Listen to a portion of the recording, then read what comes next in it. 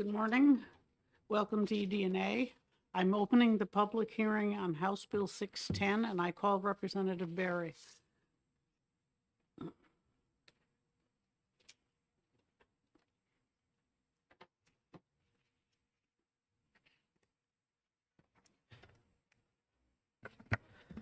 Good morning.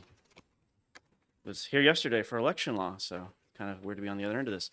My name is Representative Ross Berry. I represent the towns of Goffstown and Ware and Hillsborough 44. I'm here to introduce House Bill 610 FN relative to repealing the Office of the Consumer Advocate, which isn't really quite a accurate title because it doesn't really repeal it. It just more folds it into the Department of Energy because I don't think you're going to find the political will to outright get rid of it. So let's kind of discuss what's happening. So the OCA was invented, I think, in the 80s. It actually predates the Department of Energy by quite some time.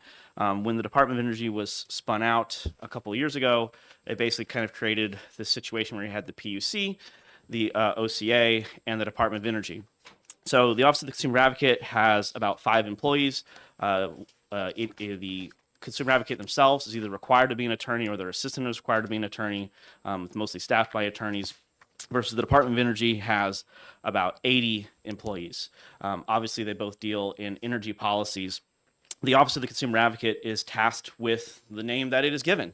It is supposed to advocate for the consumer, the residential ratepayer in particular, on utilities. And it's supposed to go in and push a objective of lowering rates for the utilities for the consumers.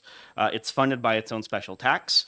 It's funded by a tax on the ratepayers, which is actually kind of hilarious when you think that its function is to reduce the rate costs, and it actually, by its existence, increases them. It's a small tax. It has about $1 million a year budget, so it's not like this would be a life-saving cut to the budget or anything like that, or there would be a massive reduction. But I do think its funding mechanism on its own is kind of hypothetical to its operation, that it exists by raising the rates.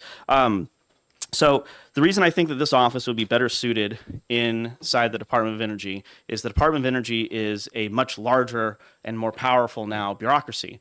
I would like to see the Department of Energy overall tasked with the job that the OCA is currently tasked with. I'd like to see the Department of Energy's focus on lowering the rates for residential payers. And it's kind of like the equivalent of bringing a knife to a gunfight, right? You've got a 5-person office, you've got an 80-person office. Why don't we take the objective for the 5-person office, which I would assume that everybody in here probably agrees with on face value, lowering residential ratepayer, and give it to the larger, more powerful bureaucracy by folding it in. So you'll get some cost reductions that way, streamlining things, because right now the OCA operates as what's called an attached agency. So the DOE offers kind of support services to the OCA so it can function, because at 5 people it cannot stand on its own. There's going to be some things that are brought up that I think should just be addressed right off the bat. The very first thing that they're going to say, proponents of this bill, is they're going to say that the OCA is independent, that it's politically neutral, it is independent. Is a total falsehood. The OCA is appointed through a political process. The Commissioner of Education, the Commissioner of Energy, is nominated by the governor and appointed by the Executive Council.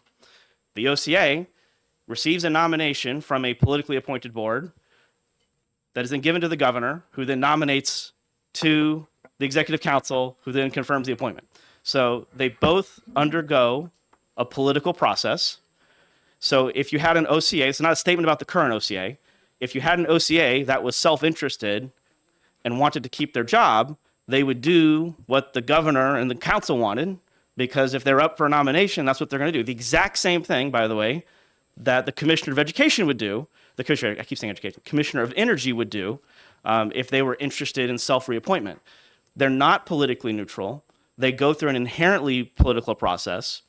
So this notion that they're independent is just a falsehood. They're not independent. They are appointed through a political process. If politicians don't like how the OCA is operating, they appoint the board that nominates them, and that's the end of it. It's done.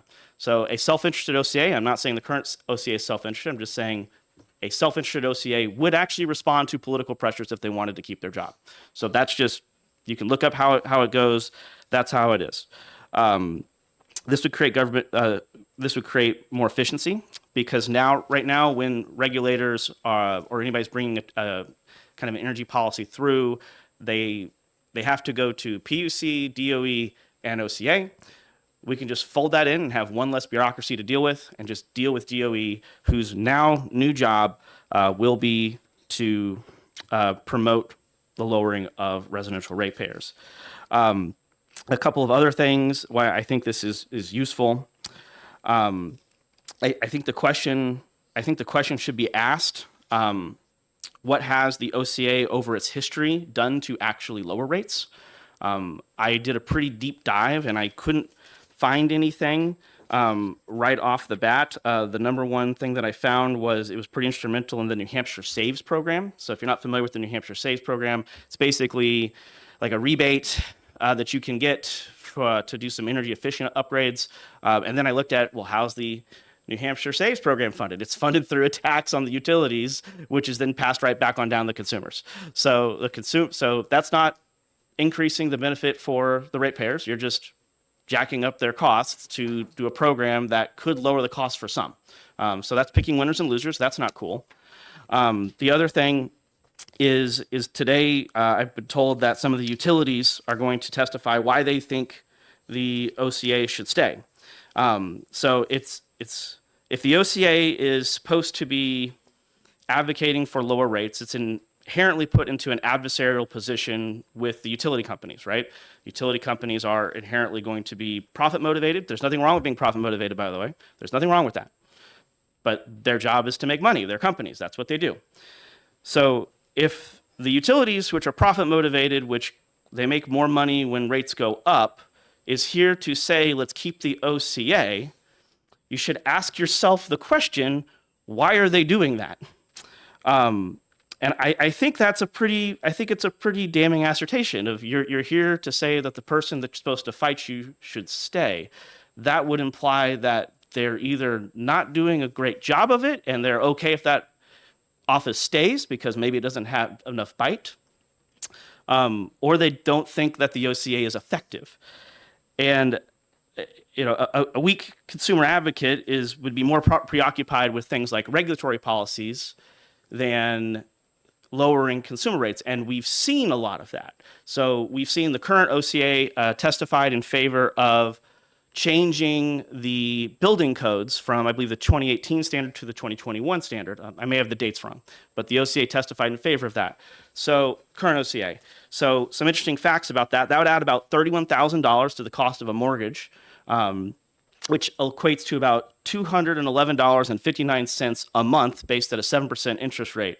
It would take you 48 years to recoup that money as a residential ratepayer from your mortgage. And that 48-year statistic is actually based on a 4% mortgage. So it's probably closer to like 56 to 60 years before you would ever see that money back. So when you have an office that's kind of taken its, quote, independence and is maybe veering into the realm of unaccountable, you would see them do things like that, like they've done, where they've advocated for policies that are actually hurting the residents, maybe not the residential ratepayer, but the residents of the state.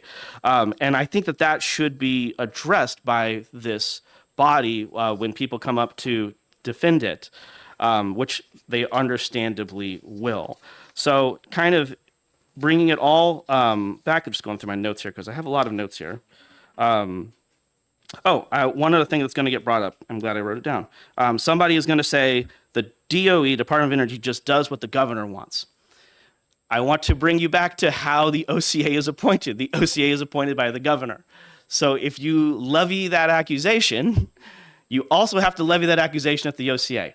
And the OCA can deny that, and maybe the current OCA doesn't. But this isn't about the current OCA. This is about the OCA office in general. You may get an OCA in the future that just does what the governor wants, because if they want to be reappointed, what's the easiest way to do it? Keep the governor happy, because that's how you get reappointed.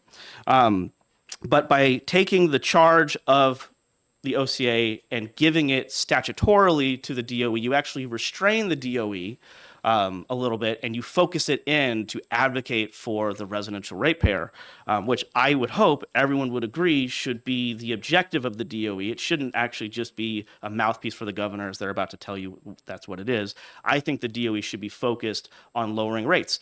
And there's things that are lower to rates that as a conservative I don't like, and there's things as to lower rates as a conservative that I do like. I think that the current policies of the OCA seem very focused on efficiency. And not focused on energy generation. An easy example is our current OCA was endorsed by a group called No Gas, No Coal. Now, I'm not trying to make a statement about climate change. I actually happen to be one of the Republicans who believes in climate change. I believe in carbon emissions and that sort of things and how it does have an effect on the earth. However, I also happen to be pretty well versed in how ISO New England, an extension New Hampshire, gets its energy generation. It's mostly through natural gas. Natural gas creates what's called great baseline energy. Baseline energy, base load energy is basically the energy that's always available, right? So wind and solar are not always available. If the wind's not blowing or the sun's not shining, there's no generation. That's not base load generation. Natural gas, nuclear are our two main sources of base load generation. We saw what happened to residential ratepayers when the war in Ukraine started, and all of a sudden the Russian natural gas market was disrupted, right? The rates shot through the roof. So we know that when natural gas is disrupted in New Hampshire, that the residential rates go up. It's an indisputable fact because it happened. So why is our current OCA endorsed by a group called No Gas, No Coal, whose express purpose is to get rid of gas? They're endorsed by a group who exists for two reasons, to ban gas and to ban coal, looked at our current OCA and said, great job, we like that, we're endorsing that. I would venture to you that maybe this office has kind of gotten out of its lane, maybe it's no longer serving its purpose, and I want to get it back to its original purpose, and I think it will be far more effective if it's rolled into the Department of Energy. With that, I'm happy to take questions. Representative Reese. Thank you, Chairwoman, Madam Chairwoman. Representative Berry, thank you so much. You cited a couple figure, $31,000 would be added to the cost of a mortgage, regardless of how long it takes to pay back. I'm just curious where you got that $31,000 because we had testimony, I think earlier this year, where the Builders Association said $22,000 per house, and then we had somebody else saying it was on the order of magnitude of 2,000 to 3,000. So could you share that? Yeah, so I pulled it. This actually pulled this morning from the National Builders Association. They had a white paper out about it, and it actually broke it down. The majority of that cost was actually in sheetrock. It actually broke it down by cost. So I felt when they were breaking down the price increases that it was probably just not a number that they made up, and I'm happy to send it to the committee. Thank you. Thank you. So I would like to have a question about the intent of the bill. Mm-hmm. You're moving the scope of the current Office of Consumer Advocate essentially unchanged to the Department of Energy. Do I understand that correctly, or am I mistaken? That is my intention. This is one of those bills that OLS, I was given one redraft and not a lot of opportunities to change it. But that was my initial instructions was remove the office. And then in my fact finding, I said, actually, it may not be wise to just eliminate it because it is serving a function. The actual intention of it is good. So in my fact finding of should we remove this, I went, actually, no, we should actually just fold it in. It'll be more effective. So I don't want to entirely eliminate the responsibilities. I just think that the much larger, more powerful bureaucracy of DOE should be tasked with this, and this office of 5 people should be folded into it. Because when I was doing the process, my kind of fact finding, and I discovered how the OCA was nominated and confirmed, I quickly realized that's a political nomination. There's a political nomination here. There's a political nomination here. These are both political nominations. So the assertion that it's independent is just inherently false. And if you're going to have 2 political bodies, you might as well have the big one be focused on the people. So you can fold the little one into the big one, make the big one now focused on the people. And I think it'll be far more effective. And you may actually see some rates go down. Okay. And if I read it correctly, there are still the consumer advocate the assistant consumer advocate and a secretary that are specified as necessary staff, and then outside consultants. So it appears that you're expecting the Department of Energy to make it a 3-person office rather than a 5-person office? Correct. Yeah. So you get rid of 2 positions, and you'll also make it easier on businesses who now have to, instead of having to go to 3 agencies, or they have to go to way more than 3, to be fair. But you're just reducing one less agency that they have to go to, and you're reassigning that focus and function to the larger bureaucracy. Thank you. Representative Grota? Hi. So you say, sorry, thank you. You say that the rates may go down, so, but they may not. I would contend you could make that argument now, and I would actually say they're not going down now. An easy question to ask is, what have they done to lower rates? No, I'm asking, excuse me, follow up. Follow up. You say that by eliminating this, the fee or whatever you want to call it that's being added to the electrical rates now would be eliminated? That would be eliminated, but I'm gonna tell you the $1 million distributed over a monthly bill over every residential ratepayer, you're not going to see a massive change just by eliminating the office, because it's $1 million distributed over every residential ratepayer, every bill, every month, right? So to make that argument would be very disingenuous. But I point that out because the existence of the office is inherently antithetical when it's funded by a tax on the ratepayers, which, by the way, I would point out, you don't get to opt out of, right? So when the independent OCA takes a position, you are funding that through force, which is, by the way, as a person who's followed me politically, you know that I hate forced speech. Doesn't matter who's doing it. And you are effectively saying that you must agree with a residential ratepayer must agree with that position because you're taking their money by force. Thank you. Representative Grota? So you're thinking that an 80-person agency that basically approves the increases of electrical rates, because that's what they do, is going to have they do, right? When Verizon, when somebody wants an increase, they have to go to the PUC and justify it. Yeah, but this is going to DOE, not PUC. I'm not putting They it are into not the the same PUC. organization. Okay, They're not the sorry, same organization. Sorry. I Okay. misunderstood But that. please don't badger the testifier. Representative Howard? Thank you for taking my question. So, Representative Barry, do you believe that energy rates would be lowered if demand is lower? I'm sorry? Do you believe that energy rates would be lower if demand Oh. is lowered? Of course they would, but not in exchange for a $211 increase to your rent and mortgage. Follow up, please. We're not here to argue with the testifiers. Yes, follow up. So, New Hampshire Saves, which you mentioned, helps families make their households more energy efficient. Do you believe that if enough households were a part of that program, that would decrease energy demand? Possibly. However, New Hampshire Saves is funded by taxing every single residential ratepayer. So you're basically saying if you don't participate in it, you just pay more. I have nothing against New Hampshire Saves. In fact, quite honestly, I've looked into using it because I'm a big fan of heat pumps. Once again, Republican who believes in climate change. The OCA should be focused, in my opinion, should be focused more on generation because that is actually, supply is actually the issue. Lowering demand on energy is very hard. It's not to mean that you ignore it. But the fact that we have an OCA willing to tack on $211.59 to a mortgage, it takes 48 years on the low end to get back, says that maybe the focus isn't in the right place. Maybe they're too focused on, I think there's a term that they use all the time. It's like a societal benefit. And they basically just use that as a justification to ignore what you actually need to do, which is get generation going. And I'll give you an example of things that you could advocate for that would lower the rate of residential ratepayers in the next 2 to 3 years. You could sign a letter to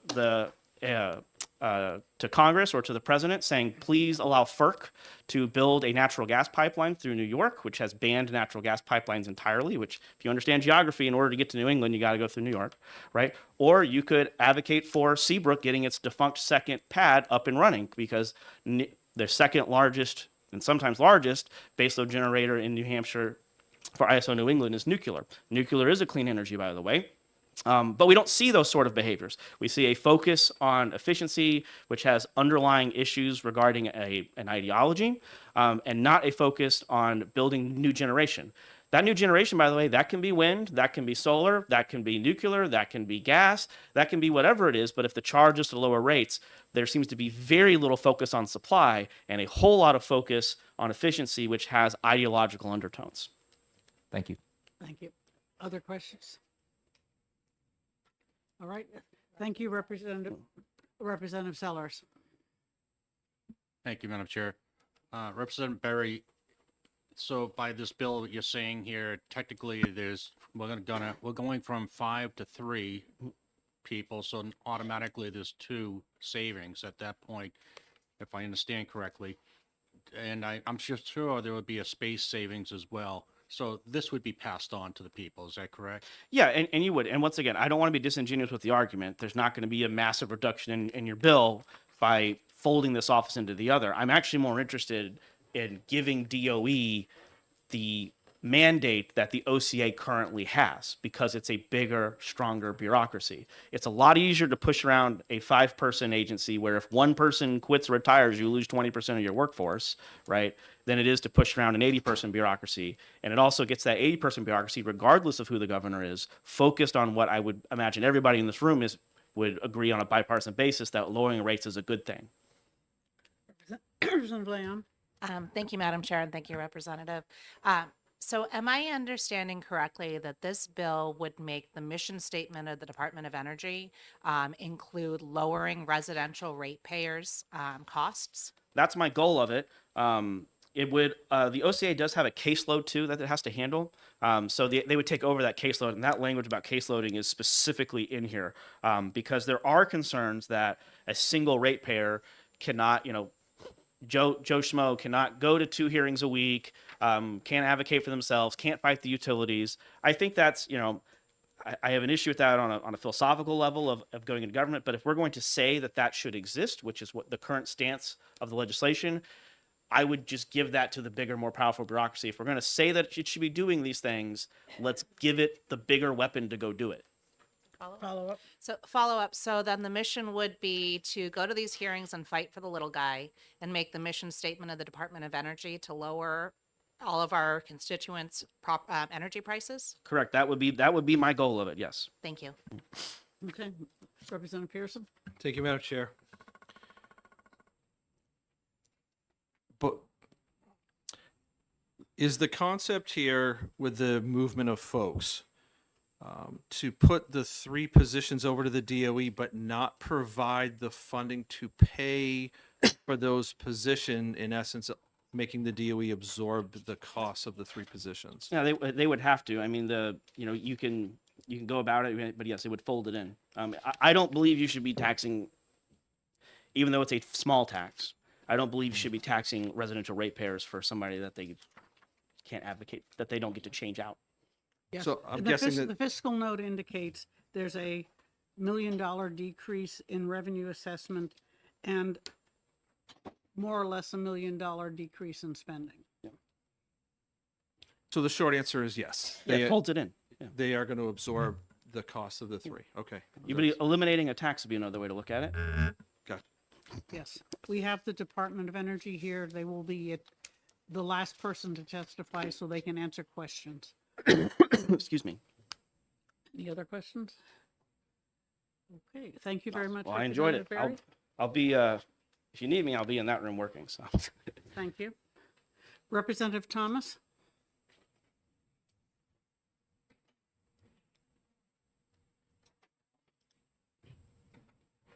Thank you, Madam Chair and members of the committee. For the record, I am Representative Wendy Thomas, and I represent the town of Merrimack.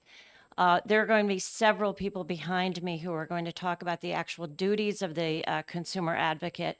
I sit on science, technology, and energy, and it is incumbent upon our government to have someone on our side being the ratepayers, who is fair and impartial. I don't necessarily agree with everything the consumer advocate says, but I certainly listen because he knows how to push back. He is in our corner. What I would like to bring your attention to is on the first page of the fiscal note, the second paragraph. It starts with line 1. The consumer advocate is appointed by the governor and the executive council for a 4-year term. If the office is repealed, the incumbent would be entitled to payment of salary and benefits through the end of the term. This bill is one of the most fiscally irresponsible things that you can do. Good luck explaining to your constituents that you are going to eliminate a position of someone who has and continues to have our ratepayers back, pay that person for the Excuse next me. 3 years. Representative Thomas, the position is not eliminated, it is relocated. If you'll see on the bill on page 3, the consumer advocate on line 17 is appointed as part of the department. And the staff positions are further down that paragraph. If the position is being relocated rather than eliminated. Is that not correct? That was not my understanding. My understanding is that the position would, and can we get clarification on that? No. Right. Assuming the Department of Energy appoints the existing consumer advocate, assistant consumer advocate, and secretary, those positions are established in the Department of Energy and will be funded by the Department of Energy. It is not my understanding that it is simply moving the position over. Oh. It is getting rid of the current consumer advocate and then rolling in a new person. I believe that's not what the bill specifically says, although it is a possibility. From what the sponsor said, that's not his intent. So if you're concerned that the individuals currently in the position are doing a good job and ought to be retained, would not be violated by this bill necessarily. That is not my understanding, but I hear what you're saying. Okay. So if this happened, it would be fiscally irresponsible. And again, I just attended the deliberative session in Merrimack last night, and people are paying attention to costs. I would just caution and I guess the bill needs more clarification because that is not my understanding of the bill. But I will let the people behind me speak. And just because it was raised by the prime sponsor, and I'm glad that the point was brought up, bringing the energy codes from 2018 to 21, the rates that the prime sponsor presented are greatly exaggerated. And that's my bill. We have that bill with a separate issue. Yeah, that's my bill, and I presented it here. So, and there was a question of why the OCA would be in favor of that bill, and that is because the bill favors energy efficiency for the Thank you. ratepayers, and that's his job. Thank you. There's a question, Representative Schmidt? Thank you, Madam Chair. So I agree that the setup of the bill is confusing. It says repealing the consumer advocate, but as the sponsor explained it, that's not his real intent, but the Office of Legislative Services kind of dealt him a shorthand. So in any case, but his argument is it would be better under the DOE than under the governor in terms of appointment. And can you speak to the idea of whether that actually, in your opinion, might be the case, that it would be a better arrangement? I would dispute that, but I'm interested in your opinion. I will dispute it as well because the commissioners for the DOE are politically appointed. So you're just taking one political appointment and you're moving it into another political appointment. Representative, nearly everyone in the state government is politically appointed, except for us poor suckers. Representative Howard. Thank you for taking my question. So, do you believe that energy producers have an incentive to increase energy consumption in households? To increase? Yes. No. Okay, thank you. Thank you. Other further questions? Thank you very much, Representative Oh, Thomas. wait a minute. So you're saying, I'm sorry. Do you want, you called it, Madam Chair. Do you want me to continue with that? You answered. I think that's. Okay, that's fine. Okay. We've got a whole bunch of people that want to speak for the next half hour. Representative Vos. You're stuck here too.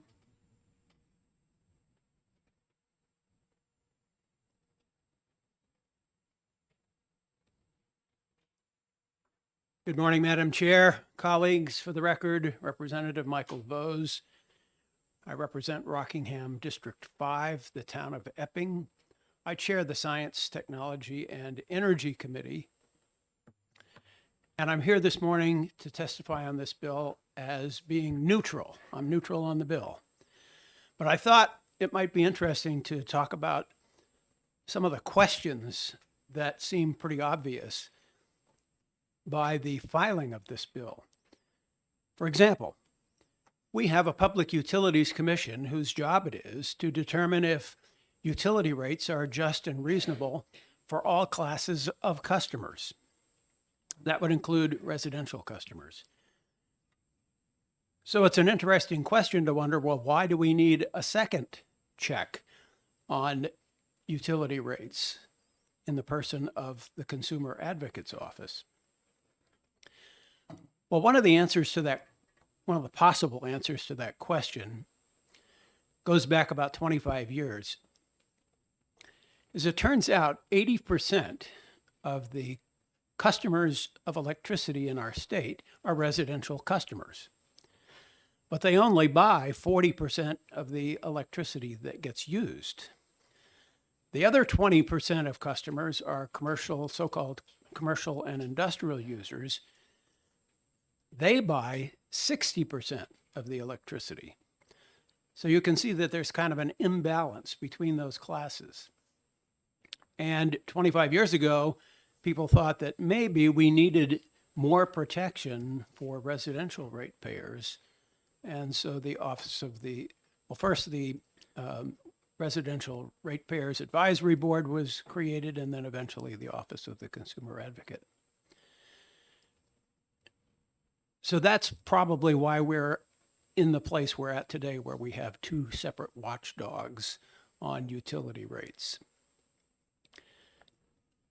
I think Representative Berry, he went on for a long time, so I'm not sure if he covered this or not, but there are a couple of things that could improve potentially the Office of the Consumer Advocate. For example, right now, statutory requirement is that the consumer advocate, him or herself, be an attorney. But I think that could be changed. And as long as there is an attorney in that office, that would allow the office to do the due diligence work it needs to do in utility rate cases. But if the consumer advocate himself was not an attorney, possibly an engineer could do the job as well, or if not better, than an attorney. And another thing to consider is that if there is a concern about whether or not the consumer advocate is doing the job that he's charged to do, he or she is charged to do by statute, you could always tighten those statutory requirements. And, for example, require that the Consumer Advocate's Office only act upon residential utility rate cases and not other matters that might come before various committees in the House. So that's all I wanted to say this morning. I know you've got a lot going on. I'll be happy to take questions. Thank you, Representative Phillips. Are there any questions? Don't see any. Thank you very much. Thank you. Representative Harrington?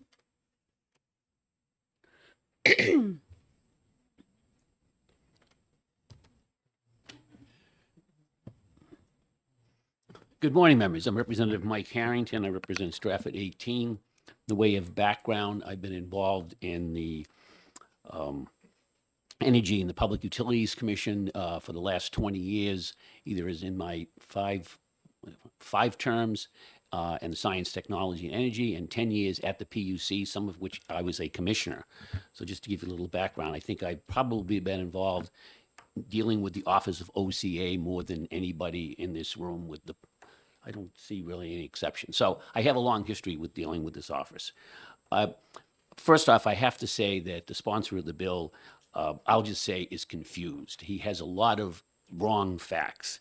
Statements like more money when rates go up, that is totally false. The utilities pass through rates. If the rate goes up 5%, they pass that through. If the rate goes down 5%, they pass that through. It doesn't affect their profits one way or the other. So obviously, he doesn't really understand how utilities work. He also talks about the funding of the Office of the Consumer Advocate being a tax on the individual, with the ratepayers. Well, it's a fee that's charged. It's an assessment that's charged to the utilities based on the size of the utility. And that's also done to fund the Public Utilities Commission. So, I mean, the alternate from that would be, rather than have the people that are benefiting, if you will, from having a PUC and an Office of Consumer Advocate pay for that, it would have to be simply a tax that everybody in the state pays, because you'd have to fund it one way or the other unless you were going to get rid of it and have no Public Utilities Commission. So, and of course, as stated by the chairman, every appointee is political. So to bring that argument up that they're going to be less political when they get to the DES is simply silly. So just enough of that. Let me go on with the things about the bill. A few things there. Another major thing that was incorrect in the previous statements is what the function of the OCA is. Over and over again, it was stated the function is to lower rates for residential ratepayers. That is not the function of the office, and I will read it to you. They'll go into a lot of details. It says, in which the interest of residential utility customers are involved, and to represent the interest of such residential utility customers, represent their interest, not necessarily just to lower rates. Their interest could be, for example, making sure there's reliable supply of electricity, because I think, as everybody knows, people are willing to spend almost anything during a power outage to get their well to work and to turn on their stove. So it's more than just lowering rates. That's not the only function of the OCA. It's to represent the residential utility customer. So why is this important? Well, again, in my many years of experience at the PUC and at the Science, Technology, and Energy Commission, we've had numerous times when people come in to give an opinion or promote a particular position. These are lobbyists. I mean, the utilities have lobbyists. They're backed up by teams of engineers and lawyers. There's lobbyists for all sorts of other organizations. The BIA, the Business Industry Association, comes in. They're lobbyists. The Timberland Association, Owners Association, comes in and lobbies. Yes, we get the point. Okay, so there's tons of them, environmental agencies and so forth. But nobody comes in specifically to lobby for the residential ratepayer other than the OCA. And that's why it's so important that this position be kept independent. Because if they're rolled into the Department of Energy, then they're going to be basically implementing the policies of the Department of Energy, which may not be singularly in the best interest of the residential ratepayer. It may be, they may look at the big picture and say, well, for the overall state, it's best we do this. But all those other lobbyists are going to be there saying, well, no, you need to change it because it'll be better for my organization or my group or my special interest group. But no one will be making that argument for the residential ratepayer, because they'll be told not to, because they're going to be subordinates of the higher-ups in the Department of Energy. So that is the that is the main reason to keep this independent. And I believe this is a solution in search of a problem. I've been involved, like I say, with the OCA for many years, many different OCAs, and I've agreed with some, disagreed with others. But I think, as Chairman Vos just said, if you think there's an issue with how they are doing their duty, which is, again, to represent the interests of the retail ratepayers, not necessarily to lower rates, then we should tighten up the requirements on that and give more guidance to the OCA as to what to do. Getting rid of the OCA, it's not only silly, it's not only solution in search of a problem, it is really just bad politics, because it's going to make us look like we're taking this pain in the butt problem who speaks up a lot, and we're hiding him under the Department of Energy, where we can tell them, keep quiet, you're not talking about that issue. And I just hopefully this will found inappropriate to legislate because it's certainly inappropriate to legislate. And I'll take any questions. Representative Sellers. Thank you, Madam Chair. Representative, since you've been around the block a while here in OCA, how many people did they start with? And has it grown? I think it's been about the same overall. And while to get on that question, I should have mentioned also that this bill will start, right, if it passes, it's going to cost over $250 million that we just toss out the window, because the existing OCA, as it says in the fiscal note, will continue to get paid for the length of his term, which ends, I think, in November of 27. So he can sit home and watch TV, go get a job someplace else, do whatever he wants, and he's going to continue to get paid. It's going to cost $250,000. They'll have to pay somebody else to do that function over in the Department of Energy. Maybe it'll be less money, but you're still losing $250,000. Excuse me, Representative Harrington, that sounds like you're assuming the Department of Energy will not, under any circumstances, appoint the current consumer advocate to the position created in the bill. I will Is let that the correct? I will let the consumer advocate speak for himself, but I highly doubt he would take a position at lower pay to give up higher pay for not working. I mean, he's pretty logical. I don't think he's going to take. I don't think anyone would do that. Thank you. That's valuable information. Representative Sellers. Yeah, thank you. So wouldn't an option be just we could amend this bill here to start at the date this person ends? And that will resolve that problem?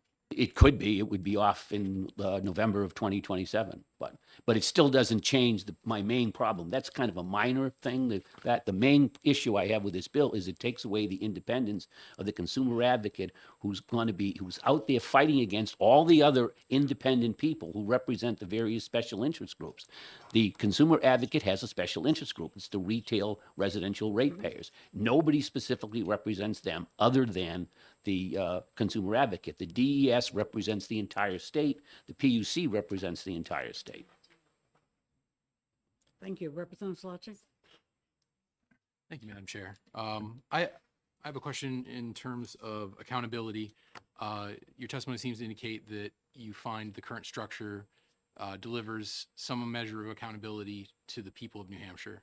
And I'm wondering if you could express how that mechanism functions in your mind, and how moving to the Department of Energy would somehow weaken that accountability. Sure.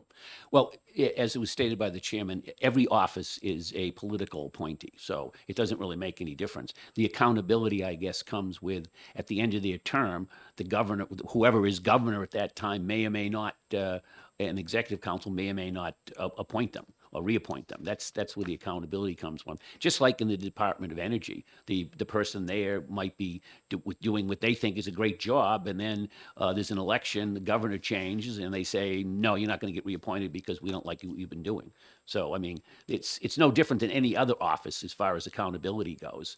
You get appointed for a specific term, and at the end of the term, whoever's making the decision whether to reappoint you will decide whether that's a good idea or not. Thank you. Other questions? All right. Thank you very much, Oh, you're Representative very welcome. Harrington. Representative McGee.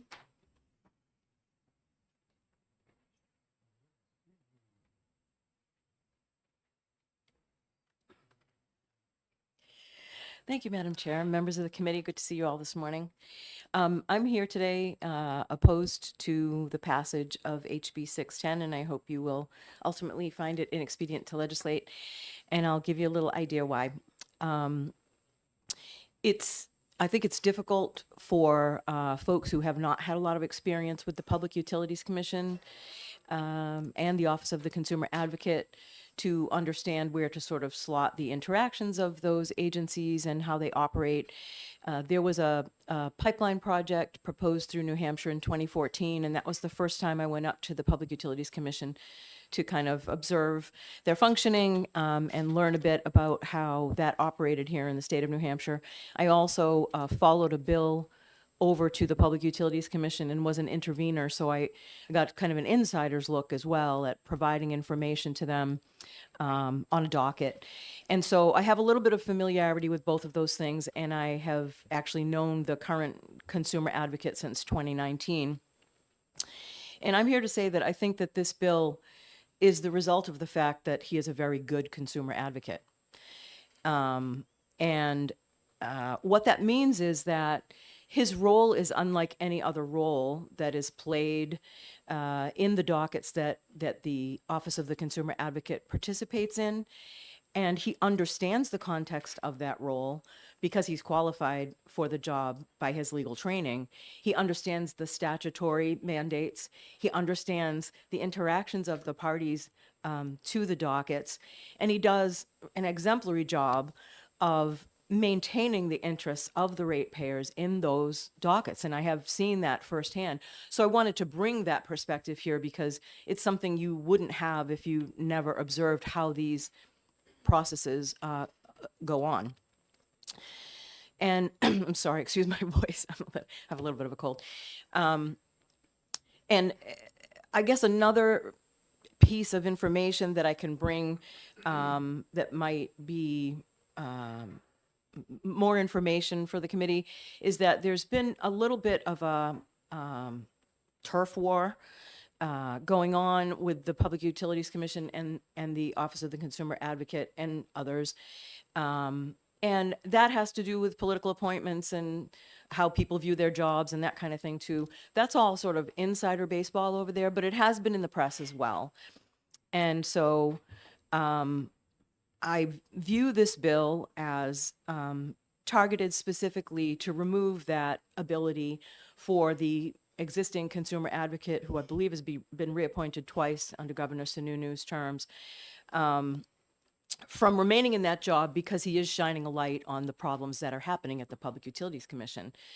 And I think that that's a very valuable thing. I think my colleague, Representative Harrington, kind of alluded to that beforehand, and he has firsthand experience in working over at the Public Utilities Commission. There's a role to be played here, and it needs to be independent. We've already seen other functions rolled into the Department of Energy since it was reconstituted as part of the budget trailer bill in 2021 when it was recreated. It used to be the Office of Energy Planning. So there's jockeying for position, there's changes in control, but I think the question comes down to what does this bill actually do? I guess the prime sponsor indicated that it doesn't necessarily affect this particular consumer advocate. But line 1 says, purpose, effective after 120 days of the Act's passage, the Office of the Consumer Advocate, as created by RSA 363:28, shall be dissolved. Okay, so it will be reconstituted, according to them, behind closed doors and not as visible to the public, but it will not be the same independent agency that we have today. And so the bill does dissolve the office as it is constituted today, which is why prior speakers were trying to explain that statutorily, since he is a lawyer, he knows that he will be paid through the end of his term, whether or not he is serving.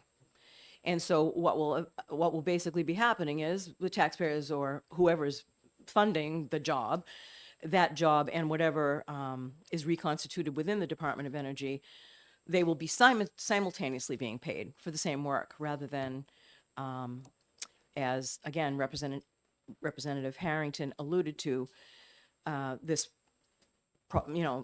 solution in search of a problem was brought up to the legislature. So the bill does dissolve the role. And that is the first thing, that is the primary purpose of the bill, according to the bill. So I just wanted you to be clear about that. And I think what we should be asking ourselves is whether or not this consumer advocate is qualified, whether this consumer advocate is doing the job that he is hired to do, and whether he actually has been standing up in the face of significant pushback from utilities and other stakeholders that he is regularly collaborating with in order to come to solutions for the state of New Hampshire. I have seen him do that. I have been in rooms where he has been working to do that. I served with Chairman Vose for 4 years on the Energy Efficiency and Sustainable Energy Board, which he was a member of for, I don't know, the board was in service for about 15 years, and for a significant portion of that, he was on that board as well. So he plays a very unique role, and he is being targeted. And that is my perspective on the bill. So if you have any questions, I will attempt to answer them. Thank you. Are there any questions? Representative Sytek? Representative McGee, you're talking about this particular individual. We're talking about the office of consumer advocate. Would your testimony be the same if you didn't have this high regard for the current incumbent? That's a good question and a legitimate question. I think it would, but it's better for someone to actually know how the person operates in the job in order to speak to what the bill would do, right? The bill would eliminate this person who's good at their job from doing that job, and from being able to point out flaws that are detrimental to the process, the processes that he's involved with, right? He's illuminating things for us that we wouldn't otherwise know about. And I believe that's why this bill has happened. And I thought that those insights should be brought here, because oftentimes we have hearings where we're talking at a surface level about what's going on here. If it didn't say dissolve the office, if it said we're going to roll it in, then that would be more of a redistribution of how things are functioning. But that I don't think is the purpose of the bill, and it's written in the bill. So yes, I do have a high regard, and my knowledge of how this is operating and what the bill's motivation is something I could lend to the Please hearing. don't impugn their motivation. You can't know what really motivates people. That's true. The That's fact true. that that's what the bill says is fair game. Okay, thank you. Representative Sytek, you have a follow-up? Can't wait to meet him. Yeah. I hope you're as impressed. If we have fewer questions, we'll get to him sooner. Representative Vries. Thank you, Madam Chairwoman. Thank you, Representative McGee. Sure. Quick question for you. How would the OCA be compromised and their effectiveness compromised in your mind by moving it under the DOE? Given, Well, perhaps, this given is in the my political debates that are this is happening in at my retention opinion. with the PUC. The board that I mentioned, the Easy Board, I have some familiarity with, a stakeholder group which included the utilities, but it also included weatherization folks, housing folks, interested parties that were trying to help the state of New Hampshire deal with questions around energy efficiency and sustainable energy. So they would do sort of research and information gathering in order to provide information to decisions, cases, bills, that kind of thing. And we do a lot of, I consider that the New Hampshire way, the stakeholder groups. There was a bill last year to take the role that the Energy Efficiency and Sustainable Energy Board had been playing for 15 years and roll it into the Department of Energy. And one of the things that was good about that stakeholder group was it was public. It was transparent. The public was able to listen into those conversations. We don't have that view anymore, and there isn't as public. I have no idea what's been happening in terms of those functions. So I think it's been alluded to by prior speakers that it's basically the independence of the office that we're trying to keep separate from rolling it into a division who would then make more of the decisions and also hire somebody who maybe wouldn't be as willing to speak truth to power, because it can sometimes be embarrassing to have somebody call you out. But I think the purpose of the consumer advocate is to have the latitude to be able to call out when something about utilities commission activities is not operating as it should. Thank you. Yep. And he's in a unique position to do it. Other questions? Thank you. Thank you. I'd like to take this moment to tell the people who are here for CACR1 that we're running significantly late. And I think that we will have to postpone you to later today. I'm sorry about this, but I've still got a stack of cards on House Bill 610 that we need to deal with. So would it be agreeable to you to come back at 3 p.m. for CACR1? 3 p.m.? 3 p.m. Yes. Okay, thank you very much. I'm sorry about it, but I didn't believe House Bill 610 would be quite as interesting to so many people. Okay, thank you. So Representative Freeze, could you go out to the door and mark that the 11 o'clock hearing on CACR 1 is postponed till 3?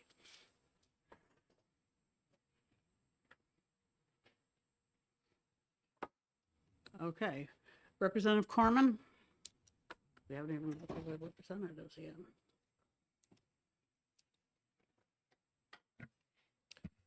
Thank you, Madam Chair. Good morning, EDNA. I am Tom Corman.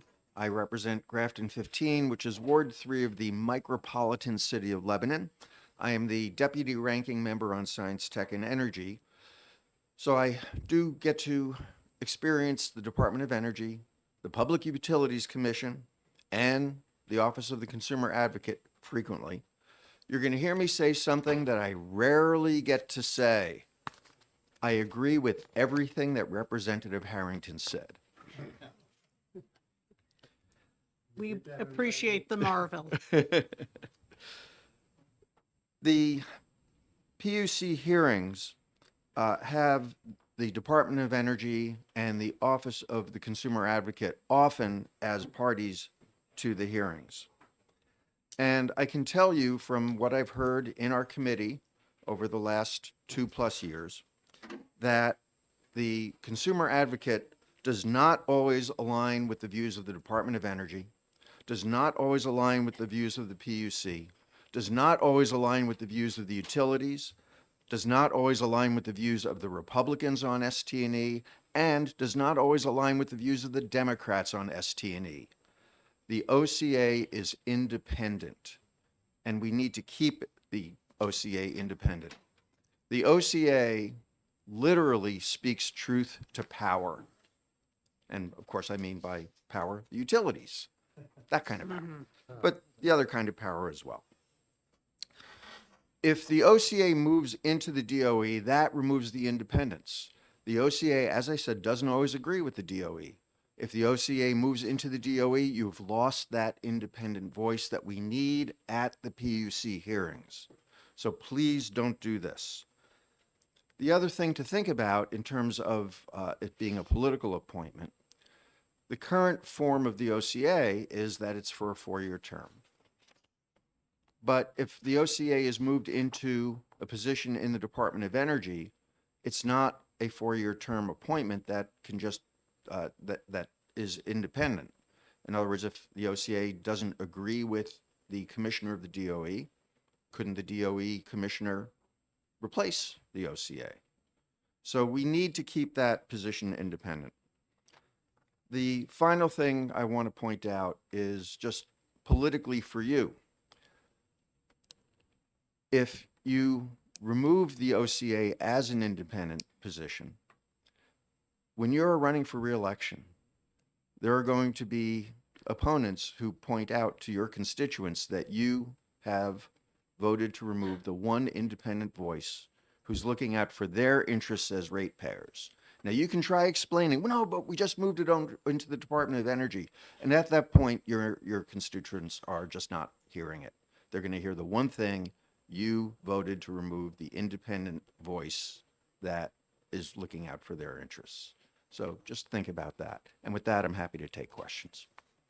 Thank you. Are there questions? Apparently not. All right, Thank you very thanks. much. Oops. Mr. Kreis?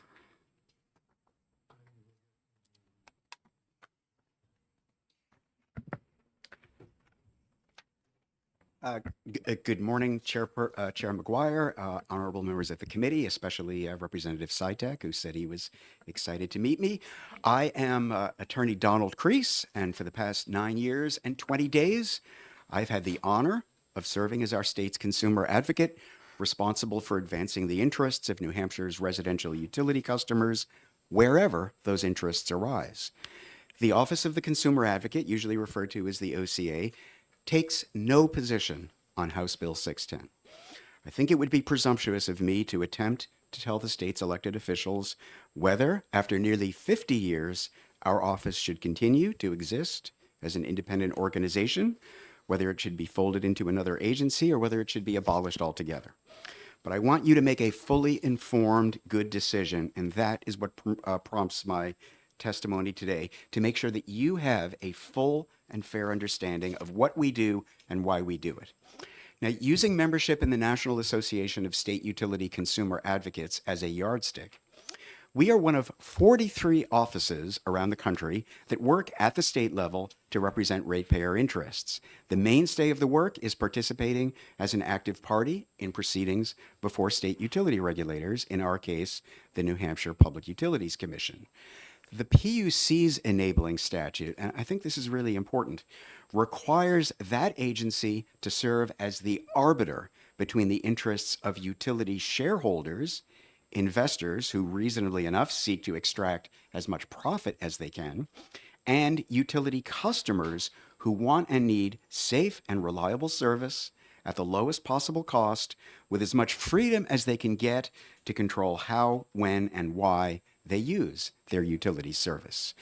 Utilities are well represented, extremely well represented in PUC proceedings.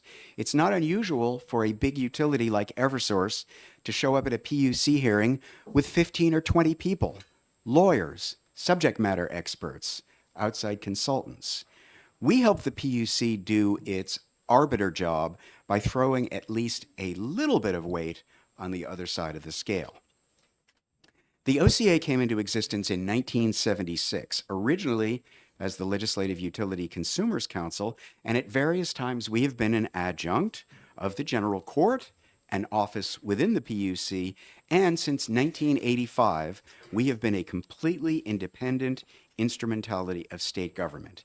If you take one point away with you from my testimony this morning, and here I have to say that I respectfully disagree with Representative Berry, let it be this: the independence of the Office of the Consumer Advocate is our superpower.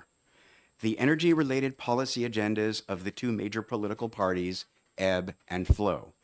Democrats love to extract special favors for the solar industry or big wind. Republicans are keen on building nuclear reactors, Representative Berry mentioned that, and so-called dispatchable generation. Policymakers from both parties have wanted to rebuild the economy of the North Country by burning wood to make electricity. Now, I am not here to criticize any of that. My job, however, is to point out that however virtuous those policy imperatives are, they cost ratepayers money, often too much money. And for the past 9 years, I and my staff have made those arguments at the PUC, here at the State House, and at the regional and federal levels as well. A fact in which I take enormous pride is that although I was originally appointed by Governor Hassan, I have twice been reappointed by Governor Sununu. Neither governor has, either of those two governors has ever attempted to insert themselves or otherwise influence our work. I know that both Governor Hassan and Governor Sununu did not always agree with me, but I take their non-interference as a sign of confidence and respect for what we contribute to the process of utility regulation in the state and region. Now, I'm sorry that Representative Berry, and I want to say he was kind enough to meet with me and talk about this bill for an hour a few weeks ago, and I really respect his willingness to do that. And I'm sorry that I was not able to convince him that our independence, as it is currently constituted, makes a difference. My lived experience in 9 years and 20 days says otherwise. No interference with what we do. He criticized my support of the New Hampshire Saves programs. They are ratepayer funded programs. They save consumers money. They survive a rigorous benefit cost test. We argued for that rigorous benefit cost tests. That's the reason I can confidently come here today and tell you that those programs are good for the residential ratepayers that we represent. The question of energy codes came up. That's the same issue, right? If you take the energy code and you update it from the 2018 version to the 2021 version, in the long run, over the lifetime of your ownership of a home built according to the energy code, you will save money. Now, I know that's a contentious proposition. I know there are arguments back and forth, but that's the reason that I support moving forward with an advanced version of the state energy codes. Representative Berry suggested or implied that I am an opponent of new natural gas pipelines or other new energy facilities. During my 9 years and 20 days, the OCA has never, not once, opposed a natural gas pipeline or the development of any new energy facilities that have been proposed in this state. So, and I just want to say, I listened to his testimony very carefully, and he began by saying that he decided to draft his bill so that it folds my office into the Department of Energy because he said we lack the political will to just abolish my office outright. Well, I think that undermines his argument, again, with respect. Here's a couple of other things I think you should keep in mind. As the newest cabinet level agency, one that is still finding its wings, by the way, the Department of Energy was created 3.5 years ago to throw some heft behind the governor's policy agenda when it comes to energy. But as everyone in this room knows, when deciding what to do about energy and utilities, a governor must consider a pile of competing policy imperatives. What's good for utilities? What's good for economic development? What's good for the environment? What's good for addressing the housing shortage? You name it. However those competing imperatives get worked out, they do not equate with what's good for the ratepayers. So Governor Ayotte won election in part by urging us not to become Massachusetts. And look, I've tried to navigate Starro Drive, so I relate.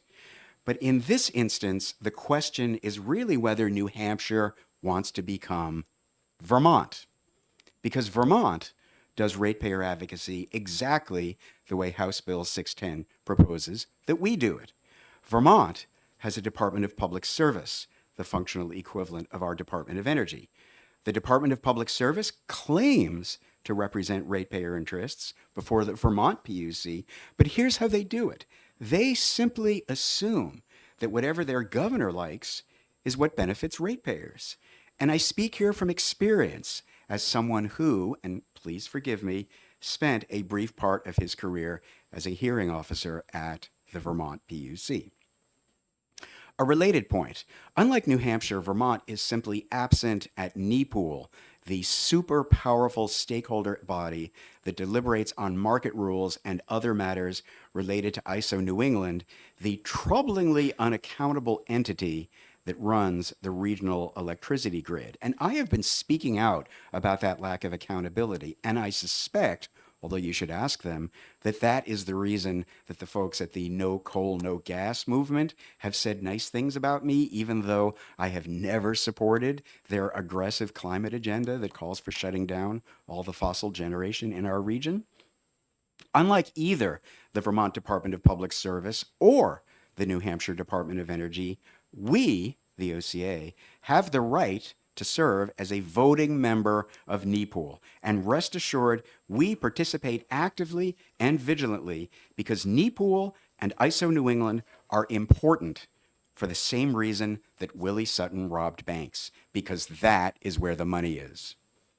Here's a concrete example, so-called asset condition transmission projects, of which there are approximately $5 billion worth somewhere in the planning and construction pipeline around the region. These are rebuild and expand projects, and here's the problem with them: no regulatory scrutiny. I and my counterparts around New England are really concerned that at least some of this spending is unnecessary and imprudent. Right now, the poster child for unscrutinized asset condition projects is Eversource's plan to spend more than $400 million rebuilding its X178 transmission line right here in western New Hampshire. We are sounding the alarm about this, and I will continue to do that as long as we are able. Now, rather than take up this whole hearing, which is already in overtime for myself, I've prepared a handout for you that covers the basics of the OCA, our work, and some of our accomplishments. I have been advised to come in here and try to convince you that we routinely save ratepayers money in an amount that well exceeds our annual budget of about $1.1 million. And we do indeed, from time to time, get to make that happen. But here's the thing. We're really cooperators. Way more often than not, advancing ratepayer interests requires finding common ground with others, with utilities, with other agencies, with interest groups, and then convincing the PUC that the consensus that we have built is what the public interest requires. Now, I've noticed that no is a very popular word among my national counterparts, but I would rather the OCA were remembered for what we built up: new technologies, new and better infrastructure, new freedoms that save people money, rather than have the OCA on my watch be remembered for what we tore down or what we stopped. Now, begging your indulgence, I'd like to end on a personal note. At around the time that New Hampshire was creating the Legislative Utility Consumers Council back in the mid-1970s, I was a teenager living in suburban New York. And my teenage rebellion, I'm sure all of you had one, my teenage rebellion took an unusual form: classical music, especially Mozart. So one day I read in the paper that the only all-classical music radio station in New York, WNCN, would be switching at midnight to rock and roll. But when I tuned in at midnight, the announcer gleefully proclaimed that it wasn't happening because a feisty citizens group, the WNCN Listeners Guild, had obtained an injunction. Classical music on WNCN, though briefly interrupted, lasted for another 19 years. Well, my musical tastes have broadened since then. Nowadays, I'm just as likely to be listening to Billie Eilish or Bad Bunny as I am to a Mozart opera. But the victory that I found out about that night in 1974 became and remains the animating force of my career. It's not about big government, and it's about talking back to big government and to big business by using people power. Since 1999, energy and utilities have been my focus, and since 2016, I'm proud of what I've been able to do in marshaling people power to advance the cause of utility ratepayers. Really gratified to hear the leading lights from the House Science, Tech, and Energy Committee from both caucuses come here and tell you complimentary things about my record as consumer advocate. I'm really grateful, and I agree with everything they've said. There is so much more that we can do, and I hope to continue to have the opportunity to help do it. Thank you for considering my testimony. Thanks in particular to Chair McGuire for the courtesies that you've extended. Of course, I'd be happy to answer any questions that you might be willing to entertain. Thank you, Representative Sitek. Mr. Crease, did you mean WQXR? Representative Sitek. Thank you you're for that off clarification. topic. So WQXR back then was the radio station of the not. New York Times. It wasn't all classical. It was sort of classical. I have a question. In your current position, who establishes your budget and sets how many people you can hire? We're currently authorized to have 6 people working for us. One of our positions is vacant. We grew from 5 to 6 a couple of years ago to do regional and federal work. And our budget is part of the state budget. So I have to go before the finance committees. First, I have to get the governor to agree. So it's the same process that every other state agency So uses. you are a separate agency and you have a separate line in House Bill 101? Yes. Thank you. That's what I needed to know. Any other Representative Slotching? Thank you, Madam Chair. I had a question. I'm curious. The bill before us moves your office from an independent agency into another agency, and the arguments that I'm hearing made are ones of accountability. And so I'm trying to sort out why the current configuration makes you more accountable to the people in general. And what I'm curious about is when there is a contentious issue that comes before your office, what is your policy or overall view on taking one position versus the other, or maybe not taking a position at all? And when taking a position, how does that represent all ratepayers? Thank you. Thank you. That's an excellent question, and it means that I get to tell you about something that hasn't been mentioned so far in today's hearing, and that has to do with the Residential Ratepayers Advisory Board. So the advisory board acts as a buffer between me and the vicissitudes of the politics of appointed service in state government, and it meets quarterly, and it deliberates on the very questions that you're talking about. And particularly over the last couple of years, since the speaker appointed the venerable Neil Kirk, who is here in the room, to He's our the next advisory speaker. board, he has insisted that our advisory board have a lively discussion of the very issues that you are suggesting that we should be focusing on. So it's not about just assuming that whatever I and my team subjectively think is good for ratepayers is going to be our position. Those things are vetted at our advisory board. And the advisory board itself is 9 people, 3 appointed by the governor, 3 appointed by the speaker, 3 appointed by the Senate president. So thank you for giving me the opportunity to make sure you knew about that. I'd like to mention that the Honorable Neil Kirk is up next, so Very fair. if you have a direct. And just like question for- Representative Sitek wanted to meet me, I can't wait to hear what Representative Kirk says. Yes. Very fair. You have a follow-up, please? go Very ahead. narrow sort of scope to my question is, how would the transition, in your view, from an independent agency to the Department of Energy affect everything you just described? Well, instead of answering to an advisory board, I would report to the consumer advocate would report to the Commissioner of Energy. And again, I'm not here to criticize the Commissioner of Energy at all. He's an excellent public servant, but he has his conception of what the right energy policy for the state is, and it's bigger than just what's good for the ratepayers. And I would have to, just like my counterpart in Vermont does, I would have to conform what I do to his or her agenda. Okay, thank you. Representative Leon? Thank you, Madam Chair, and thank you. My question is regarding the New Hampshire Saves program. As somebody who can afford to make the choices to save energy as much as I can and who can rebate shop, I know I've definitely benefited from it, but I'm curious how much you focus the New Hampshire Save program to make sure that those marginal consumers, the lower income ones who are barely paying their electricity bill, aren't paying for my largesse and other people like me. Well, the first thing I want to say is that the NH Saves programs are required to spend at least 20% of their budget on helping low-income customers. So there are programs specially targeted to people who are particularly overly burdened by their energy. And I think your question was, how do I make sure that there isn't a subsidy happening, a sort of reverse Robin Hoodism? I think that's the gist of your question. That's a legitimate question, and we keep an eye on that.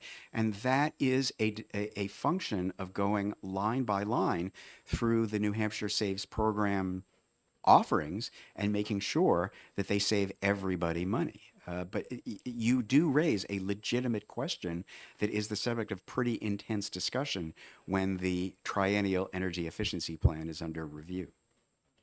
All right, thank you. Thank you very much. Thank you. Mr. Kirk? With that impressive introduction. Good morning, Madam Chairwoman and members of the committee. For the record, I'm Neil Kirk. I live in Ware, and I'm a member of the Residential Ratepayers Advisory Board, and I was appointed twice by Speaker Packard to that position. And I am speaking today necessarily on behalf of the board, but in favor of the board's position, which is it voted to oppose this bill. And the reason why I'm here is because this bill will harm the elderly taxpayers that I represent. I'm not sure whether I should be pleased with the name of Venerable. I remember The Venerable Bede as a book from high school, and he was an old guy.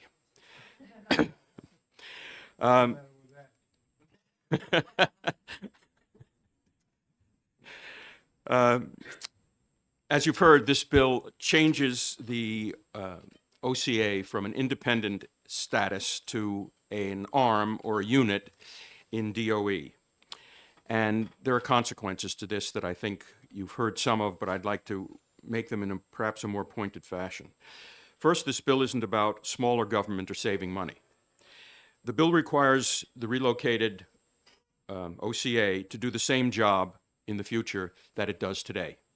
The problem is that instead of having 5 or 6 employees, the bill provides for only 3, one of whom is a secretary. The problem with that is that if the job is to be done the same way, and the bill requires the job to be done the same way, more money is going to have to be spent, either with permanent employees or hiring outside experts to give the CA, the new consumer advocate, the data that he needs, the information that he needs to make decisions and carry out his functions.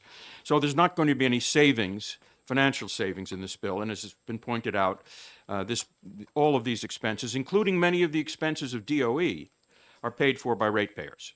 And we as utility users, electricity, water, whatever it is, pay our share of these. It's a small amount. It's not really relevant. As a practical matter, if the DOE decides not to fill those 5 positions or provide the necessary expert opinion, then it will have emasculated the new CA, and he will not be able to do his job as the statute requires. Hopefully that will not happen. The consequences of not having an independent CA are as follows. Right now, when we decide our rate cases, there are roughly 5 groups that appear before the PUC. There's the DOE, who represents the state's interests, whatever they may be. The transmission distributions companies, such as Eversource, with its 15 folks, as Mr. Kreese said. Businesses, as consumers of electricity. Electricity suppliers, such as Direct Energy and all those listed on the PUC website. And consumers, through the OCA. This bill takes the OCA out of that, reducing the list to 4, requiring DOE to compromise what it does. It's got to balance the state's interest, as Mr. Kreese said, and the OCA's interest to come up with a single policy. The PUC is denied the voice of an independent CA, and that is not in the interests of residential ratepayers. The consumer's voice, in effect, is muted. It's more likely that our already high residential electric rates will be even higher than they otherwise would be. If you believe your constituents' electricity rates are already too high, this bill should be killed. Thank you, Madam Chairman. I'd be pleased to answer any questions if there are any. All right, thank you. Are there any, Representative Slotching? Thank you. One of the previous speakers mentioned something in regards to rates being set through pass-through, or that somehow, I interpreted that as, and please feel free to correct me if I'm wrong, that rates are somewhat fixed, or that the percentages are somewhat fixed. So if the percentages are fixed, how does this office impact ratepayers and the rates they pay through their electricity bills? Thank you for the question. Rates are not fixed. They are set periodically by the PUC, usually because a utility says our costs are higher, we need to pass them on to ratepayers, or we've invested more and we're entitled to a higher return on that investment, which ratepayers have to pay. So the PUC is constantly having rate cases, and they take as much as a year to decide, after which these new rates, sometimes lower, but almost always higher, are then translated into the rate that you and I pay and we see on our electric bill. And remember, we're only talking here about transmission and distribution electricity rates. The rate you actually pay for the power is not regulated by the PUC. It's your choice. We have a free market in that. There's the Community Power Agency that has many towns taking its services. I sometimes use Direct Energy. Right now I'm using the default rate on Eversource because it's lower than anything else. Why is another question, and it may be problematic.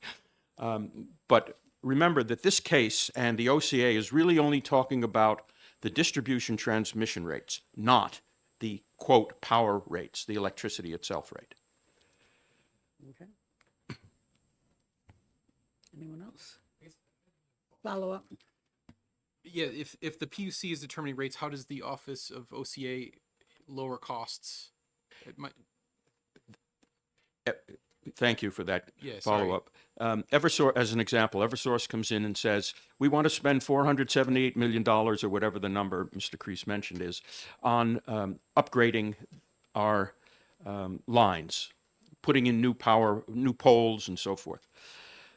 Even if they're not necessary, this is very good because it's a very high rate of return mandated, I think, by the federal government, FERC, Federal Energy Regulatory Commission, of 9.65% that they can get on those kinds of investments. So one of the things that the OCA would do would be to come in and say, this investment is unnecessary. These poles still have another 20 years of useful life. Why are you trying to replace them now? If they're successful in that argument, and this capital improvement does not go forward, or doesn't go forward to the full extent it otherwise would, then ratepayers are saved the profit as well as the cost through depreciation that they otherwise would have to pay for these rates. So the OCA goes in, makes the arguments, if the PUC buys them, we avoid a rate increase. I hope that answers the question. Follow up? This would be rate increase through their transmission costs. Right. Got it. The Thank you. transmission distribution cost. This would probably be transmission, not distribution, but it would be a component of their cost. Has nothing to do with the cost of electricity itself.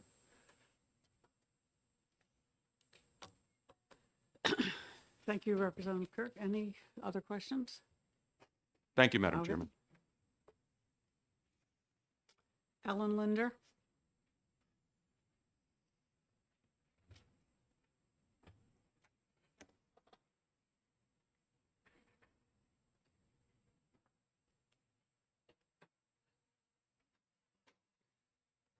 Good morning. I have written testimony. May I Please. distribute it?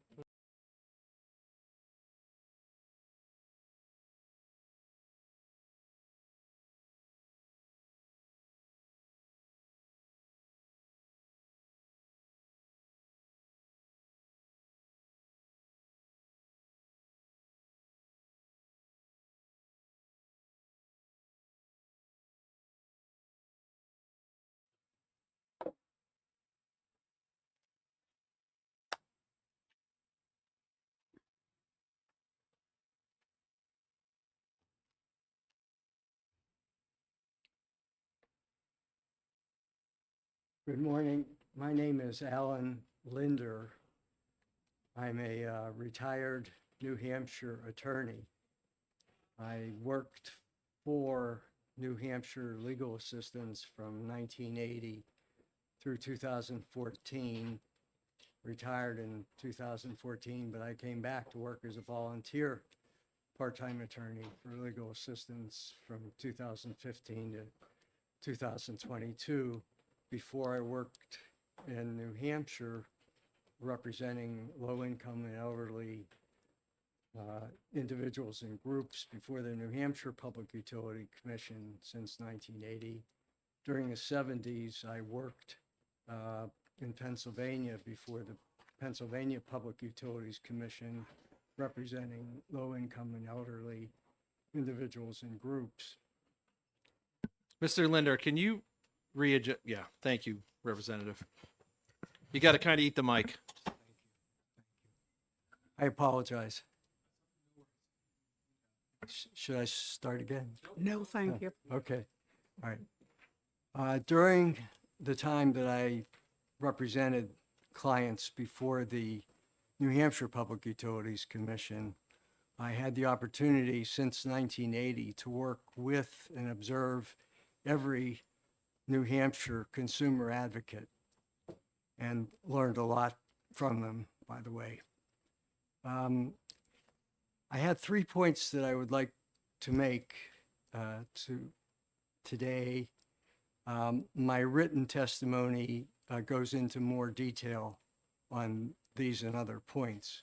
The 3 points that I would like to make is that as I read House Bill 610 FN, it appears to me that the OCA within a period of time will be dissolved and it will no longer be an independent agency, and that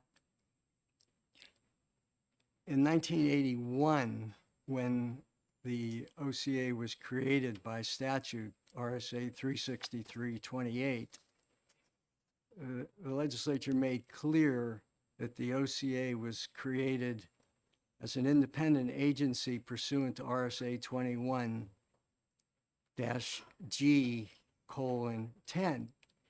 That is the early 1980s statute that was part of the Executive Reorganization Act. And part of that act in section 10, G10, defines what an administratively attached agency, which the OCA is, can do. And it made clear that the administratively attached agency is to make its own decisions on what issues it raises before the forum that it appears. And that is something that will no longer happen, in my opinion, as I read 610, because the OCA positions that get moved over there, whether it's 3 or 5 or 6, they will become either staff or employees of the DOE, the Department of Energy. By statute, the RSA 12P, as in Paul, which is the Department of Energy statute, makes clear that the commissioner of the Department of Energy sets policy for all of the agency, and that the commissioner oversees the work of both the department heads and the staff of the agency. Assuming that the OCA position becomes a staff position in the DOE, if the OCA had a position that differed from that of the established policy of the commissioner of DOE, it seems unlikely that the DOE commissioner would allow the OCA to present that position at the Public Utilities Commission. And I'm assuming that everyone's acting in good faith with best intent, but reasonable minds do differ on different points. And for whatever reason, the commissioner's policy and positions that the commissioner establishes for the department may not coincide with what the OCA would like its position to be. So what you have is an OCA who is not really permitted to continue to represent residential ratepayers as the OCA position would like to. Up until, that's my first point. My second point is that up until now, in my observation, the OCA has done a very good and effective job over at the Public Utilities Commission on behalf of residential ratepayers. This is my opinion now, but I think that in large part that's due to the fact that the OCA up until now has been an independent and allowed to express and raise positions and take positions and present legal arguments on behalf of residential ratepayers that may not always align with the other parties' positions, including the DOE and the PUC staff. Which leads to my third point.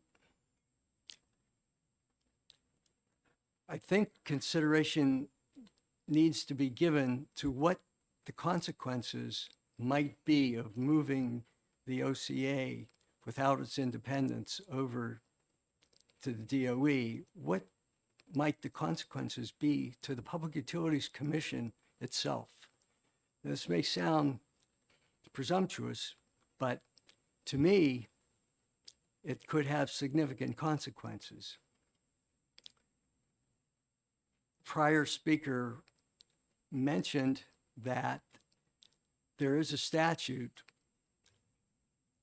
RSA 363-17-A, which is the statute that requires the PUC, the commissioners, to be an arbiter between the interests of the customer and the interests of residential ratepayers. It's not easy being an arbiter. It's not easy being a judge. The one thing that I think everyone would agree on, I think, would be that whoever is the judge, whoever is the arbiter, whoever are the decision makers, they need to be well informed. And the only way they can be well informed is A, information from their staff, and B, information provided by the parties to a particular proceeding before the commission. If one of the parties who regularly participates in commission proceedings is not allowed to express his or her views as an OCA DOE staff member, then the result will be that the commission will not know what concerns the DOE consumer advocate really has, and will not know if the OCA has a position contrary to or not in alignment with the DOE position. Well, the result, in my mind, will be that the commission will never know. And the one thing that's important is when you have a number of diverse parties, it's essential to be able to parse through their positions and legal arguments.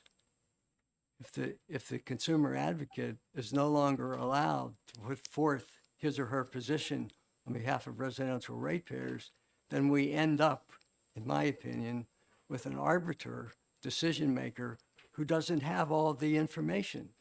It's been withheld from him, I think unintentionally withheld from the decision maker by House Bill 610, but nevertheless, it's a restriction that has been placed on the commissioners. The commissioners are not allowed to have all the information. It's very difficult to make a decision when you have all the information, all the facts, and all the law in front of you. But it undermines the role of arbiter, I think, that the commission is assigned. And the commission, whether we agree or not agree with everything that it decides, is nevertheless trying to do its best with what it has. And House Bill 610, in my view, ties one hand behind their back. The OCA is a non-voice. And I don't think that that is really in the public interest. And I hope that that this honorable committee will take that into account. And I want to thank you for the opportunity to present my position. Thank you for your testimony. Are there any questions? Okay, there are no questions. Very good. Thank you. Bruce Beck. Berg. But not Bruce Berkey. There's a difference. Exactly. Thank you, sir. Yeah, that's okay. Good morning. My name is Bruce Burke. I live in Pittsfield. I'm just an ordinary taxpayer in the state, and I thought I would share a couple comments this morning. It strikes me, again, I'm not an expert on distributive power. What should the PUC allow or not allow in terms of allowances that Eversource can get back? That's all above my pay grade. What strikes me is listening to testimony today is I think it's really unusual, and I've heard it twice now, that members of the STE from opposing parties both believe this is a bad bill. I mean, that should be bottom line for people who swim in this water all the time, and that's their judgment. I also say, the beginning conversation I think I heard the prime sponsor say that energy efficiency is an ideological issue. I'm just a taxpayer. I don't know why fighting for cheaper rates is an ideological issue. Very quickly, I really only have 2 points. One is, I think we learned in middle school that the New Hampshire legislature is the second largest legislature in the world, which to me means that we value many voices.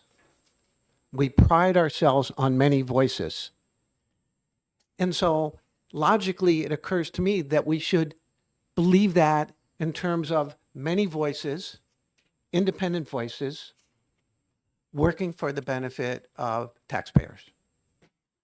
Second one is I'm an Eversource customer. You heard me, I live in Pittsfield. You probably know a little bit about Pittsfield. We are struggling to, and lots of families are struggling to balance paying our bills, et cetera, et cetera, et cetera.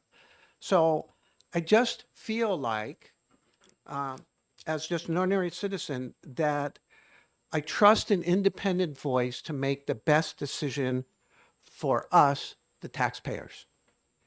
And I'm not sure if the consumer advocate becomes part of the DOE, that they'll have that kind of independence. You've heard it before, but as a person on ground level, that's my fear too. I'd be happy to take your questions, but thank you for the time and thank you for your service. Thank you. Are there any questions? No? Thank you. Very good. Alec O'Meara.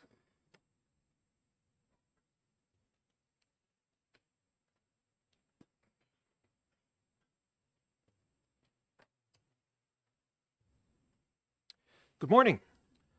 For the record, my name is Alec O'Meara, and I am the Director of External Affairs at Unitil.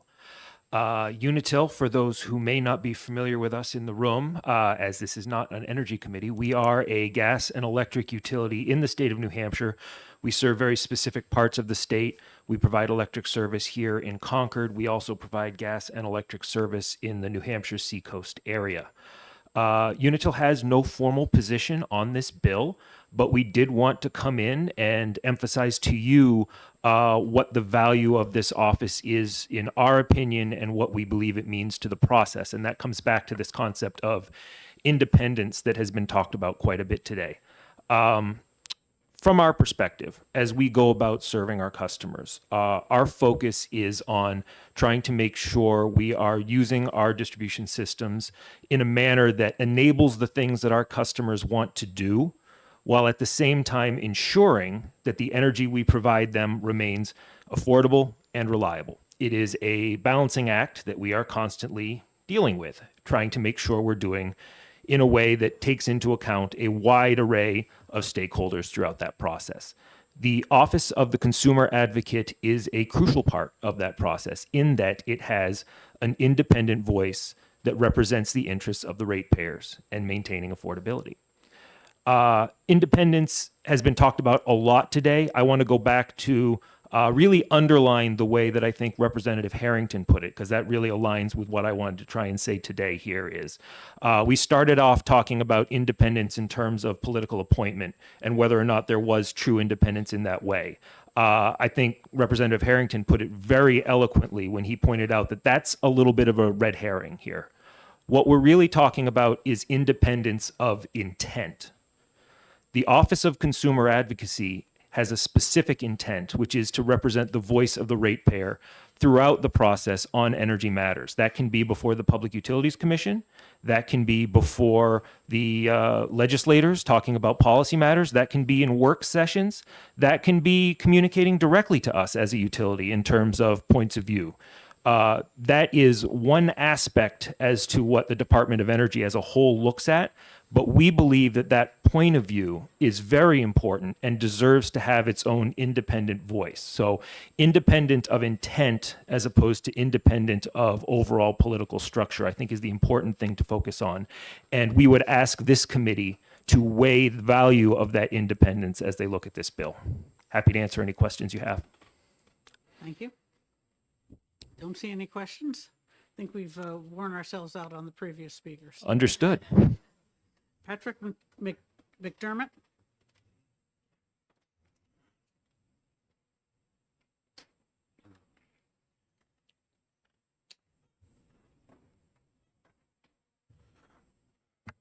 Good morning, Madam Chair and committee. Appreciate you listening to my testimony. My name is Patrick McDermott.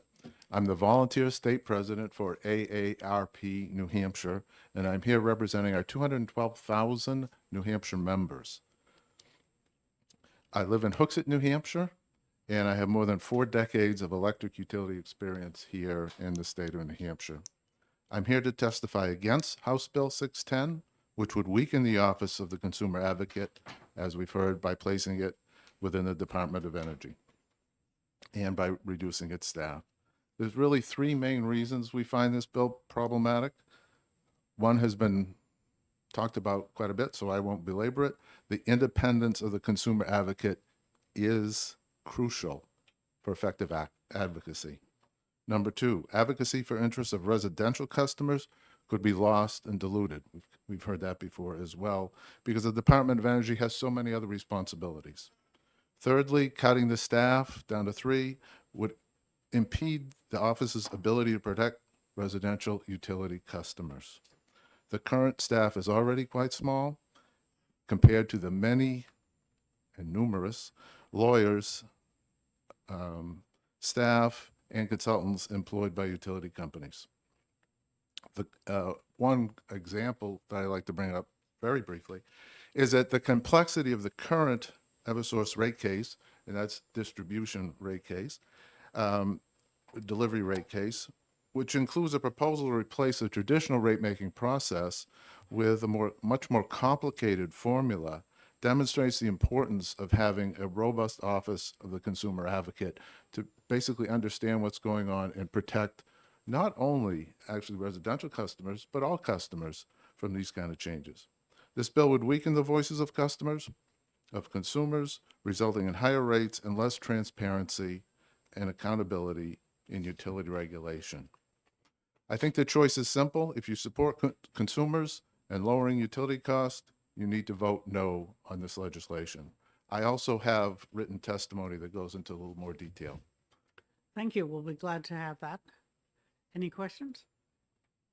Don't see any. Thank you. I don't see that. Raymond Burke?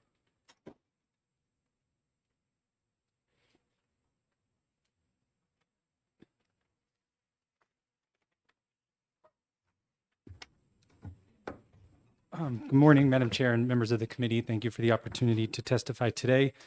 My name is Raymond Burke, and I'm an attorney at New Hampshire Legal Assistance, no relation to the Burke who previously testified, as far as I know. I'm here today to provide this testimony in opposition to HB 610. New Hampshire Legal Assistance, for those who don't know, is a statewide nonprofit law firm. Our attorneys and paralegals represent low-income clients throughout the state regarding various civil legal issues, including on behalf of clients in dockets before the Public Utilities Commission and in matters before the Department of Energy regarding various utility-related programs. Based on Legal Assistance's experience representing our low-income clients, we oppose this bill and encourage the committee to recommend the bill inexpedient to legislate. In the interest of time, I will just say we agree with much of what has been said by others in opposition to this bill, notably Representative Harrington, Mr. Kirk, Attorney Linder. We will just mention that as a small nonprofit, we don't have the resources to get involved in every docket before the PUC or speak on every matter before the Department of Energy that impacts low-income residential ratepayers. We regularly have to turn away clients who have meritorious cases in the various work that we do. And so we believe that, as others have said, it's crucial to have an independent Office of Consumer Advocate whose sole mission is to represent the interest of all residential ratepayers. We just can't match the resources that they have. We do get involved in rate cases on behalf of our clients every now and then, but we don't have the funding to hire the consultants and subject matter experts needed on every single issue. So often our focus is very narrow, and we rely heavily on the work that the consumer advocate and its staff and consultants do in those cases. And I think I just want to underscore some of what others said just to highlight in terms of rates, it is the Public Utilities Commission that's the ultimate decider. The consumer advocate doesn't control what the rates are, but our experience, like others in the dockets, is that the Office of the Consumer Advocate does strongly represent the interests of those ratepayers to ensure that rates aren't increasing unnecessarily. We would just be concerned, as others have said, that voice would go away if the office is folded in with the Department of Energy. And with that, I know we're already far over, so I'll take questions if there are any, but I appreciate the opportunity to testify. Thank you. Thank you. No questions? Very good. Michael Licata.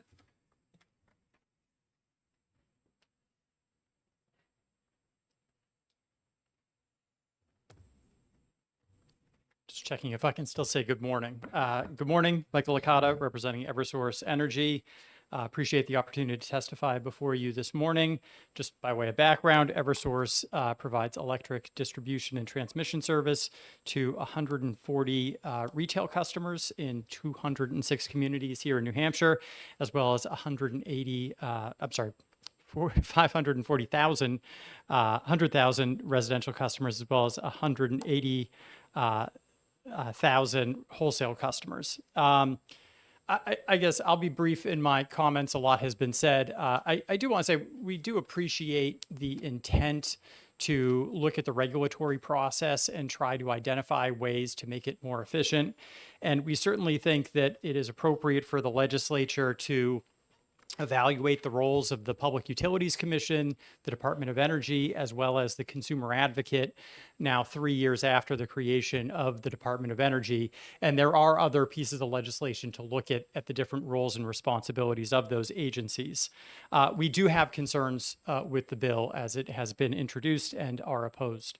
Eversource, as many others has testified, we believe that it is important to have an independent office in state government that represents the interests of residential ratepayers. Matters before the Public Utilities Commission are technically complex, and they are adjudicated through quasi-judicial proceedings. Some of these proceedings can last months and at times years. And that's why it's important for the utility, for the regulatory process, and most importantly for customers, that there is a voice and an advocate representing the interest of residential customers, and that advocate is independent of other state agencies. Our concern with the bill's approach is that it would make the consumer advocate an employee of the Department of Energy reporting to the commissioner. The DOE is already an active participant in proceedings before the Public Utilities Commission, and as has been discussed, their role is to represent the public policy interests of the executive branch. Our concern is that shifting the consumer advocate under the Department of Energy would give the Department of Energy an oversized role at these proceedings. Essentially, you would have one state agency with two seats at the table. There are times when the positions of the Department of Energy and the consumer advocate may be similar, but there are also just as many times when they will differ, as the public priorities of the executive branch may differ from the financial interests of residential ratepayers. The bill sponsor talked about how there is an inherent adversarial relationship between utilities and the consumer advocate, and that is absolutely correct. There is an appropriate and healthy amount of tension if both the utility and the consumer advocate are doing their job. And so it does beg the question, as he did ask, why we would be before you today expressing our concerns about preserving the independence of this office. And to that, I would just say that, like any business, utilities seek consistency and certainty in regulatory and statutory processes. And we believe that this bill and it would represent a significant change and have significant long-term unintended consequences. And with that, I'd be happy to answer any questions that the committee may have. Thank you. I don't see any, so that's very good. Dana Newt.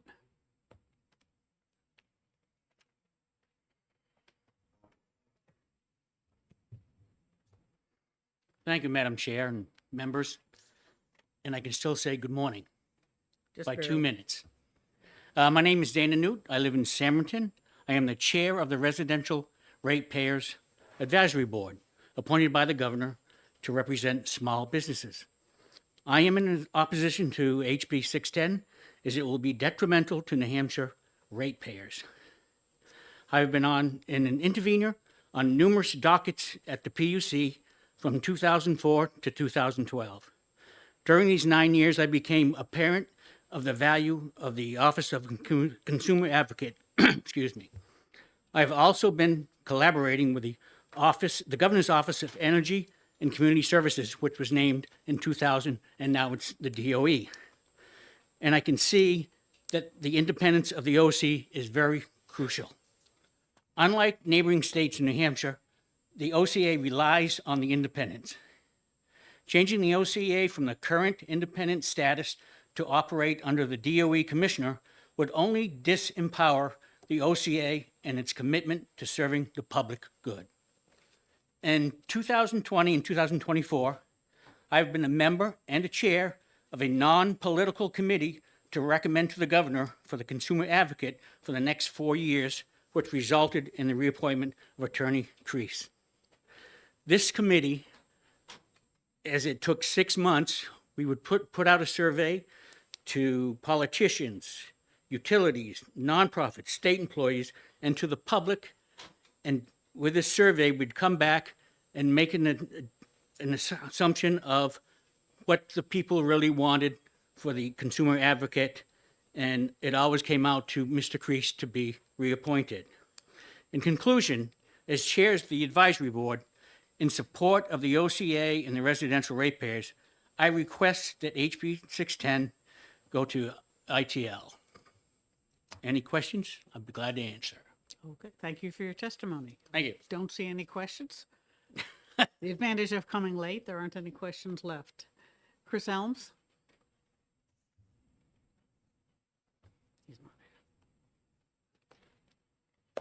And if I talk fast, it's still good morning. Good morning, Madam Chair, members of the committee. For the record, I am Chris Elms. I'm the Deputy Commissioner of the New Hampshire Department of Energy. The department takes no position on the bill, as we do view it as the legislature's prerogative to determine the structure of government. I will say that if this committee does want to move forward with the bill, we do see a little bit of a lack of clarity on the position transfer question that was alluded to earlier in the hearing. We would be happy to work with you if there are, just on whatever it is that you want to have happen. So if there are existing positions at the consumer advocate that you want to come to the department, we would probably have language to suggest to make sure that that happens as smoothly as possible. Our business office, as sort of the agency to which the OCA is administratively attached to, handles the back office functions for both agencies and would help to clarify whatever the intent of the committee is. Happy to work with you and or the prime sponsor. But other than that, happy to take questions. Okay, thank you for that. Are there any questions? Representative Pearson? I'll break the mold for a second. The absorption of these positions by the DOE comes without funding, if I'm reading this right. Okay, so do you have the ability within the budget that you guys run under to absorb these positions without having an additional funding source to provide for those positions? It's a good question. Thank you, Representative. I think that really does, to my point earlier, depend on whether or not you want to transfer the existing positions within the Consumer Advocate's office to the department, or whether or not you are abolishing those positions and creating new ones. If you are simply transferring it's the same funding source for the Consumer Advocate as it is for the Department of Energy. So we would see that as simply a transfer. But that's, again, up to the committee. Right now, the bill is unclear what the intent is. But if the positions were to be abolished, you would need a different funding source. Is that correct? Correct, unless we were, the intention was that we repurposed existing positions, which we would have, obviously we have our work to get done, so. Okay, thank you. Reverend Pearson? No. Okay. Are there any other questions for the commissioner? No, okay. Thank you. Let's see, Matt Mayberry stepped out. Emailed the committee. his testimony. Okay. Is there anyone else who wishes to testify on House Bill 610? All right, seeing none, I'm going to close the hearing. We will not be voting on this because we have a large stack of written testimony to read through before we make any kind of decisions. And the committee will resume at 1 p.m. Can we retain that one so the clerk doesn't freak out? Oh, yes, sorry. We have one small bit of committee business that we've been asked to take care of before lunch. House Bill 525, which we heard last week. I said we were going to retain it, but forgot to actually take the vote. So I'm moving, we go into executive session, and I vote to retain House Bill 525. I'll second that. Okay, moved by me, second by Representative Leon. Is there any discussion? Thank you for allowing me to keep my promise. Those in favor? Oh, sorry, the clerk will call the roll, yeah. You want a roll call, not just We hands? normally do. It's our normal process. Well, happy to do it. Okay, for practice. The Vice Chairman Lamb. Yes. The clerk votes yes. Representative Pearson. Yes. Representative Bailey. Yes. Representative Sheehan. Yes. Representative Sellers. Yes. Representative Slotkin. Yes. Representative, not here. Representative Groda. Yes. Representative Schmidt. It's not here. Representative Davis. Yes. Representative Dargy. Yes. Representative Howard. Yes. Representative Reeves. Yes. Representative Long has been replaced by Representative Lane, who is not here. Representative Lane is in fact Oh, here. I'm sorry. And how do you vote? Yes, okay. And the chair? Yes. Okay, looks like 14-0. Thank you for letting me keep my promise. We will be back at 1 p.m. after lunch. Madam Chair, can I add one piece of information? Yes, I ran please. into the director of the retirement system downstairs, and to answer a question that occurred on Monday, whether the fiscal analysis took into effect current law, they did catch the mistake, and the fiscal note was conducted with current law and not the error in 727. Excellent. I'm glad they caught that issue. Okay, see you at 1.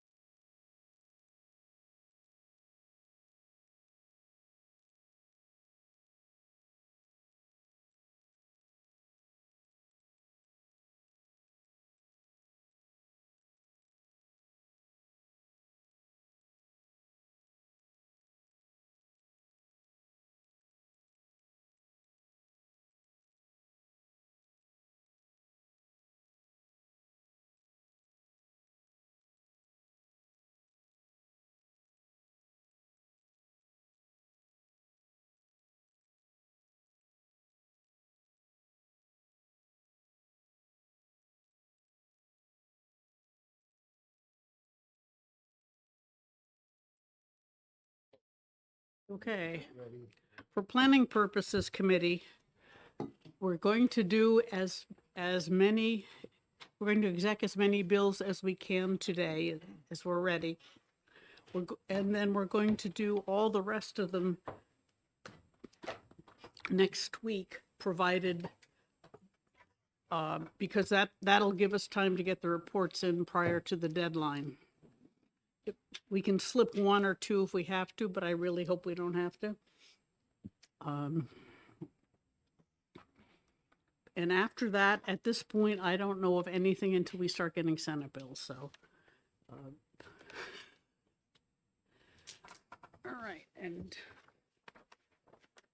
All right, we have Representative Howard. Okay, we have first House Bill 210, which we specifically noticed for this executive session. Representative Howard, do you have a motion? Yes, I move ought to pass with amendment yes. Oh, well, I thought that we had to have a positive. First motion is to adopt amendment 0617H, I think. Yes, correct. Okay.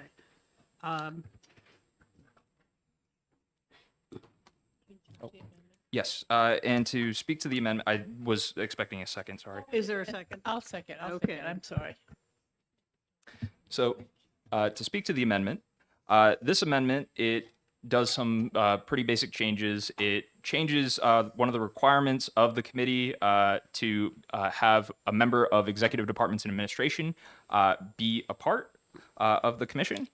And it would also change things, specifically Section 3, Part C and D.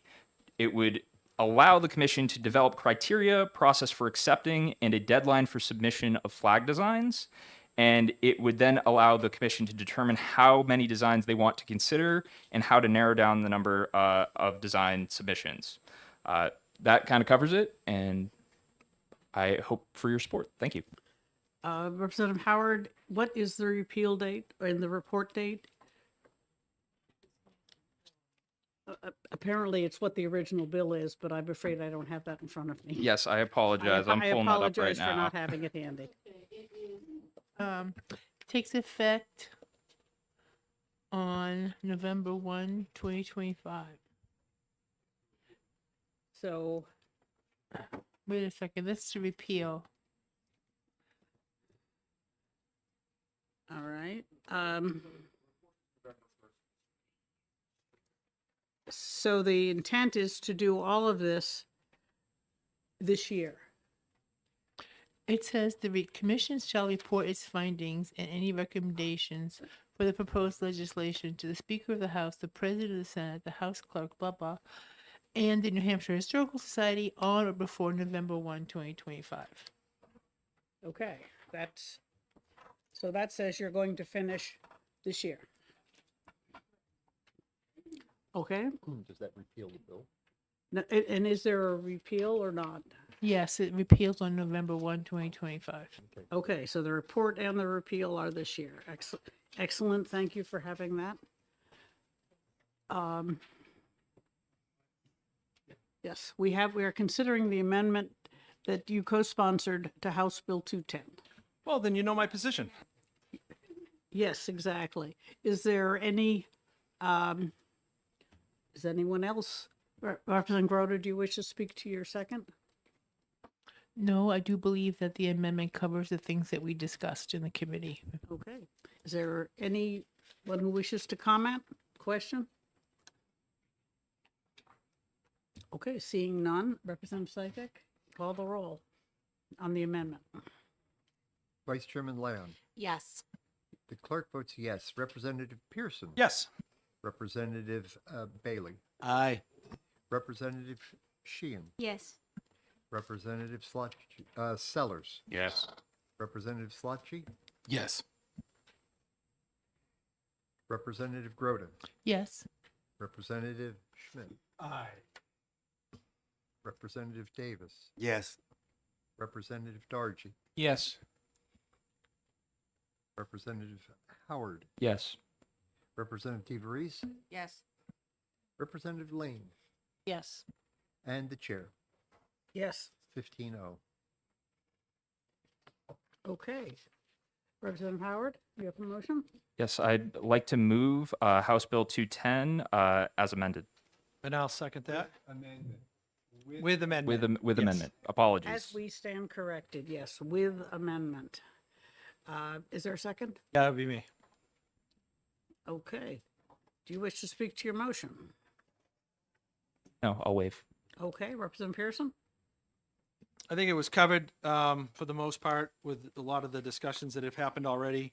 And again, just as a reminder, this does not necessarily mean that anything is being changed. It's just providing a mechanism to take a look, and if we decide we want to keep things the way they are, so be it. Okay. Representative Leon? Thank you, Madam Chair. I personally really like the current New Hampshire flag.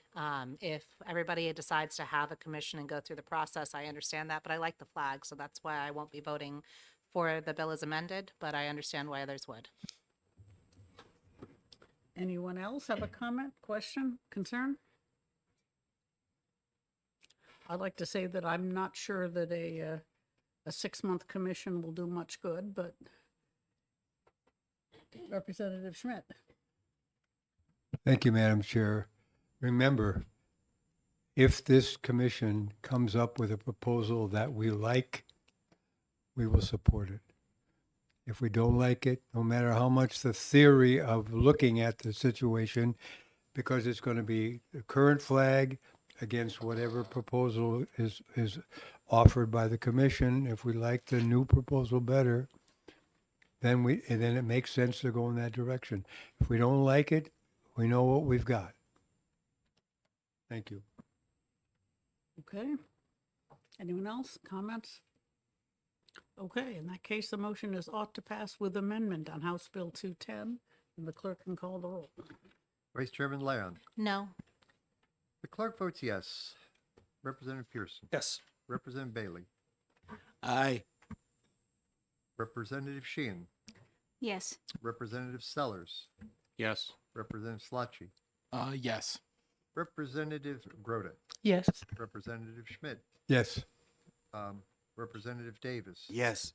Representative Dargy. Yes. Representative Howard. Yes. Representative DeVries. Yes. Representative Lane. Yes. And the chair. Sorry, Erica. Yes. It's fine. I'll move consent. All right, the motion passes 14-1. Any objections to consent? Okay, we'll put this one on consent. And I will pray that our pet vexologist does not come back with a slightly tweaked flag design next year. All right. So, Does anybody remember 14 to Bert? yeah, well, we've done that too. Okay. The licensing subcommittee met, so we have a few other bills we can vote on for a few minutes. Representative Grote, you have? Yes, I do. Thank you, Madam Chair. I would like to move Amendment 0439 to House Bill 271, and I have copies for us here. Oh, you are so nice and so well prepared. Is there a second while we're passing the amendments around?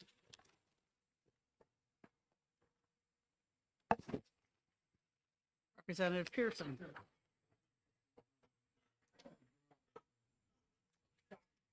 Wait a minute. Did I give you the right amendment? Okay. Representative Broda? Just a moment. I may not be that brilliant.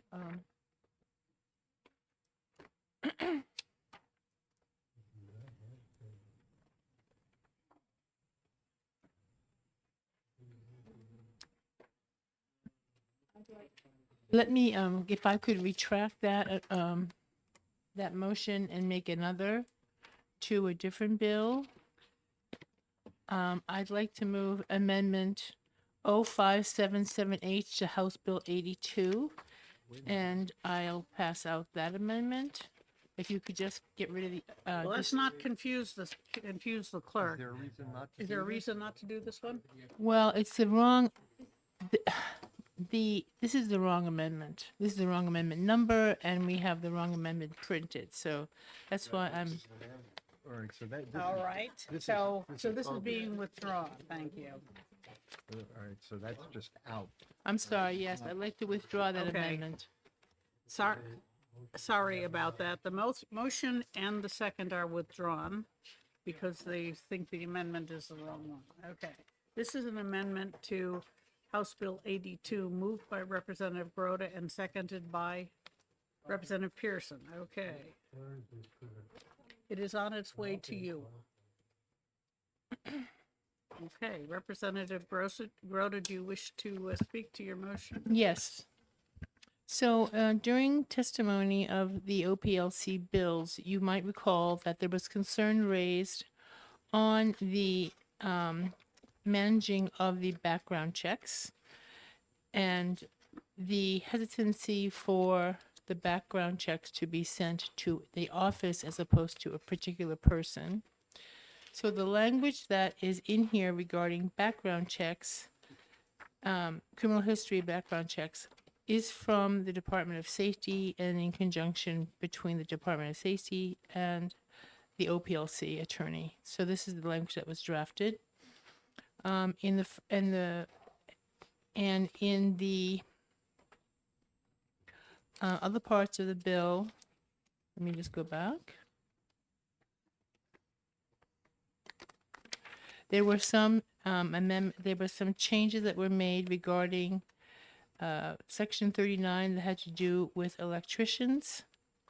The amendment says that the examination at their expense can be, they can take it over, and if they've not passed the examination within 1 year of the office receiving their application, then it's assumed that they don't want to further continue, and the office will So that after 1 year, they have to submit a new application? Yes, correct. And then there is another change. Oh, yes. You might remember that there was a discussion about the radiation therapy section, and that if one license could apply to all modalities, and this was done that was taken up in the amendment. This was part of Chair McGuire's amendment to the original bill, so that change was incorporated in this amendment as well. Not as elegantly, I might say, but it's there. Well, I appreciate you also took care of the high school diploma. Yes, yes, that's right. So I think those are the changes that were adopted in this amendment and passed by the subcommittee, recommended by the subcommittee. Okay.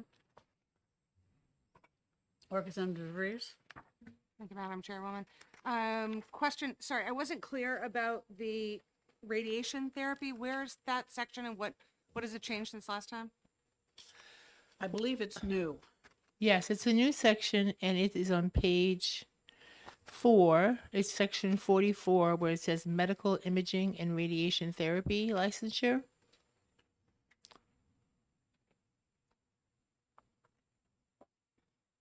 Thank you. You're welcome. Any other Representative Pearson, do you have anything to add? No? Okay. Any other questions, comments? I don't. Who was the seconder? Representative Pearson. Yep. That's why I asked him. So, I'd like to thank you for incorporating the problems that we found at the hearing and also the extra language that we needed. So thank you very much. And this was recommended by the subcommittee? Okay. Anyone else? Questions? Comments?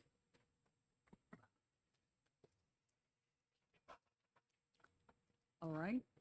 In that case, the motion is to accept Amendment 577H to House Bill 82, and the clerk can call the roll. Representative, Vice Chairman Leon, Yes. Clerk votes yes. Representative Pearson.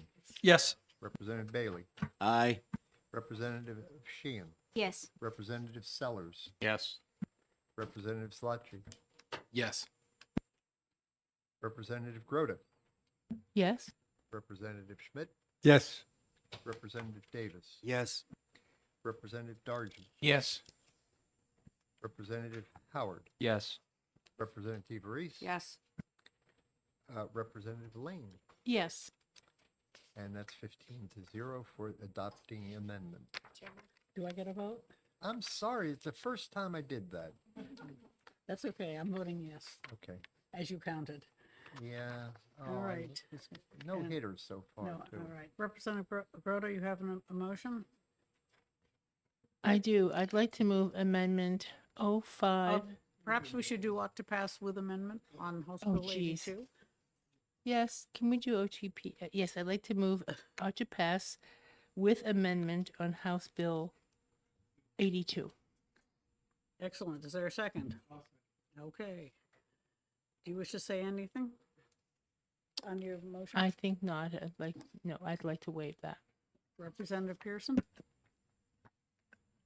No. I think we're good. The subcommittee did spend quite a bit of time hashing this out over multiple. Actually, it took us more than one session to do that. So we're pretty confident in how this is. So Thank you. And I'd like to report to the committee that this is, as far as I know and as far as OPLC says, the last of the statutory cleanup that we struggled with last session. I've heard that before. Yes, of course, you've heard that before, but if they're coming up with another one, I'm not going to support it. All right. Any other comments, questions? Okay. Motion is ought to pass with amendment on House Bill 82. You call the roll. Vice Chairman Leon. Yes. Clerk votes yes. Representative Pearson. yes. Representative Bailey. Aye. Representative Sheehan. Yes. Representative Sellers. Yes. Representative Slatchy. Yes. Representative Groda. Yes. Representative Schmidt. Yes. Representative Davis. Yes. Representative Dargy. Yes. Representative Howard. Yes. Representative Reese. Yes. Representative Lane. Yes. And the chair. Yes, thank you. 15-0. Okay. Motion passes 15-0. Is there any objection to consent? Seeing none, we'll put that on consent. And Representative Groda, you have another motion. I do, Madam Chair. I'd like to move amendment 0564 to House Bill 145, which is the dietitian compact and background checks. Okay. Is there a second? Yeah, I'll second that. Okay, And I have copies. you here. have the amendment. Okay.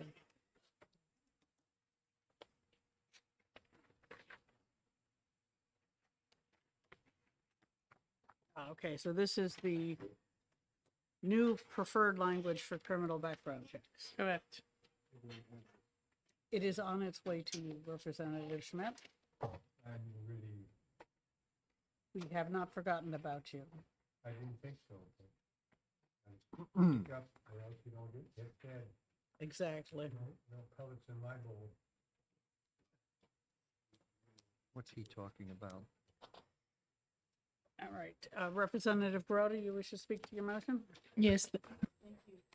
Thank you, Madam Chair. The concern that the committee had with the previous bills concerning background checks were addressed, and this is similar language. This is a language that we're using for all licensees and that require background checks. It was discussed that we should make this a practice under the general RSA for the OPLC, but the response from the Department of Safety was that they requested that we put it under each individual licenses, which is why it appears here. But the rest of it has not changed, so the compact remains as it was submitted to the committee. Okay. Representative Pearson? That's exactly what happened.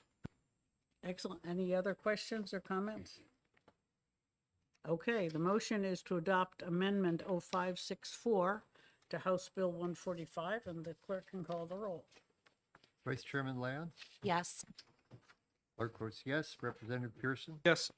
Representative Bailey, Aye. Representative Sheehan, Yes. Representative Sellers, Yes. Representative Slotchie, Yes. Representative Groda, Yes. Representative Schmidt, Yes. Representative Davis, Yes. Representative Dargy, Yes. Representative Howard, Yes. Representative DeVries. Yes. Representative Lane, Yes. and the chair. Yes. Okay, 15-0 on the adoption of the amendment. Okay, Representative Broder, you have a motion then. The amendment is adopted. I move on to pass with amendment on House Bill 145. Is there a second? Pearson. All right, do you wish to speak to your motion? The testimony that was presented to the committee concerning the compact demonstrated for the need for this compact in the example of the woman who pays licensing fees in multiple states.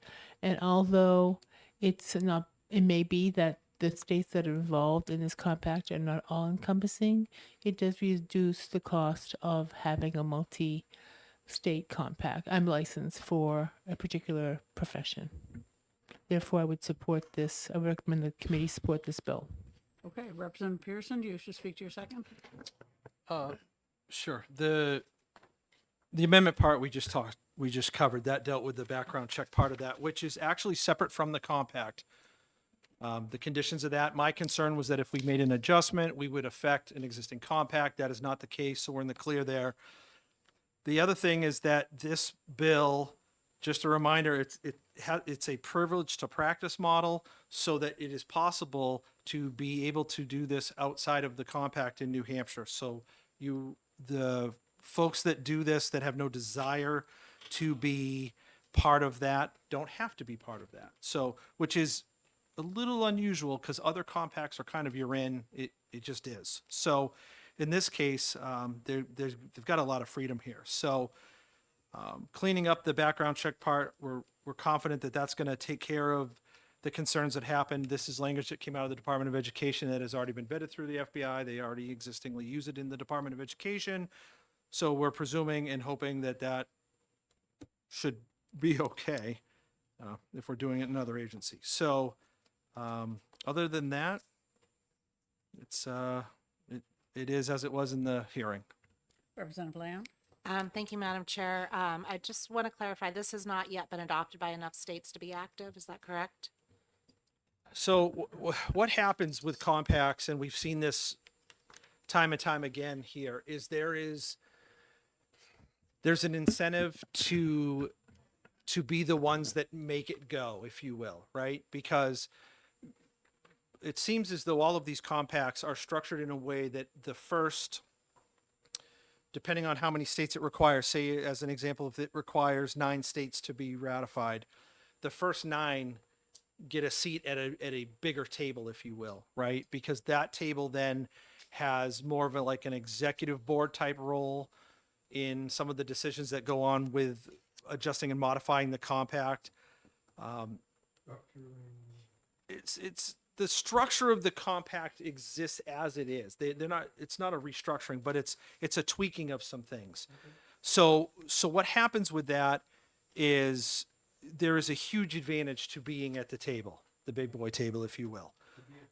Table in the first group. Correct. In the sense of the executive board level, that would be, and that's covered in the compact. It actually specifies and outlines how that works.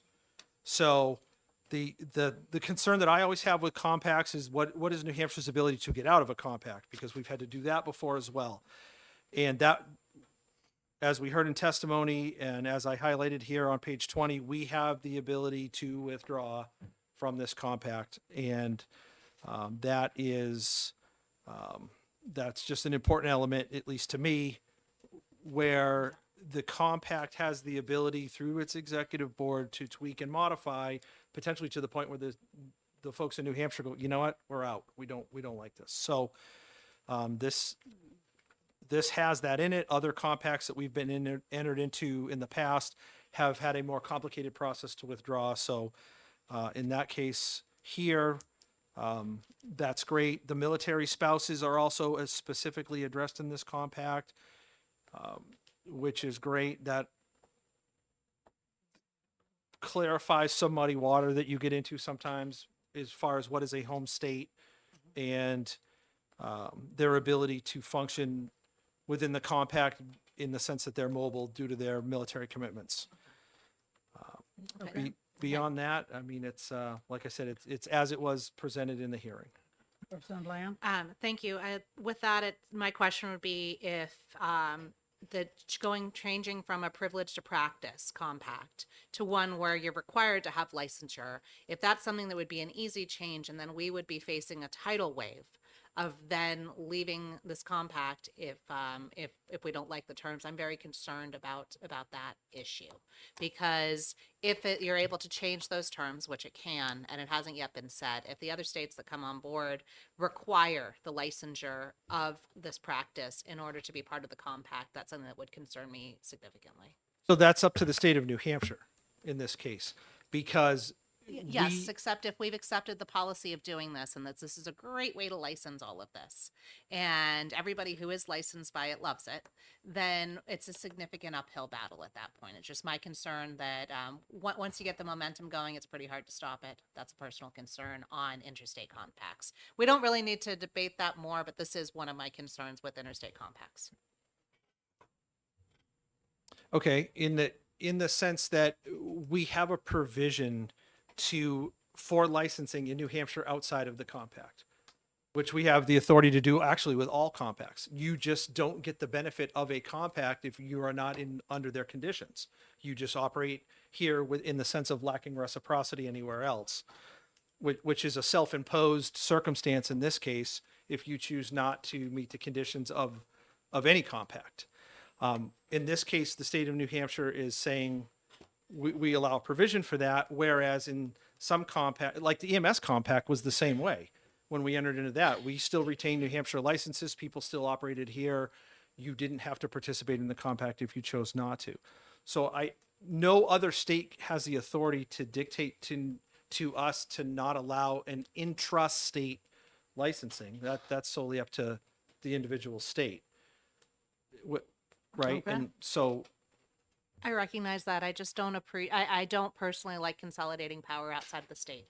That's my I point got you. of view. Okay, I got So, you. Yep. thank you. Sure. Okay. Anyone else? Representative Saitek? I kind of feel the same way, but Representative Pearson has allayed my concerns. Okay.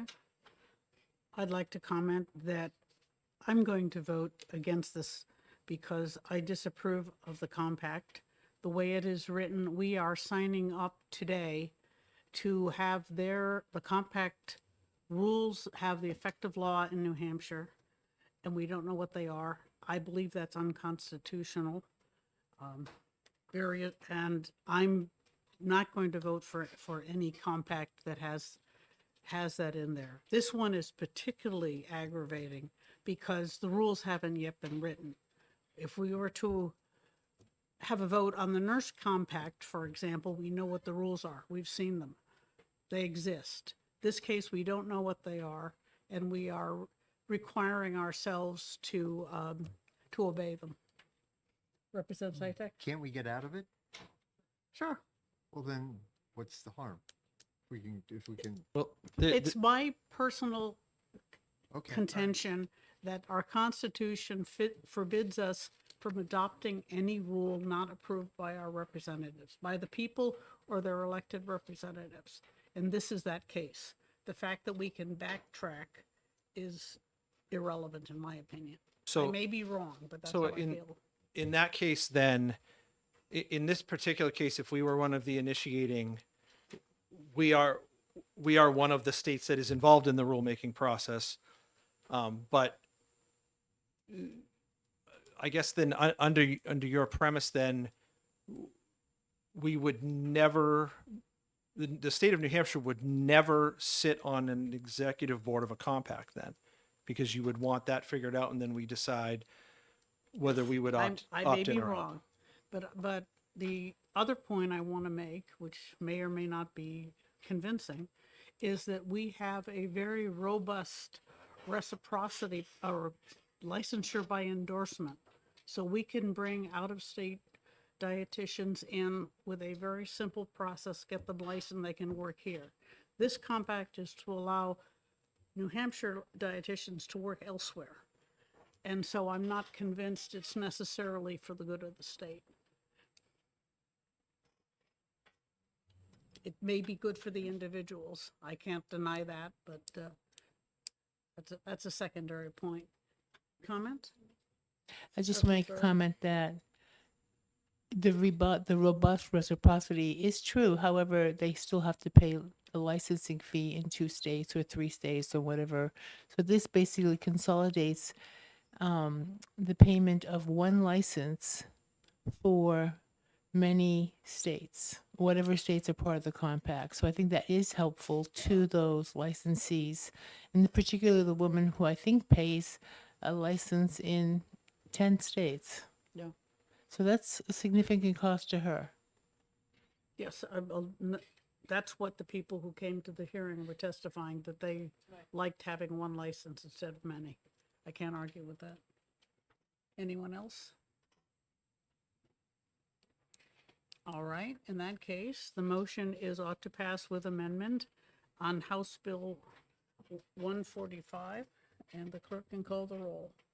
Vice Chairman Leon. No. The clerk votes yes, I mean, hopes he's right. Representative Pearson. Yes. Representative Bailey. Nay. Representative Sheehan. No. Representative Sellers. No. Representative Slotchie. Nope. Representative Groda. Yes. Representative Schmidt. Yes. Representative Davis. Yes. Representative Dargy. Yes. Representative Howard. Yes. Representative Teveries. Yes. Representative Lane. Yes. And the chair. No. 2, 4, 6. 6, 2, 4, 6, 8, 9. 9 to 6 in favor. Is 9, shouldn't be 8? Don't we have 15 here? Yeah. So it's 9 to 6. 9 to 6, okay. 2, 4, 6, 8, 9. 2. Okay. The motion passes 9 to 6. It will not be on consent. Does someone wish to write a minority report? I can write the minority report. Okay, Representative Leon will write a minority report, and Representative Groda will write the majority report. Okay. And it is now being time for our hearing. I will close the executive session. Might like to know we've exec 31 bills. Thank you. We are doing good. I will come back.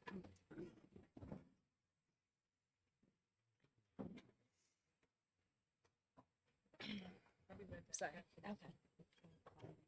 Uh,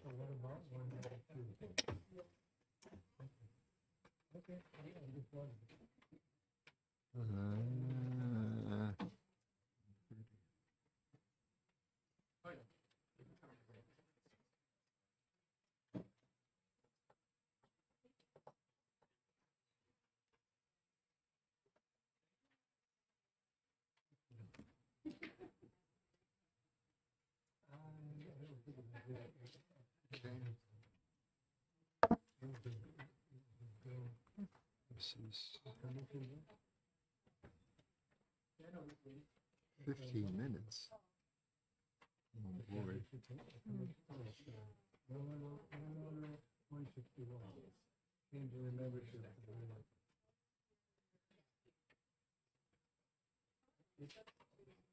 Well, there was a bill about the commission. Yeah. There was a bill about this, but it wasn't. Mr. Clerk.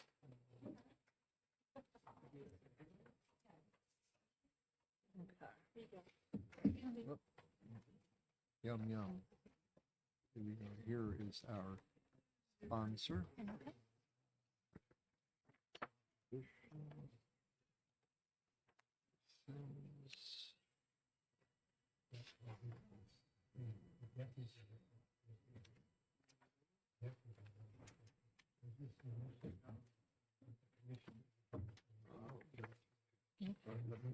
One for here.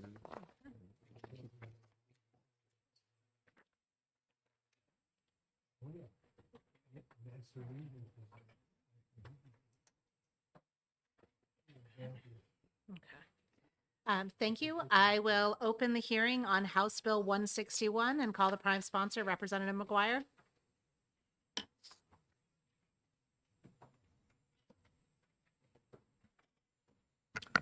Good afternoon, committee. I'm Carol McGuire, representing the towns of Allenstown, Dunbarton, Epsom, and Hooksett. And House Bill 161 is this year's attempt to fix the Commission on Native American Affairs, which has been an issue before this committee for quite some time. This version was put in on behalf of former Representative Sherry Gould, and she can explain the details. It is intended to be a simplification and a focus of the commission, and I will try to answer questions, but I may not be able to. Thank you. Are there any questions from the committee? Seeing none, thank you very much. Thank you, and if you'll excuse me, I'll go present some of our bills to finance. Thank you very much. Next, I will call the Honorable Sherry Gould.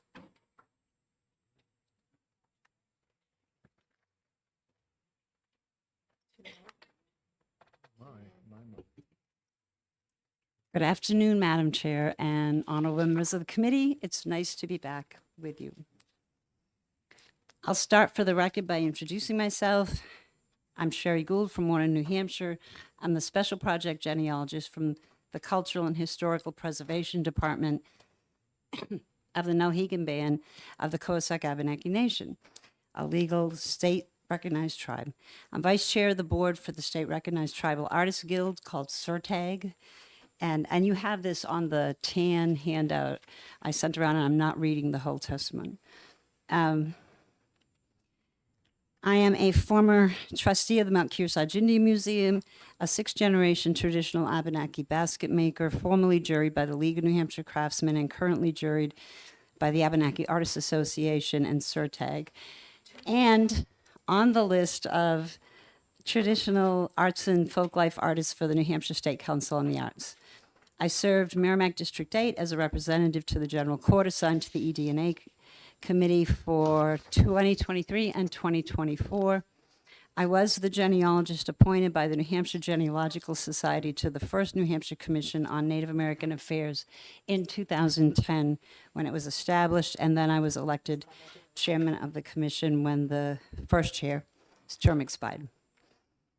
So we would like to thank Chair Carol McGuire for bringing this bill forward, and for Rep. Wheeler and Rep. Reed, who co-sponsored the bill. So I think that the committee is going to hear testimony that may seem a bit confusing. American Indian law is complex, and it's not well understood. Many of us have been approached by family, close friends, and neighbors in the last days, letting us know they signed into the portal to oppose the evil bill that allows, that would turn things over to the evil state of Vermont. There's been some active social media campaigns that purport that this bill does many bad things, including those two, many of which aren't even in the bill. So I'm going to try to keep my testimony to the scope of the bill, which is simply how we appoint members to the Commission on Native Affairs, and yeah, it's a change in process and some qualifications. So there's a couple of pieces in my testimony you'll find, and I'll email this out to the committee later, there's links to all kinds of websites where you can get all the facts, the details for Native American law. But there's two books I'll draw your attention to, and one is American Indians in the Law by Dr. N. Bruce Dutu, and we're very fortunate to have him at Dartmouth. He's an expert in Indian law relating to tribal sovereignty and political relations with state and federal governments. And the first paragraph out of his book, I think, sets a really good stage for what we're going to talk about today. At their core, most legal disputes involve conflicts over power, money, or respect, or some combination of those elements. The legal battles involving American Indian tribes are particularly volatile since they often involve challenges relating to all three of these areas. This book uses the lens of federal law relating to Indian tribes to tell the story of this nation's historic struggles to respond to a fundamental question. What is the proper place of Indian tribes within America's constitutional framework? Most Americans who think of it regard Indian tribes as distinct racial groups who surface in the national consciousness around Thanksgiving or in connection with controversies over supporting team mascots or in debates surrounding casino gambling. Few Americans know that Indian tribes have a legal status unique among America's distinct racial or ethnic groups. They are also sovereign governments who engage in governmental relations with Congress. The United States Constitution expressly provides that Congress has power to regulate commerce with foreign nations and among the several states and with the Indian tribes. Trying to make sense of this single constitutional provision is a central purpose of this book. And it goes into the many complexities of Indian law at the federal level. A second paper that you'll find a link to is where it talks in my handout about 66 state-recognized tribes have been recognized by 11 different states. It'll link you to this paper, Federalism and the State Recognition of Native American Tribes, a survey of state-recognized tribes and the state recognition process across the United States. And that was published by the Santa Clara Law Review in 2008. And I did ask Dr. Dutu if there was anything better or more modern. And other than his book, which was also published in 2008, he said that this was the best authority on state recognition. In the last few years, states and tribes have increasingly realized that state recognition can serve as an important, albeit limited, alternative to federal recognition. This realization is evidenced by the many states that have recently certified their state recognition process or are planning to implement recognition processes to facilitate communication between state and tribal governments and better the condition of tribal members in surrounding communities. State recognition can also provide tribes with limited state and federal benefits.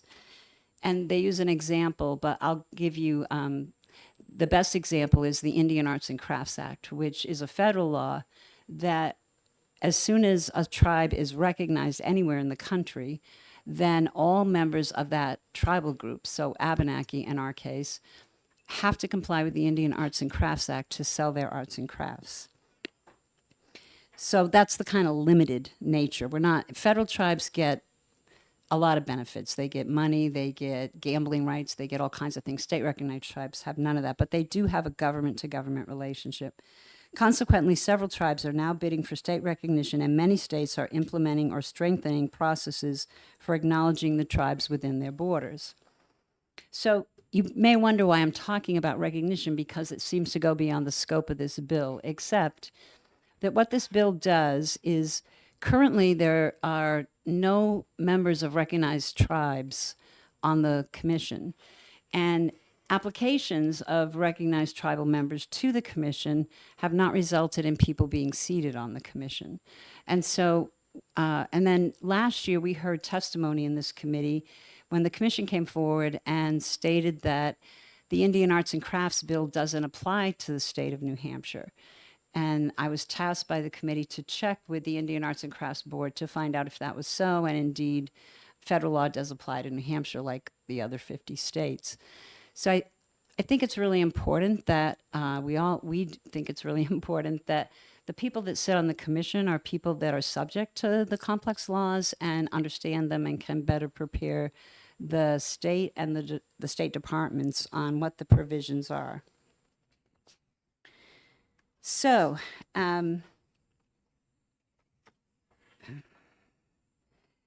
When the New Hampshire Commission, so the other thing you'll probably hear about, and I made reference to it, is that we're evil Vermont Indians. So I was born in New Hampshire, as was my mother and my ancestors going back to very, very early days. In 2010, there were two bills happening on either side of the state, and for of the river, both states, New Hampshire and Vermont. And for students of history, you may realize that New Hampshire and Vermont was one area, and it was after the Revolution, before the state of Vermont broke away from New Hampshire. And our tribal land has always been New Hampshire and Vermont. So historically, the two states have been connected for Abenaki people. Of course, today there's a big difference between politics in Vermont and politics in New Hampshire, but for us as Native people, we have kin on both sides of the river. So in 2010, there was a bill in both the New Hampshire House and in the Vermont legislature, and the one in New Hampshire originally was presented to recognize the Abenaki and create a commission on Native affairs. One of the things I learned in my time in the legislature is that we have a motto. My husband says it should be the new state motto. That is, now is not the time. And what we learned was in 2010 for House Bill 1610, the legislature felt like now was not the time to recognize the Abenaki, but it was the time to form a commission on Native affairs. So we got that done.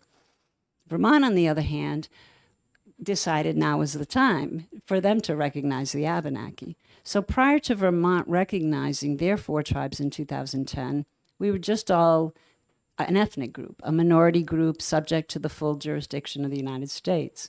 But as soon as that law got passed in Vermont, that was when federal law impacted me, and I would be illegal to do what I had been doing if I hadn't been fortunate to be kin to the people in the Vermont tribes and be allowed to enroll in those tribes. So this notion that I'm somehow an evil Vermont Indian now who's trying to do some harm to New Hampshire Indians is troubling. It hurts. It's not so. So at any rate, since 2010, the commission ran along quite well. The last 5 years is when we've started to see these problems, and more recently, I passed around some information from Daryl Peasley. He was a former I was appointed as the genealogist on the first commission. The law used to have a genealogist appointed. And I was chairman of the board, chairman of the commission after I served as vice chairman. Daryl Peasley is here. He doesn't intend to speak, but he did had me pass around some information for you. He served on the commission as well, and he was vice chairman at the end of his term. And Daryl has applied and been informed that the nomination committee did not forward his recommendation to be appointed, though he was praised for his previous service and said he was an excellent candidate. And then there's letters in there from 2 of the chiefs of tribes in Vermont who have citizens who live in New Hampshire, residents of New Hampshire, advocating for their residents who live here. And like I say, that doesn't mean that they're Vermont Indians who crossed the river and came to New Hampshire. Some may be, but the majority are New Hampshire residents who have always been New Hampshire residents. So in closing, I'll just say that one of the things that I learned on this committee, and some of us were talking at lunchtime about how much you learn, right, once you get in here and see how the law works. I learned a great deal about boards and commissions because this committee handles so many of them. And I learned about the difficulty of the governor making appointments to many of the committees and commissions complain about the difficulty of getting people appointed.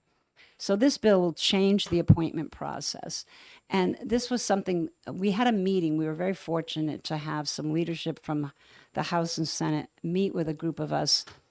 And some of these other groups that are not recognized were invited to attend the group, but they declined. At that meeting, after hearing what the issues have been, the Speaker of the House was the one who recommended that he would be willing to make the appointments if the chiefs of the tribes sent nominations to him. That was not our idea, but it made perfect sense to us. So you'll see that change in this bill. But the other piece is, and this is a bit of a simplification, but to help you understand the issue. You deal with a lot of boards and commissions. You deal with the licensing boards for plumbers, for doctors, for many things. If you think about a plumber's board and you think about, you know, there's a lot of people around that do plumbing and they do a pretty good job of their own plumbing, family's plumbing, what have you, but they're not licensed plumbers.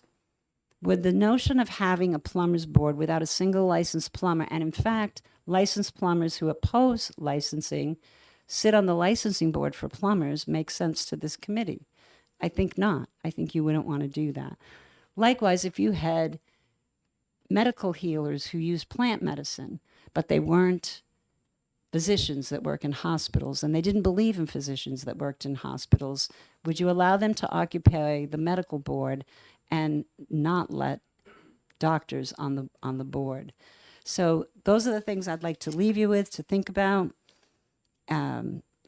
We ask you to support House Bill 61 to assist us in moving ahead. Oh, there's one additional responsibility that this bill also adds, and that is to study recommendation. So this bill does not do anything other than to task the commission to study the topic of recognition and make a report back to the general court at the end of the year. And that's all I have to say. Does anybody have any questions? I'll be happy to take some. Thank you. Are there questions from the committee? Okay. Representative Schmidt?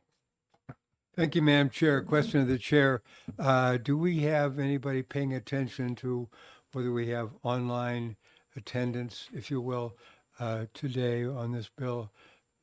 Ordinarily, Representative Howard has been monitoring whether we have people who are online. He will probably check at some point. If we don't have that by the time that we're done, remind me again if he's not back in the room to check that.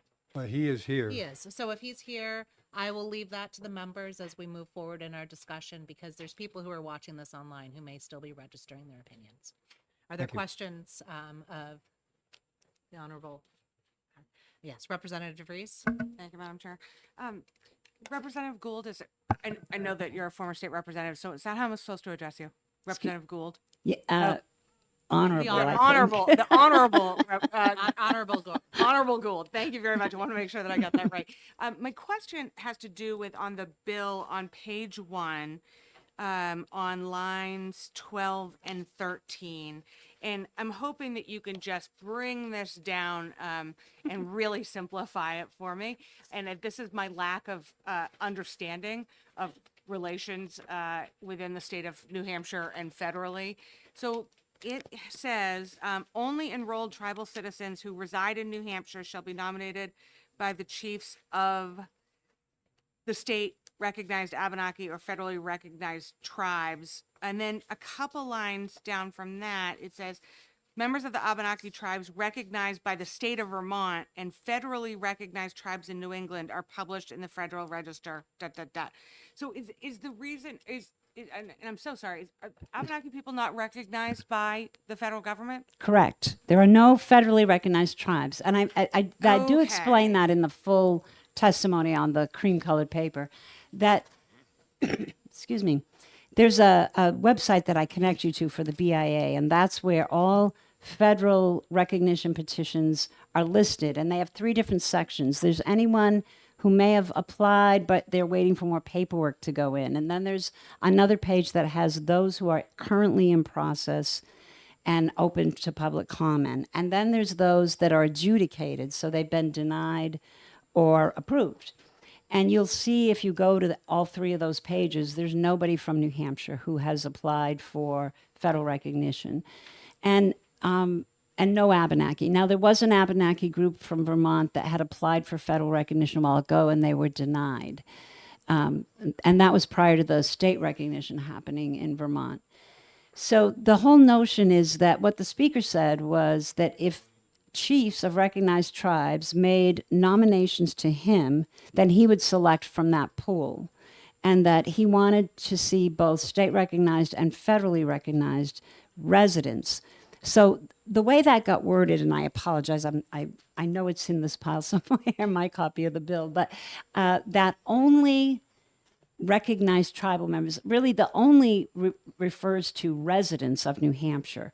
We wanted it to be clear that only residents of New Hampshire who are enrolled in federal or state recognized tribes would be nominated to the speaker for consideration to be appointed to the commission. Does that answer that for you? You could have a follow-up. Thank you. So I process a little slowly sometimes. So because the Abenaki, that's the reference to Vermont in this bill, is because the Abenaki Nation is not recognized by the federal government. Correct. But is recognized by By the Vermont. state of Vermont. That is the reason that the state of Vermont is specifically Correct. referenced here, so that people of Abenaki people can be nominated by the speaker to serve on the commission. Correct. It is the government authorization or the government acknowledgement that we are a tribe that makes us fall under Title 25. So Indian is defined, and it is Indian, not Native American, is defined under Title 25 as a member of a tribe. And tribe is defined under Title 25 as a political entity that is recognized by a government. And then and most of what Title 25 pertains to is federal recognition. So it's government to government at the federal level. State recognition is a state recognizes a tribe. That gives that tribe state to government relationships with the state that recognizes it. But it also makes it a political entity with certain rights. So the right to sell my baskets in New Hampshire is protected because I am enrolled in a recognized tribe. It doesn't matter what state recognized it. But New Hampshire departments have said to me in the past, when I've tried to talk to them, our tribe has an agreement with the federal government that we can carry bird parts, eagle feathers or other migratory bird parts. Now, that's not a right that the general citizens have, but because we're enrolled in a political entity, we have that agreement. So I wanted to meet with Fish and Game just to make sure that we were all on the same page to avoid any misunderstandings if tribal members are seen with bird feathers. And the response was, New Hampshire doesn't recognize any tribes. So that's why we'd like to start that discussion. We hope in the future that New Hampshire is ready, that now will be the time to recognize tribes. But it's the details of tribal recognition in New Hampshire are outside the scope of this bill, just the concept. Another follow-up. Thank you very much. So to make sure that I'm fully, who is sitting on the commission currently? I think some of them are here. They can better speak to Okay. who they are. Great. Thank And you so much. I do have this I can pass out. They may pass it out, but it's just a copy of the website for the Commission on Native Affairs. It shows who's appointed, and there are currently 5 empty seats. And so we did do some work last year to fix the quorum issue, but there were other parts where, like I said, they had wanted to remove reference to the federal law from the bill, and that did not pass. Thank you so much.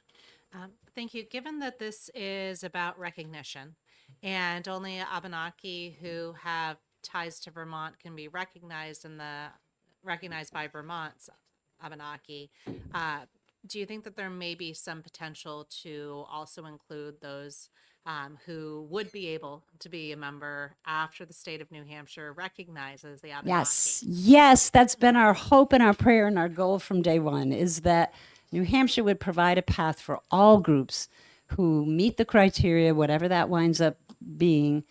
And yes, that this would get revised. And I almost see this like an interim measure as we get that process set up, because my sense is really and sincerely that there is a will to recognize the Abenaki, that these old fears, some of the fears you heard me read in those excerpts came from 2008. I think that the commission's done a good job in just this, hearing the bills and me having lunch, blah, blah, blah, for 2 years with people has really helped people to understand that the Abenaki are here. We always have been here.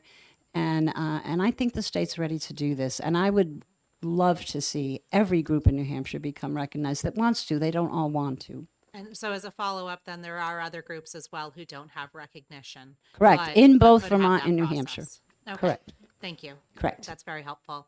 Are there other questions from the committee? Seeing none, thank you very much. Before I call the next person, I do want to let everybody who is here for the dental bill let you know that we still have 4 people to call for the prior bill. So we will be getting to you, but we won't be getting to you at 2 o'clock. Thanks. Next, I will call Jenny Tibbetts, please.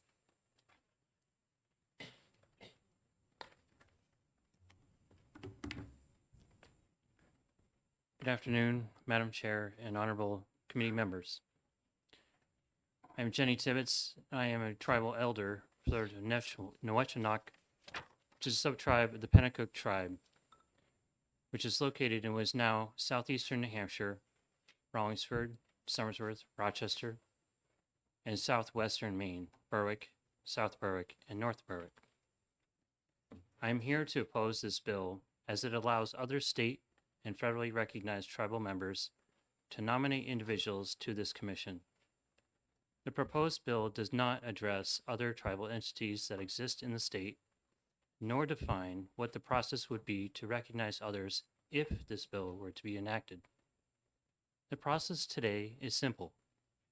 1 application, 3 references, and the governor approves. The desire for state-recognized tribes is one that I absolutely share. However, there are better ways to achieve this goal. Collaboration, conversation, community. Then make a recommendation to the General Court. These are the ways that we move forward towards state recognition, finally, for the Abenaki people. Thank you. Thank you. Are there questions from the committee? My question is, your tribe is not recognized by the state of New Hampshire. Do you currently have the ability to be on the council? And would this remove that ability as it's currently drafted? Yes, ma'am. I am currently working on an application and my references currently to apply to the commission. Okay. And then thank you. As a follow-up, if you could let me know what specifically would be needed in order to preserve your access to serving on the council while recognizing all of the challenges around the recognition, I'd greatly appreciate that. Yes, ma'am. Thank you. Seeing no further questions, thank you very much. Next, I'll call Melinda Sims.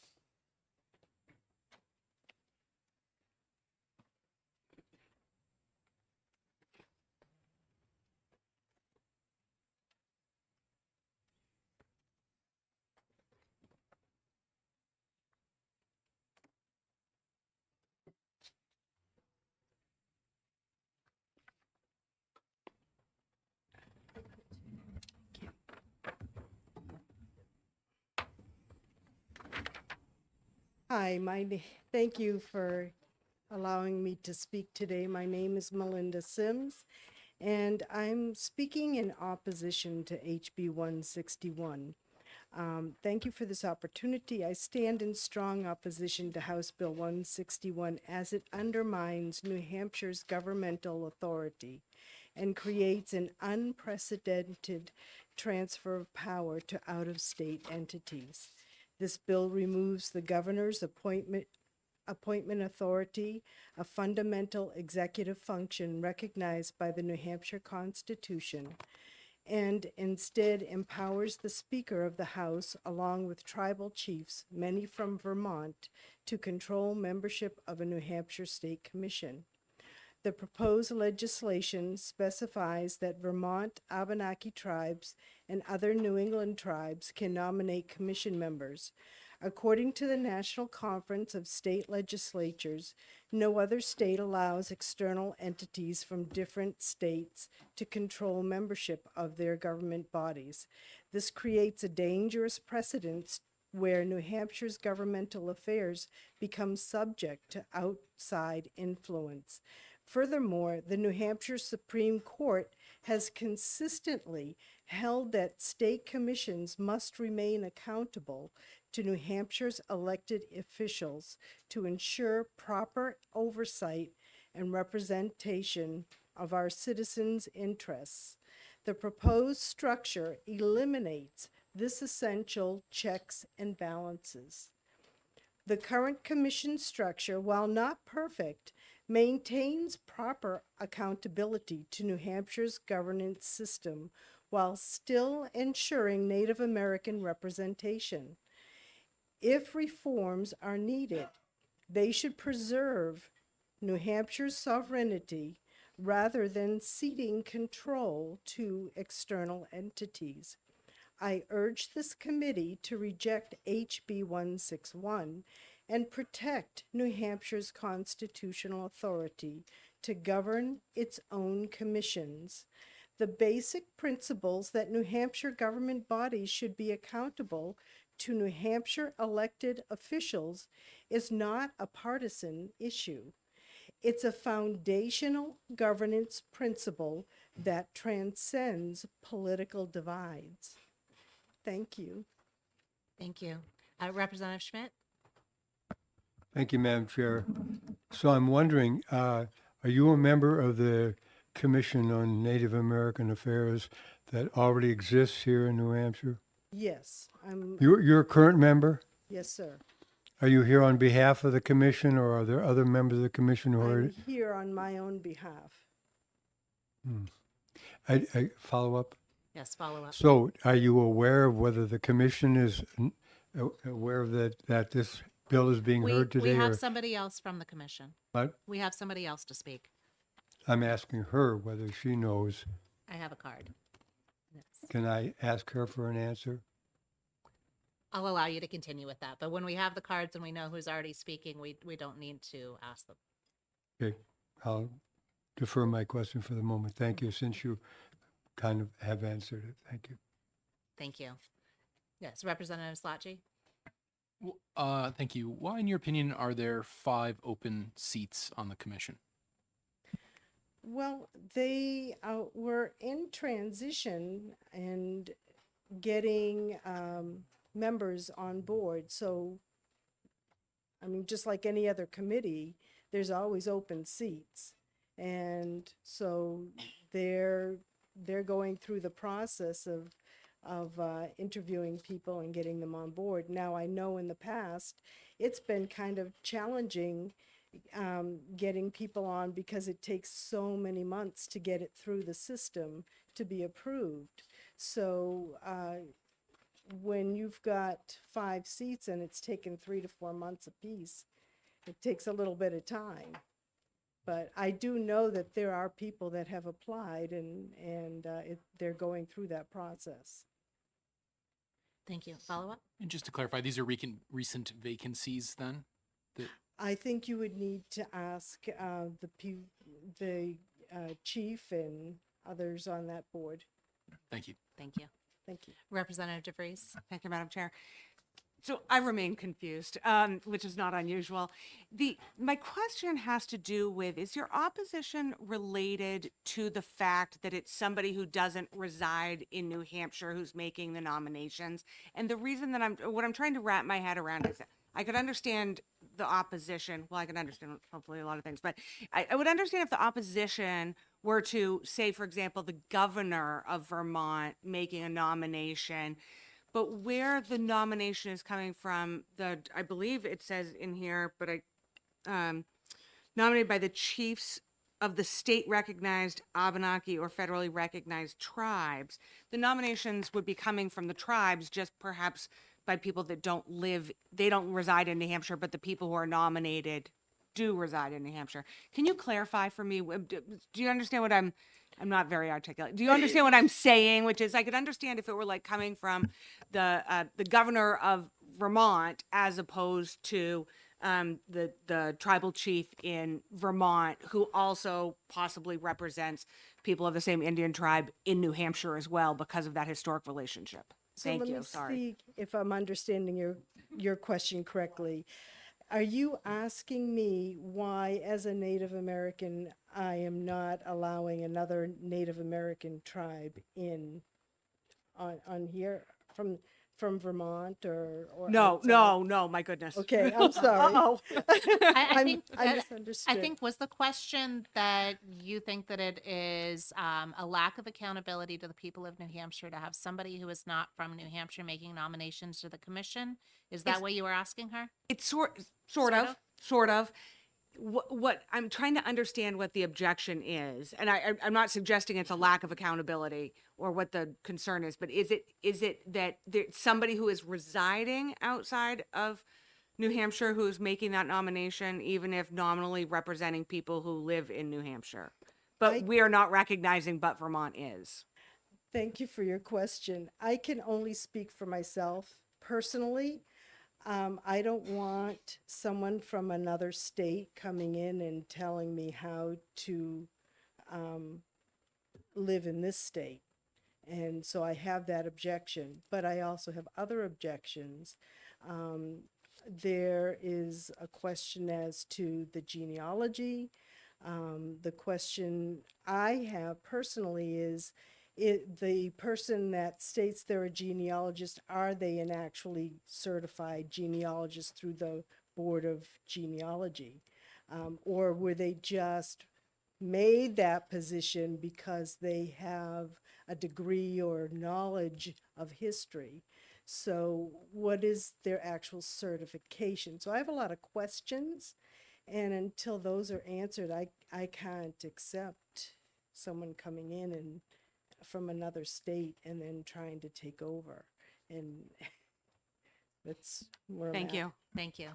Other questions from the committee? I do have, Representative Bailey. I guess I'm somewhat confused too. We've heard that this a tribal group that had historically was in Vermont, New Hampshire, and we've heard this morning even into Maine. And there seems to be Vermont recognition and an overall federal recognition, but New Hampshire seems to be missing. And evidently Maine is missing too. Is this intended to supply the New Hampshire piece? Thank you. I think that is sort of where this is looking to head. I do have to say that as somebody who ancestor sent her daughter to go hide in the bushes when they were coming around to do a head count and list people for the registry after being marched from the Carolinas to Oklahoma. I have sensitivity to the genealogy and all the details that go in with Indian law because I can't qualify as a member of the tribe because of that. And I recognize how complex this is. I'm really thankful to get all of these details about specific challenges. And I'm hopeful that we'll be able to continue the dialogue if this is something that moves forward so that we can understand the way to do it correctly because it is so complex between federal law, tribe tradition, and then state law for the recognition. I think the Abenaki are in a really difficult position because they are recognized by Vermont, and those who don't have family ties to Vermont can't be recognized. So therefore they can't sell the Abenaki crafts. So it's something that I think we need to figure out how to deal with, but we need to make sure we don't make things worse in the process. Is that a good understanding of the challenges we're facing? It is a very good understanding, but there is another part of the puzzle is there's a question as to the genealogy and the authenticity of Vermont. And so Odanak has come in and they've been doing a large study and they've gone to the United Nations about it and so on. So there's a lot of parts to this puzzle that need to be looked at first before someone just comes in and takes over a board. So my description was just simply scratching the surface. So this is You got complex it. and deep. So thank you. Yes. Thank you. If there's no other questions from the committee, I appreciate your testimony. Thank you. Next, I'll call Sherry Porwan. I apologize that I probably have not said your name correctly. It's okay.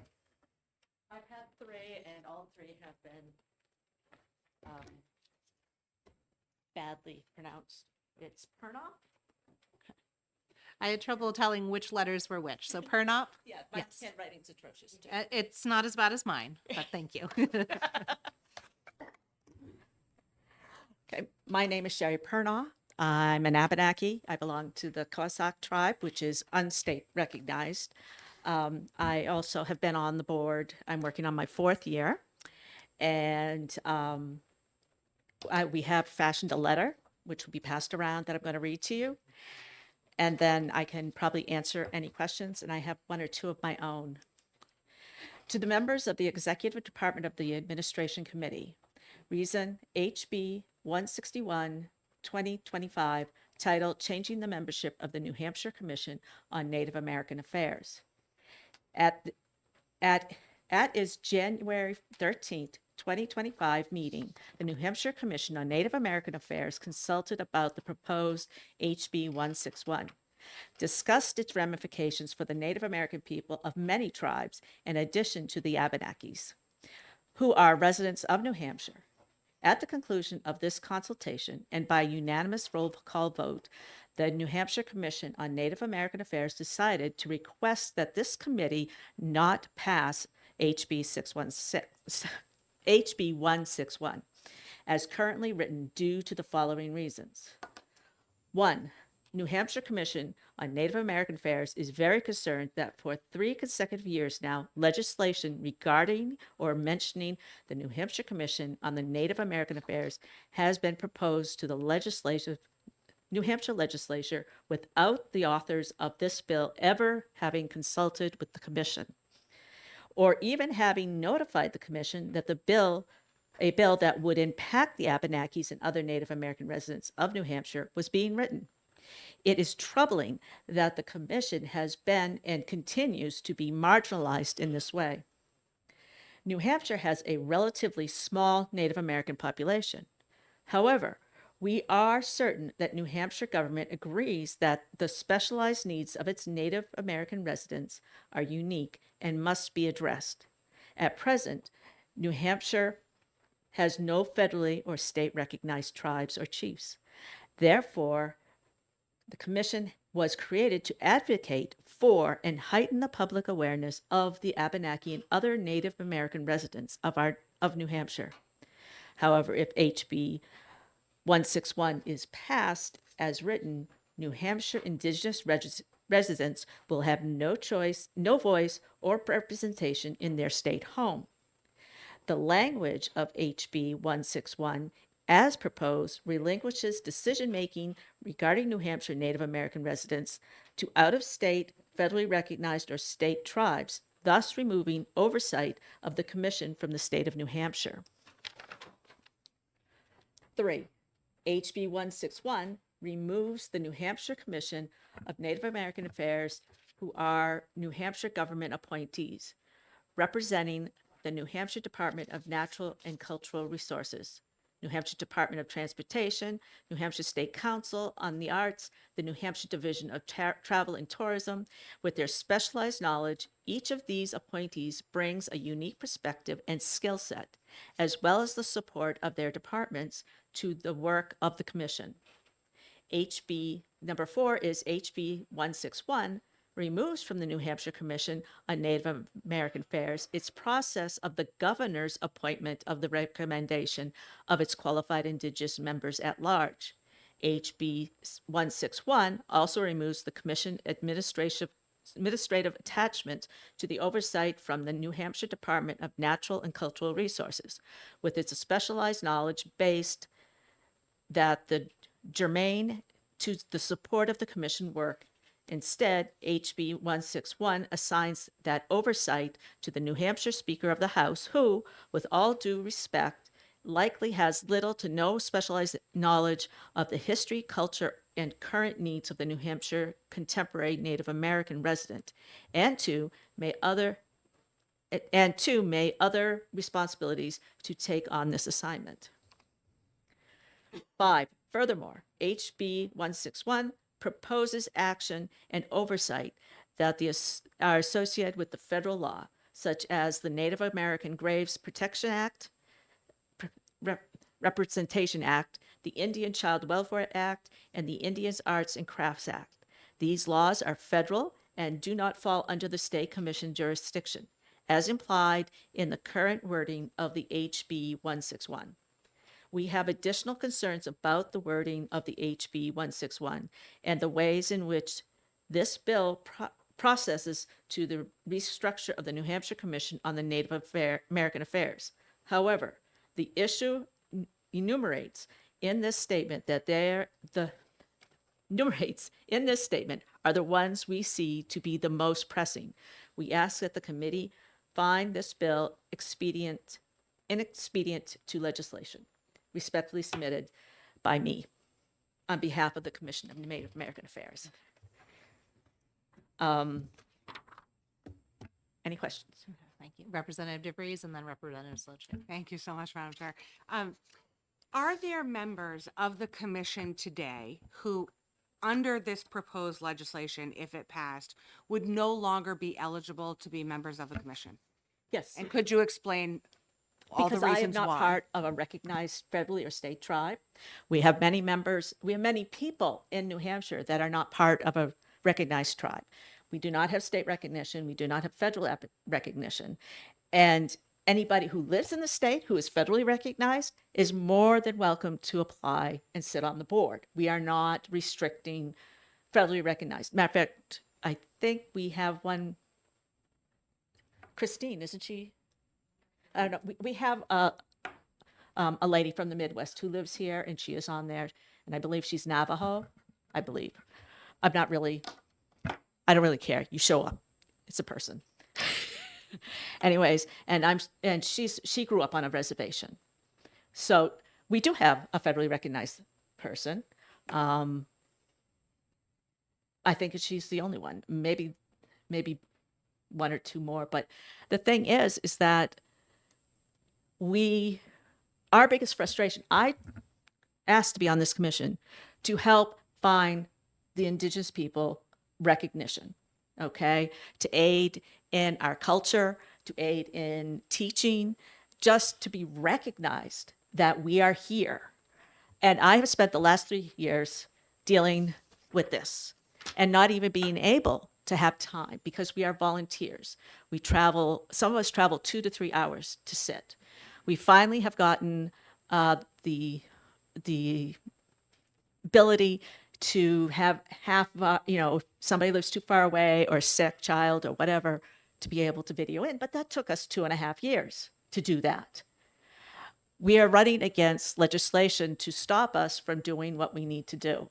If somebody lives in New Hampshire who is federally recognized tribe that lives in, as long as they live in New Hampshire, they can be in any tribe they want, even, Puerto Rico, they can be on the commission, sorry. Follow up? Thank you very much, Madam Chair.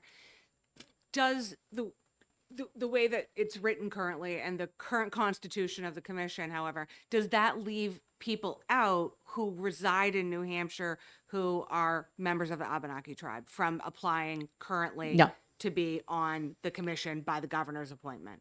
Right. They have to go through the governor. They need a letter of recommendation from their chief or from an Indigenous chief person, 3 letters of recommendation and 1 written letter, and it's submitted to the governor. Now, our last governor was way slow in responding to those things.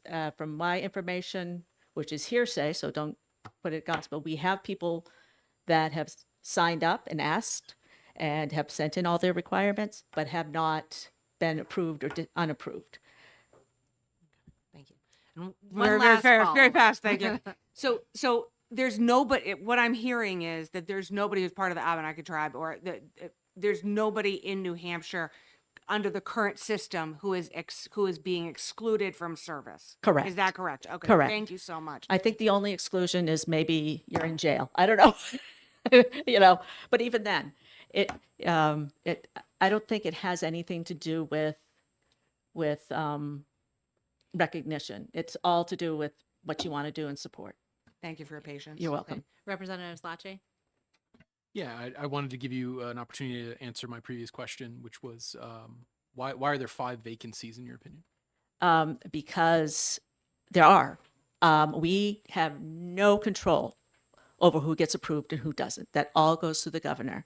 And right now we have a brand new governor, and she is probably so swamped, she doesn't even know the color of her toenail polish. So we need to, bear with her. But we have had 5 openings. I know for a fact 2 people have applied and have not heard anything for over a year, one way or the other. So it's a process that needs to be maybe sped up a little bit and brought to light. But it's also the wheels turn slowly. We have been, up until we could do the video conferencing and vote, we had to have 12 representatives there. And oftentimes we would have 11 and the 12th one would have a flat tire and we would have to cancel. It was our biggest stumbling block. We cannot, I mean, the 2024, we had one meeting. And the only reason we got that meeting in between sickness and snowstorms and everything else availability, we were only able to get that one meeting in because of that. And we got it in and we were voted so that we had to get all 12 members together to vote that we would accept and we could have video conferencing. You know, those things really hold us up. And we were the only commission that I know of that couldn't do this, or that had to have all 12 members. You know, we had a minimum of 12. And guess how many members we had? 12. Okay. So Thank you. I think we get the point, problem yeah, of this. sorry. Yeah, It's a no, little that's all hot right. spot. We've dealt with this with a lot of other commissions as well. Yeah. So we're sensitive to that. Representative Sellers? Thank you, Madam Chair. Just out of curiosity, it does say the word chiefs, plural in here. How many chiefs are there in the tribe? It's just one tribe, right? I don't know about other tribes. Our tribe, we have the main chief, we have a sub chief, and we have a war chief. They are, you know, each have their own individual jobs and things like that. But chief is more of a leader. Okay. Thank you. Seeing no other questions from the committee, thank you very much, and thank you for your service on the commission. Next, I'll call Paul and Denise Pelot.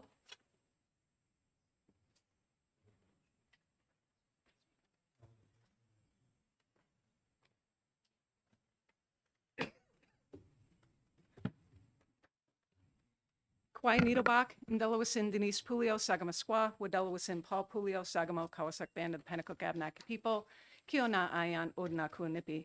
Hello, friends. My name is Denise Pulio. I'm the head female speaker, and this is Paul Pulio, head male speaker in chief of the Kawasak Band of the Pennacook Abenaki People. We come to you today from our ancient Pennacook village called Odina Kuanipi, which translates to the village of the narrowing waters, now known as Alton, New Hampshire. We thank you to be here, Madam Chairman and distinguished representatives. We have a letter that we're going to hand out. Reflecting what's going on here today, I also was one of the founding members of the commission in 2010. I was on there briefly.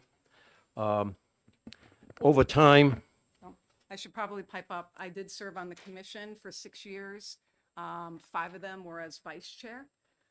And I just rotated off about a year ago, hence one of the vacant seats. and for all clarity, I am now the chair of the commission. I was, and as you've heard, the nomination process and the selection process is very lengthy. I put my name in almost a year in advance, and it took, and I love Chris Sununu, but it took forever to get through before I got finally nominated and put in place. And during our last meeting, which was very successful, which we had a meeting yesterday, I sat as the chair for the first time, presiding over the commission. The commission went very well. It was well received. We had public there, and we had full representation. I see that our director of the Department of Cultural and Natural and Cultural Resources is here. I've asked him to be here to explain the nomination process and how the selection process, because this has been out in the air and a lot of rumors that there was a nominating committee within the commission. This was true when Representative Gould was the chair, but that was eliminated, and the process was strictly through the proper channels of legislation. And those letters would be directed to Ben Wilson, who is in the audience today, can explain this. And they were vetted and looked at and, selected to be going forward to the governor. We had no control over this. I had no control over my appointment either until I went into Chris and said, we're running short. We need to get some of these appointments through. So you're all aware of the commission, appointment process problems. What's more interesting to us is the way this was worded in specific ways. You heard a lot about Title 25 law. We're talking about neophytes here with Title 25 law. Our tribe filed for federal acknowledgement in 1995. And in spite of the fact that Vermonters keep on saying we never filed for a petition, we are 151 on the federal BIA list. There's over 600 tribes there. Very difficult to find who's applied. But we applied at the same time that the Missisquoi group in Vermont applied. They went through the process and forced the federal recognition and were denied, and they went on appeal and got denied again. It's 2 strikes, you're out in the federal system. Also, there's a misconception about state versus federal recognized tribes versus Title 25 tribes. When you petition the federal government, you put your foot in the door and you're protected under a clause called self-determination. It's well in the documents that tribes and communities can go under the self-declared avenue because only legislature, the federal legislature, can actually create or deny a tribe its status. And that process is quite lengthy. What I'm trying to get at is here, we're protected. We have been working with the federal government since 1990 in a lot of capacity, including the state, which seems to be totally ignored by this legislature. We've been actively a community leader in this area for a long time, and we're participating in the best we can. But when we read this bill as it's written, it seems to like it tears into the heart of the issue. They really never liked the fact that it was a diverse group. When I was on the commission from the beginning, Could you please not make accusations about people's viewpoint or any of that? And just if you talk about the specific basics of it, I think we have a pretty good understanding of some of the challenges. the challenges are that why would we give up state sovereignty to allow any other entity, no matter what it is, any commission, you just label it any way you want. Why would you go to some other agency, national or regional, to get your appointments filled? That's a strictly a very serious issue with the state. We either live free here or die, and everybody has a right of representation. I'd like to see the commission represent all the indigenous population of the state, not just Abnaki. It was never the intent in 2010 that this was an Abnaki organization. This was meant to represent everybody. We have Hawaiians, we have Alaskans here. We can't force people to join the commission, but we don't deny them either. We've never denied them. But when you read these clauses that are written here, what line is it? So the bill immediately starts off by limiting the commission from a current 15-member seat to 7 members.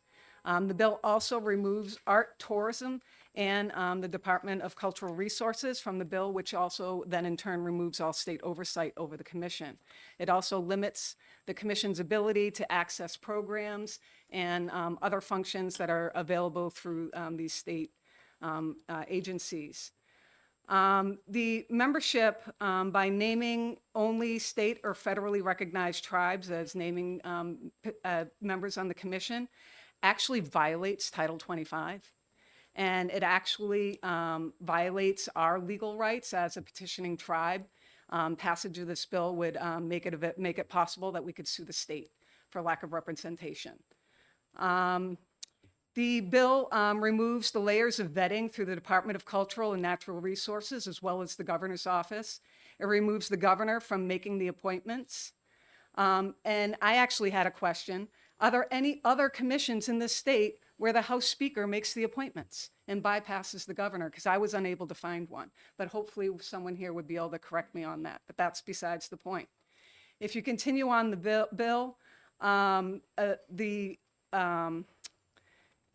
I think you have a really good amount that's laid out in this written testimony. that and- wasn't even half of it. I'm But- reading from my notes. Actually, if you wouldn't mind emailing that to the committee, I think that at this point, with the amount of information, we need to keep skimming on the top of the surface Mhm. because that's what we're going to be able to understand.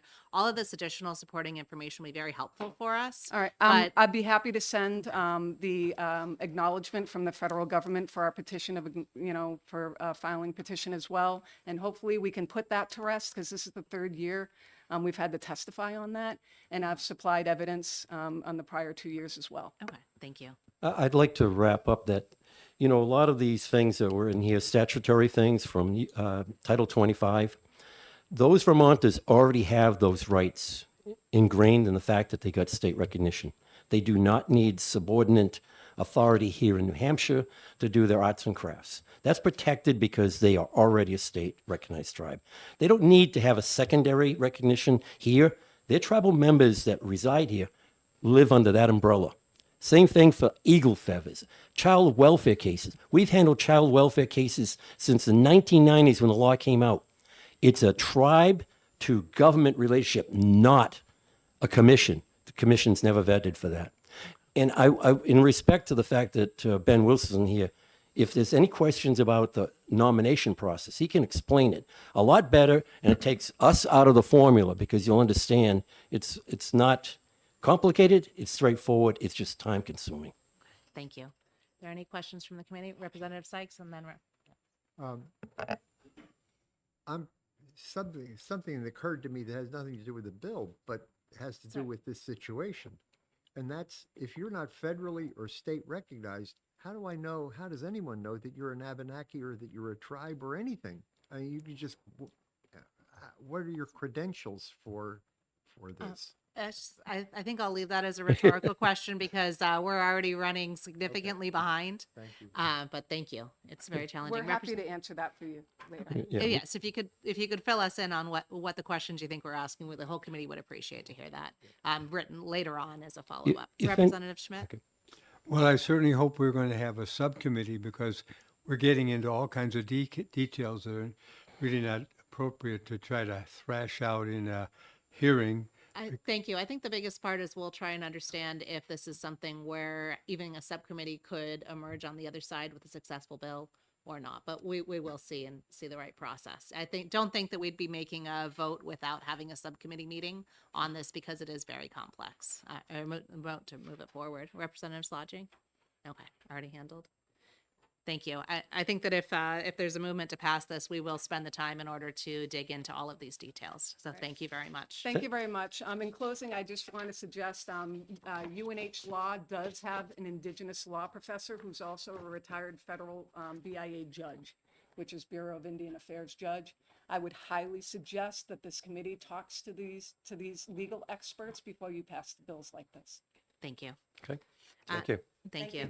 Next, I'll call Chief Don Stevens.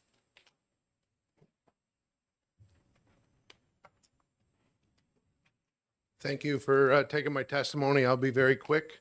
I am Chief Don Stevens of the Nulhegan Band of the Coosac Abenaki Nation, a tribe that happens to be recognized by the state of Vermont. I am here to support our New Hampshire citizens, and I wanted to explain some of the confusion. To kind of put it in simple terms, you all have your own constituents. You represent towns within your jurisdiction. Being a federal, state, or non-recognized tribe, you are the leader, you are the government, and your responsibility is to support those constituents underneath you and give them a voice. So we have citizens. I have over 1,000 citizens all over our Western Abenaki territory and several hundred here in the state of New Hampshire. What we're running into is that we're here as a government to support the needs of our citizens, just like you're here to support the needs of your constituents. What we're asking for in this bill is to have representation in New Hampshire in a commission, because that is what you set up as an avenue to speak from citizens with Native issues to the government.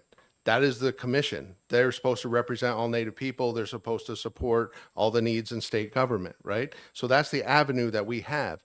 Currently, we have had other citizens of ours apply to the commission who have not made it on for various reasons. So our voices is not represented. So that's like saying a legislator who represents Warner, and all of a sudden that legislator is not allowed to be involved in any policy making decisions. That means that Warner is never going to have representation. Their voices are never going to be heard. They're not going to have, they're not going to support their constituents. So we're not asking to suppress anybody in New Hampshire. We're not asking to suppress that. What we're asking for is to have a voice within the state government to represent our needs. And as a chief, I have people from Lincoln, Warner, Lancaster, Kentucket, and if I need to represent all of their needs. So if you have one person that's not speaking to the tribe, how do they know what people in Lancaster need? How do they know what people in Warner need? How do they know what people in Kentucky? So my role in our tribal chief is to communicate with us, to say, communicate with us so we can know what all of those citizens in all those jurisdictions need, so you're representing our needs in New Hampshire the best way you can. We don't want to take over New Hampshire. It's not our role. We're here to support the longevity of all the citizens who have been here, who are going to sit on that board. No Vermonters are going to sit on the board. All we're doing is saying, is that the right person to represent all of our people in New Hampshire? And we put those names forward, and then whoever decides to pick them or not, that's up to you guys. That's your government to decide who could sit on that commission. But our involvement is to say, who is the best person to represent all of our people in New Hampshire, because we have a responsibility to all those people. We had this problem in Vermont with the commission, that there were people that were on that commission that were either stonewalling, they wouldn't let other people be on that commission for whatever reason, because they felt threatened. Or so in 2010, the entire commission was wiped out, and then the law was passed to allow every tribe that's in New Hampshire, Vermont, to have a voice, so they could speak for their people. So they were always represented in state government and state policy. So that is what was trying to be done here, is that we are not excluded, and those hundreds of people that I represent in New Hampshire have a voice and can speak. Right now, none of my citizens are on the commission. We've had 3 applicants and none of them have got on. We have no voice in New Hampshire. So what we have to do as a government is go around the commission and work with different state agencies. I have a bison herd in Stoddard, our New Hampshire. We have a food shelf in Kentucky. We have maple syrup operations. We are in New Hampshire. We are not a Vermont state tribe. We are a tribe that happens to be recognized by the state of Vermont. And we do have federal legal agreements with the Department of Interior, not for the BIA purposes, but we do have agreements with the federal government. So I'm here to answer any questions, because I've been involved with this. I've been chief since 2010, and I'm pretty involved with all of the political aspects of all of the people in all of the states that we represent. I'm Does going that- to ask a question before Yep. I recognize Does that help? Representative Slache, but it does. Okay. Given that you represent a territory that doesn't coincide with all the state boundaries, would Yes. it violate your recognition within the state of Vermont for you to name a sort of a sub-tribe or a regional tribe within the land of New Hampshire, and have a chief that represents those people that reside within New Hampshire, that then would be able to better serve as a voice and an outreach and a liaison between those New Hampshire residents that are part of your tribe and the commission? Well, I don't, you are a tribe who is recognized, like we in statute, we're the Nulhegan Band of the Coosac Abenaki Nation. That is our tribal name. Can we have representatives in each state? Yes, that's why you see Sherry here, or Daryl, or other people. We're not down here speaking to you, they are. They're the ones that are dealing with New Hampshire because they're also New Hampshire citizens. I'm here as a support structure. So we could ask someone to be, like, if you know history, we were family bands. So you had families that traveled throughout New Hampshire, Vermont, Massachusetts, including mine, who's tied to the Phillips Grant up in the Northeast Kingdom before Vermont was a state. I mean, that deed is filed in New Hampshire. And our people are tied to that, even through our recognition process in Vermont. So the answer to your question, yes, we do have other people representing people in that area, because we can't do everything, and they live here. They know they know everything that's happening here. I'm 2 hours away, so I work with them. So I hope Thank you. that answers your That question. is helpful, because knowing whether that would violate your conditions with Vermont, that's good to know. No, that it because we would are recognized by Vermont, but each state is sovereign, and each state can recognize who they want. Perfect. So, Thank you. And there are tribes that are recognized in multiple states, just so people know. It's not a either or. I mean, you're just acknowledging the fact that we're operating here and we are a tribe here. It's not going to violate, that's separate and sovereign from Vermont. You don't deal with Vermont politics, they don't deal with yours. Thank you. Yep. Representative Slache? Thank you, Madam Chair. One of the issues that this bill may have is that it has sort of a totalizing effect on the membership of the board. And one of the issues that the previous speakers had brought up is that existing committee members or existing commission members would be removed if these new rules took effect. And I'm curious as to whether or not you would object to, instead of all seats being required to be members of a recognized tribe, if we gave you 5 seats, say? Yeah. I would have that no be- problem with, we don't want to stifle any voices. We don't want to stifle theirs. We don't want to stifle any, we want a voice. So my point being is whether you amend the bill to saying, okay, each tribe has a voice on this commission and you get a seat, and then you submit a bunch of names and whoever in your committee decides, or whoever decides who those, which person or two that might be, that's fine with me. As long as we have a voice. It's that what's happening right now is we don't have a voice. And since we are a recognized tribe, under the law in statute, we want a voice because this is our traditional homeland as well. But we're not speaking for the other tribes. That's up to them to speak for themselves. We don't want to exclude them. We just don't want to be excluded ourselves because somebody might be mad that have people in Vermont and they're trying to say, no, they're Vermont, so we're going to reject their application, and then we have no voice. That's what's happening. Whether people are saying I have no control of it or not, we had 3 applicants, none of them were included, and they had sat on the commission previously. So something's not right, and it's broken, and we need to have a voice, and that's all I'm asking. Thank you. A follow-up, yes. Do you think that either denial or delay is a result of the approval process going through the governor's office, or is there some other? I don't know, and I don't want to speculate, but I have my own theories because there are vacant seats, and we have 3 applicants, and none of them were forwarded to the governors for consideration. So I just want to say that I can't speculate. I'm not going to. All I know is that I'm here to fix a broken process, and just like we did in Vermont, is to have a voice to continue our partnerships with the state of New Hampshire. Thank you very much. Representative Howard? Thank you for taking my question. So under current law, do your tribal members in New Hampshire already have an opportunity to serve on this commission if they submit an application? Under the current law, I believe there is. Anybody, I think, in New Hampshire can serve. I don't think it's restricted, but the problem is there's something that's causing a problem that we're not getting on the commission, and we're not having a voice. But what we did in Vermont is that because we are a recognized tribe and we have citizens in that constituency, we wanted a guaranteed spot so that way our voice would be heard, because if you don't let our people on the commission, then they're speaking for our people without us being involved. So that's like, again, it's like somebody speaking for Warner and their representative is nowhere in the room and can't be found, and that might not be what Warner wants. So people are speaking for us when we're not at the table. So we're asking for a seat. That's all we're asking for, is a seat at the table. Thank you. Thank you. Representative Sellers?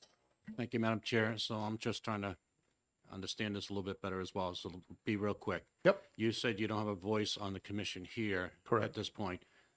Does New Hampshire Abenaki have a voice in Vermont? We have New Hampshire people on our tribal board.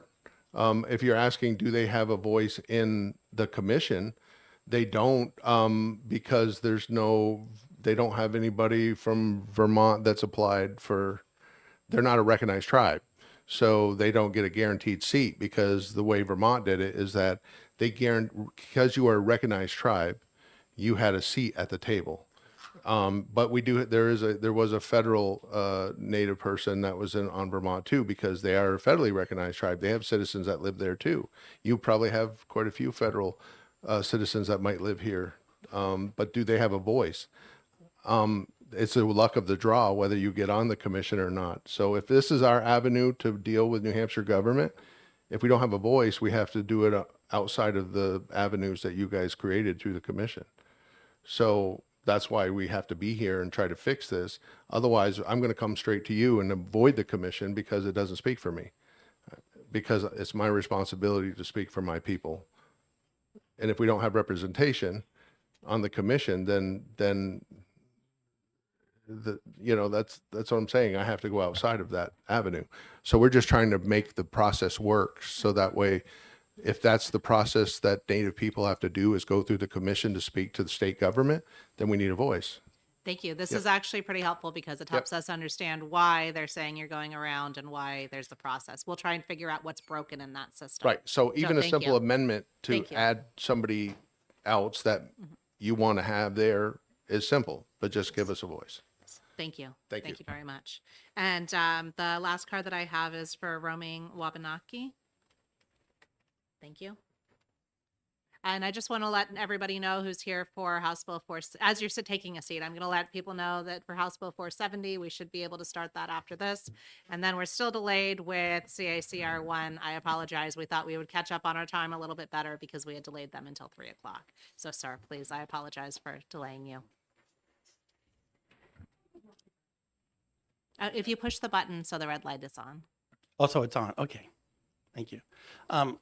So good afternoon. I believe I'm here on behalf of myself, comments I would like to make, but also I've been asked to present a statement from Ann Jennison, if the Madam Chair agrees. If that's the written statement, I think we will read that instead of having you read that out loud to us. Okay. Thank you. So you have that. Yes, thank you. My statement, I'll get you guys, I'll email a copy so that you all can have it because I did not bring a ton of them, but I'll make sure I leave at least one hard copy. Thank you.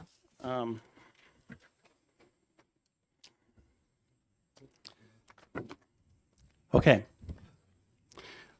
Wilig Giskak Mziwiawani and Louise Kiguet. Good afternoon, everyone.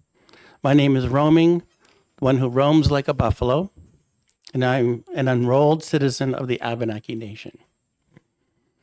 I oppose HB 161 and encourage you to find it inexpedient to legislate. As was HCR 7 in 2024, in recognizing the Mohegan Band of the Kuwasak Abenaki Nation of Vermont here in New Hampshire, was a very similar attempt to afford a Vermont-based tribe power and influence over New Hampshire state policy and tribes. Changing the membership of the New Hampshire Commission on Native American Affairs, why? To what and by whom? It is true that New Hampshire sits in the traditional homeland of the Abenaki people, as does Vermont, parts of Massachusetts, and Eastern Canada and the Maritimes. But today we're focused on New Hampshire. The New Hampshire Commission on Native American Affairs is charged with recognizing the historic and cultural contributions of Native Americans to New Hampshire, promoting and strengthening their own heritage, and furthering their needs through state policy and programs.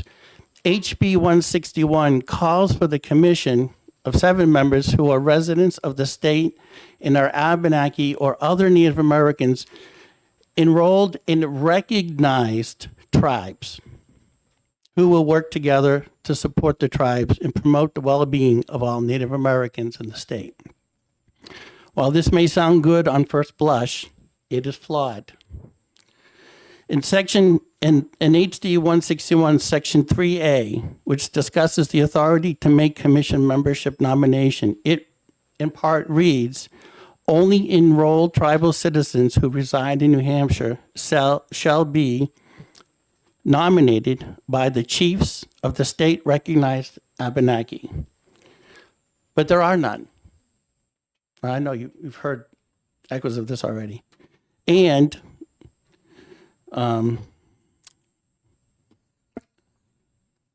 members of the Abenaki tribes recognized by the state of Vermont, which in my opinion is a backdoor way to bring the Vermont Mohegan into New Hampshire state Indian affairs, despite the first approach last year, with HCR 7 that failed. Please do not be fooled by this veiled attempt of an outsider intrusion into New Hampshire state and tribal sovereignty. And if you could try and not to give people's motives. Yep. Thank you. Doing my best here. There are no state-recognized Abenaki tribes in New Hampshire that I know of. In fact, as I understand it, the commission was charged, or should be charged with helping the state develop a process to recognize at least the two, and we have representatives here, of the long-standing Abenaki tribes who have been repeatedly acknowledged through executive proclamations. The Cowasac Traditional Band of the Sovereign Abenaki Nation, and with traditional homelands along the Connecticut River, the central part of New Hampshire, and the seat of government in Allstead, New Hampshire, and the Cowasac Band of the Pennacook Abenaki people, with traditional homelands encompassing a major portion of southeast New Hampshire, and their seat of government in Alton, New Hampshire, which, as they mentioned, they have a pending status recognition, federal recognition with the BIA in DOI. HB 161 eliminates the voice of these New Hampshire-based tribes. You heard this. Which would effectively remove the current Commission on Native American Affairs, the chair, Chief Puleo right there, the secretary, Sherry right there, and the vice chair, which is their letter here. They would be removed. They would be gone. They would have no status, no authority to be on this commission.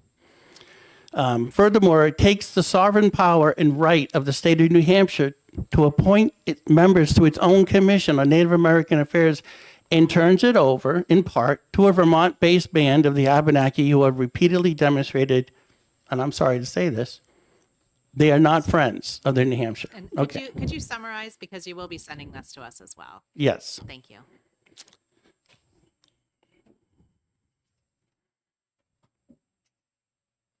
I think in summary, I would say that there are, in fact, many Abenaki people here in two well-established tribes, Abenaki right here, who are willing and currently serving the people, the native people of the state, and are open to the commission. The remedy that I heard here, in fact, I even heard it from Chief Stevens, to have a place, at least one place on the commission for other tribes, like in New Hampshire, like the Nohegan. And let's not forget there are three others, the Missisquoi, the Elnu, and the Cowasac there. Why not have all of the Abenaki people tribes that are established have a place in the New Hampshire Commission? That's a remedy. That's a great remedy. But let's also see Chief Stevens stand up and fight for that same ability in Vermont. It may not be the policy now, but as we know, laws are here and they can be changed. So that should happen as well, because I can assure you, just like Chief Stevens has people here in New Hampshire, Chief Poulet and Chief Paul from the New Hampshire bands have people in Vermont. There's no doubt about that. So anyways, I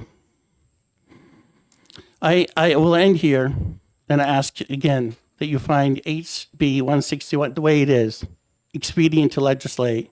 William Nee, Giskak, thank you all, and all of our relations. We appreciate your support to secure and protect New Hampshire tribal and state sovereignty, roaming buffalo of the Wabanaki, and proud citizen of the Abenaki Nation. Thank you very much. Are there questions from the committee? Seeing none, thank you very much. It's probably pretty likely it will end up in one of the subcommittees. We'll see if we just continue sending everything that's not pensions and licensing to yours, or if we figure out a better way to distribute it with our time. Thank you. Thank you all. Any further work on this bill will be noticed, and we hope to have everyone's involvement in that. Even if you can't travel the full distance, providing more information for us and feedback is always helpful. So thank you all for your time. And with that, I'm closing the hearing on House Bill 161. looking to text the prime sponsor of House Bill 470 because he's in executive session, but my other question would be if it makes sense for us to jump to CICR 1. Do we have only 2 people that you will be testifying on CICR 1, which we've already delayed from 11 o'clock until 3? Can somebody text Representative Moffett? He's sitting right back here. Is he? Oh, good. Yes. Ah, there you are. Yes. I think we'll go with CICR 1. I think that, are we going to have Representative Mossett and Foss? Is there anybody else who will be here to speak for CICR 1? Okay. So with that, I will open the hearing on CICR 1. We will be holding HB 470 immediately following, and I recognize Representative Moffett, the prime sponsor. Madam Chair. I see Madam 3 Chair. people here. Yes. Yes. It's not quite 3 o'clock. Oh, it's not quite 3, so I shall not do that quite yet. Actually, before I do that, let me consult with the actual chair of this committee to make sure that I'm not making a big old hash out of everything.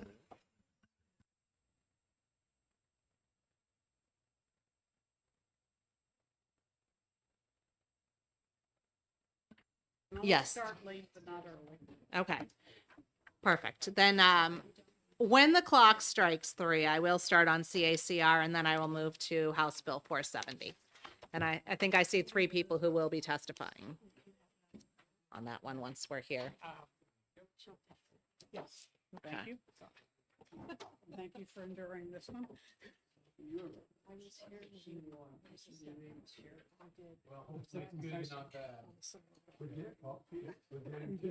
You're so lucky. No, I mean, Okay. you're already up. I'm back. Now, 1 second.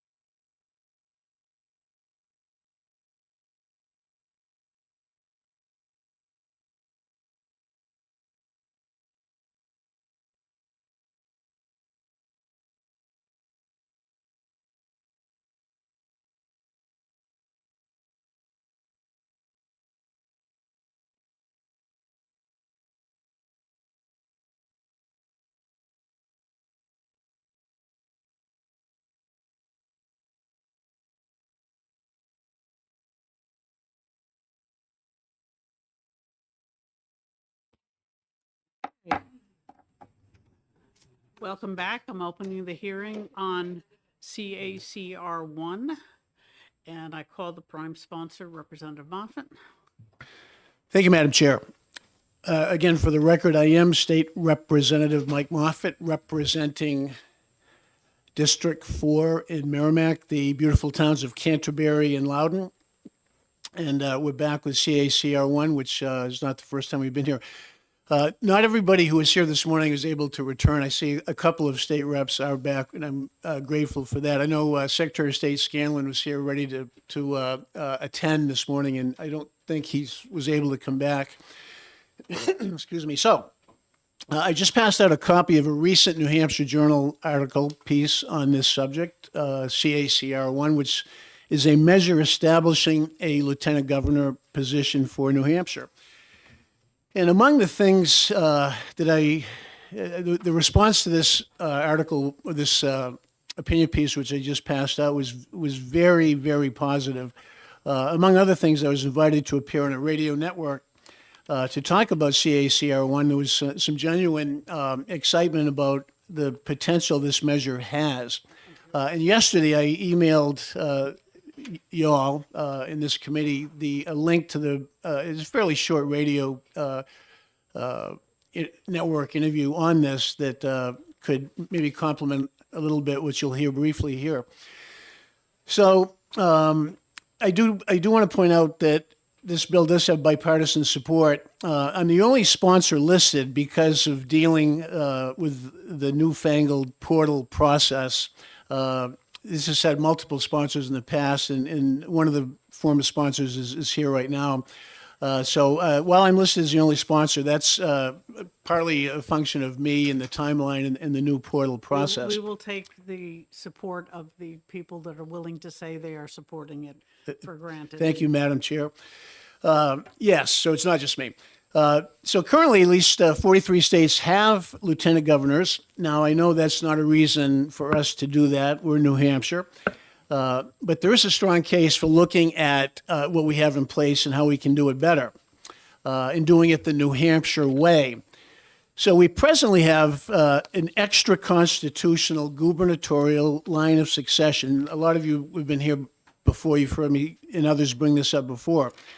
And it's a problem. It's potentially a big problem. It's extra constitutional. I'm a civics guy. I'm the guy who pushes the civics bills forward. And the problem some of you already know if you've had a chance to look at some of the material that has been pushed out previously.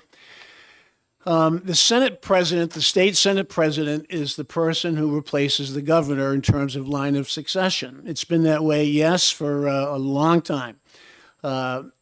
This has most recently happened in 2016 when Senate President Chuck Morse replaced Maggie Hassan, Governor Maggie Hassan, briefly when she was sworn in as a U.S. Senator. It's happened earlier. Ralph Howe from Lebanon was Senate President. He replaced Judd Gregg briefly when Governor Gregg became Senator Gregg in 1992. But ponder what happened in 1982 when Senate President Vesta Roy, our first female governor, actually, she was sworn in as acting governor or as governor after the death of Democrat Hugh Gallen, who died after the election. He was the incumbent governor. He was the governor. He passed away, and Vesta Roy, Senate President, was sworn in to replace him. They were of different parties, and that's part of the problem, part of the issue here. Assume Gallen had won that election in 1982 and then passed away. He'd have been replaced by somebody from a different party. That's just problematical. So we simply cannot and should not have the same person leading both the executive branch and the executive branch. The Senate president, as you all know, is the head of the legislative branch, Senate president. So to have the head of the legislative branch become the head of the executive branch is just fundamentally extra constitutional. There are all kinds of problems with that. And we'll touch on them real quick. So Morse and Howe and Roy did not resign their jobs as Senate president when they were sworn in as governor. But all three of those cases were for very short periods of time, and their tenures of office as chief executive were very limited. But what if a Senate president needed to serve several months as chief executive? I don't think Secretary of State Scanlon's not here. Like I said, he was here this morning. He and I looked into this to confirm the succession arrangements. And what we learned and confirmed in statute, in the present Constitution, is that if a governor died or left office in his or her first year, they would make an arrangement for a special election. If it happened in his second year or her second year, then the Senate president would become acting governor for the whole year or most of the year. And so that raises all kinds of really serious questions. Now, we've been lucky. I've been here before, and people have said, we've been fine for 200 years. We don't need a lieutenant governor. It works perfectly. Well, it doesn't. It hasn't. As an example, I know the committee report the last time around, I went back and checked it, and it said our system works perfectly. Well, consider what happened. Some of you remember Secretary of State Gardner, speaking of Secretary of States, who I've also spoken to about this. He shared that when he was a new Secretary of State, which is a long time ago, in terms of line of succession, the leaders of the state were out of state, and he became acting governor. So while he was acting governor, he signed some paperwork. He signed this, he signed that. He swore in a judge as acting governor. And come to find out, at the time, Bill was in his 20s. He wasn't 30 years old yet. So, of course, folks pounced and said, all right, the judge is illegitimate. He was sworn in by someone who was unqualified by the Constitution to be the governor. So, no, it hasn't worked perfectly. It's honestly, straight talk, it's the worst succession, chief executive session plan in the country, in many of our views, by far. So part of what would have happened if Governor Sununu, God forbid, had been struck by lightning in, say, 2020. Donna Soucy was the Senate president, and so Senator Soucy would have become the governor to finish out Sununu's term. And what would she have done? Would she have? The governor has like 15 or so employees or on his staff. Would Governor Soucy have kept Governor Sununu's staff in place? Could she work with his people? Does she fire them all? We've been lucky that didn't happen, but it could, and we need to think about that. The reverse was true in 2011. Some of you will remember Governor Lynch, his last term, was dealing with a legislature in which his party was in the minority. In fact, I met yesterday, I saw Peter Bragdon, who's a former Senate president at that time. In fact, I asked him to come in and sit in on this. Peter wasn't able to make it, but had something happened to Lynch, a Democrat, Peter Bragdon, Republican, would have become governor. That's not how the people voted. It's a terrible situation, and again, we've been very lucky. So perhaps if a Senate president became governor, they'd resign, who knows? But if they did resign so that they didn't lead two branches at the same time, which is utterly extra-constitutional, if they did resign as Senate president, then that disenfranchises, 5% of the voters. If they didn't, or if they kept their seat, as these other senators did for short periods of time, there's all kinds of potential for conflict. In fact, potentially, someone could, Donna Soucy or Peter Bragdon, could have sponsored a measure in the legislative branch and then became chief executive and signed it in the executive branch. It really is crazy. So I mentioned I did meet with Secretary of State Scanlon on this. We looked at the succession arrangements, and they've already addressed that. And this is a problem that just doesn't happen in other states. So those of us who care about a constitutional succession plan have come up. Originally, a couple of people who were sponsors are now in this state Senate, and they actually, I won't take credit for this, had the idea of doing something the New Hampshire way, having a citizen lieutenant governor, just like we are all citizen legislators, pay him the same as the Senate president, $125 a year, which I've offered to pay, as I did the last time we went through this. So this could be a wonderful example of improving government in the best way, essentially doubling our gubernatorial manpower at no cost.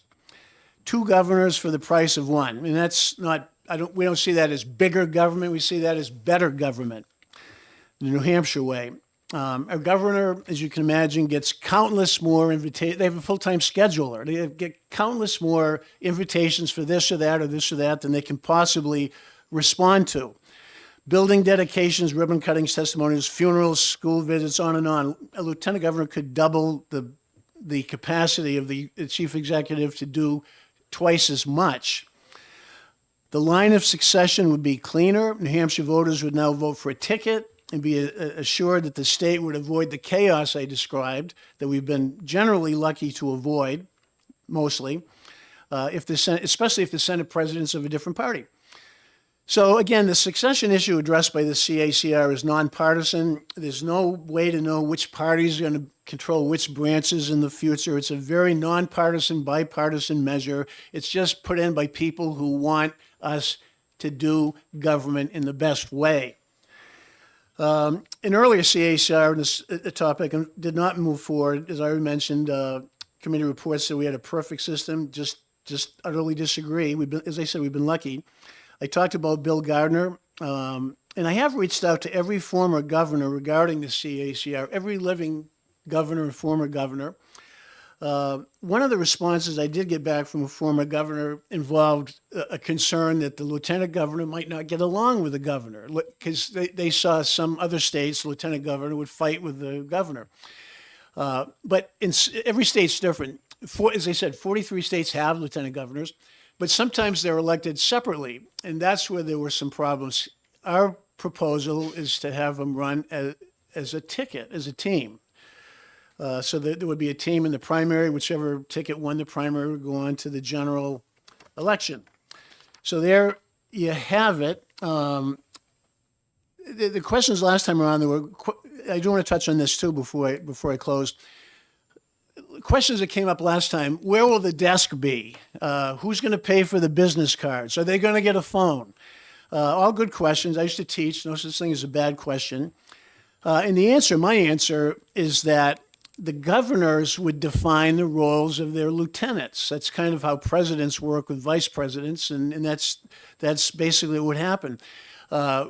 We would want to be clear that the lieutenant governor would be paid $125 a year, same as the Senate president. And I'll tell you that I did some research. The governor's office budget right now is $2,140,039 for FY25, according to the latest HB1 budget. So the governor can manage that budget and find the business card money in that budget that they already have. So we don't want to see any extra money whatsoever go to putting in a lieutenant governor. So, and I keep hearing we've been fined forever. We've never done that before. We don't want to grow government. Hopefully I've made that clear. This will cost nothing extra as we propose it. And yet we get two governors for to do twice as much good work for New Hampshire. Make the lieutenant governor a housing czar, or make the lieutenant governor a trade ambassador. There's so much that could be done, and at no extra cost. So we see it as a win-win-win. Better government, fixes the extra constitutional problem, doubles the person power. And as I look around this room, I do see a whole bunch of potential future lieutenant governors. I really do. And I'll stop there, and I'd be happy to take questions if there are any. Are there? Representative Slotty and Representative Van Howard. Yes. Thank you. In this model, do you envision the lieutenant governor? I'm imagining the federal vice president serves as the president of the Senate. Is there any lieutenant governors of other states that you're aware of who serve in similar roles? Think of the question in terms of other states having a similar model to what we propose here. Is that kind of what you're? More so that the federal model is how I imagine these things work, and it's is likely that not the model that's used in the states, in the various states. It's my understanding that the vice president serves as the president of the Senate. Is that correct? The right terminology? Is that similar to how the states operate? And it doesn't appear to be what the model that you're offering here. Right. It's really fascinating with our federal system to look at what other states do. Some lieutenant governors are automatically Senate presidents. It varies. In fact, one of the speakers that's going to follow me, fellow state represents actually some research into that type of thing, and I think she'll touch on some of that. And again, as I said earlier, the actual roles and assignments given to the lieutenant governor by the governor, if this were ever to move forward, we see it as at the discretion of the governor. Some presidents make their vice president, a border czar or whatever. So, as I said earlier, if the governor, were this to move forward, if the governor wanted to assign certain duties, such as I mentioned before, put them in charge of a housing initiative, or have them oversee that type of thing, or trade, for example. But I think one of the following speakers will touch a little bit better on what you asked. Okay, Representative Howard.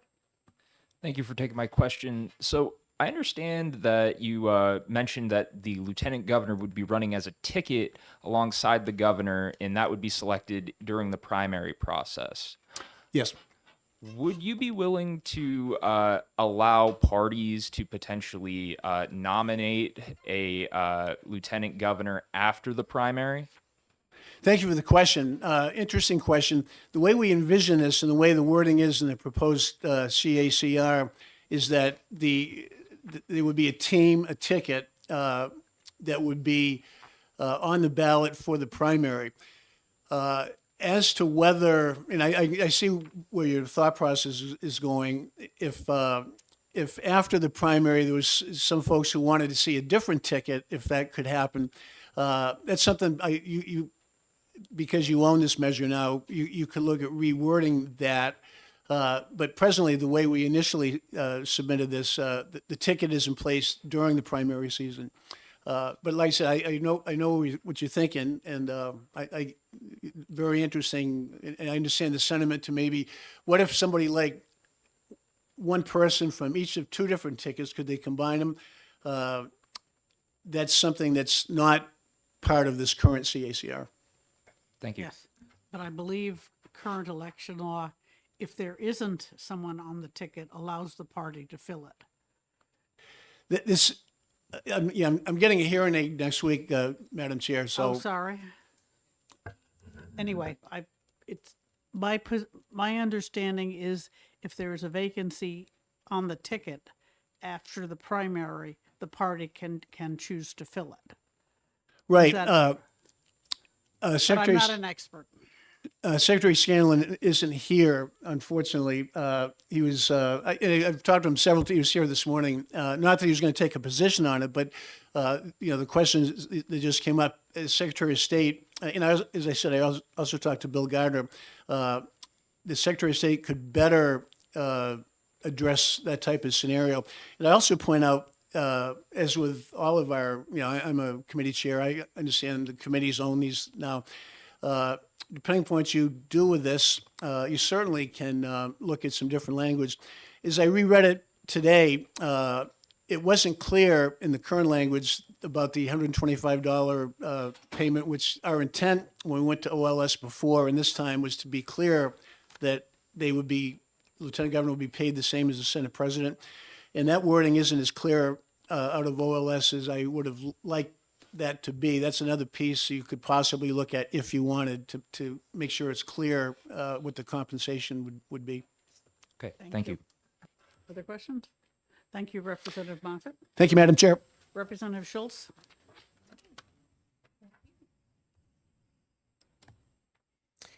Thank you, Madam Chair and members of EDNA. Good to see some friends. I served on this committee for 4 years. Not most of you weren't on the committee at the time, but it's good to see y'all.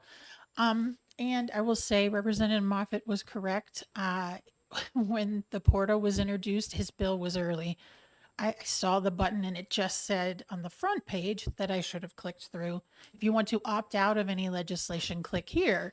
If you'd clicked there, as I later learned, you could also agree to be on a bill. Had I known that, I would have clicked through early and formally been a co-sponsor of this bill again. And I think it's a great idea.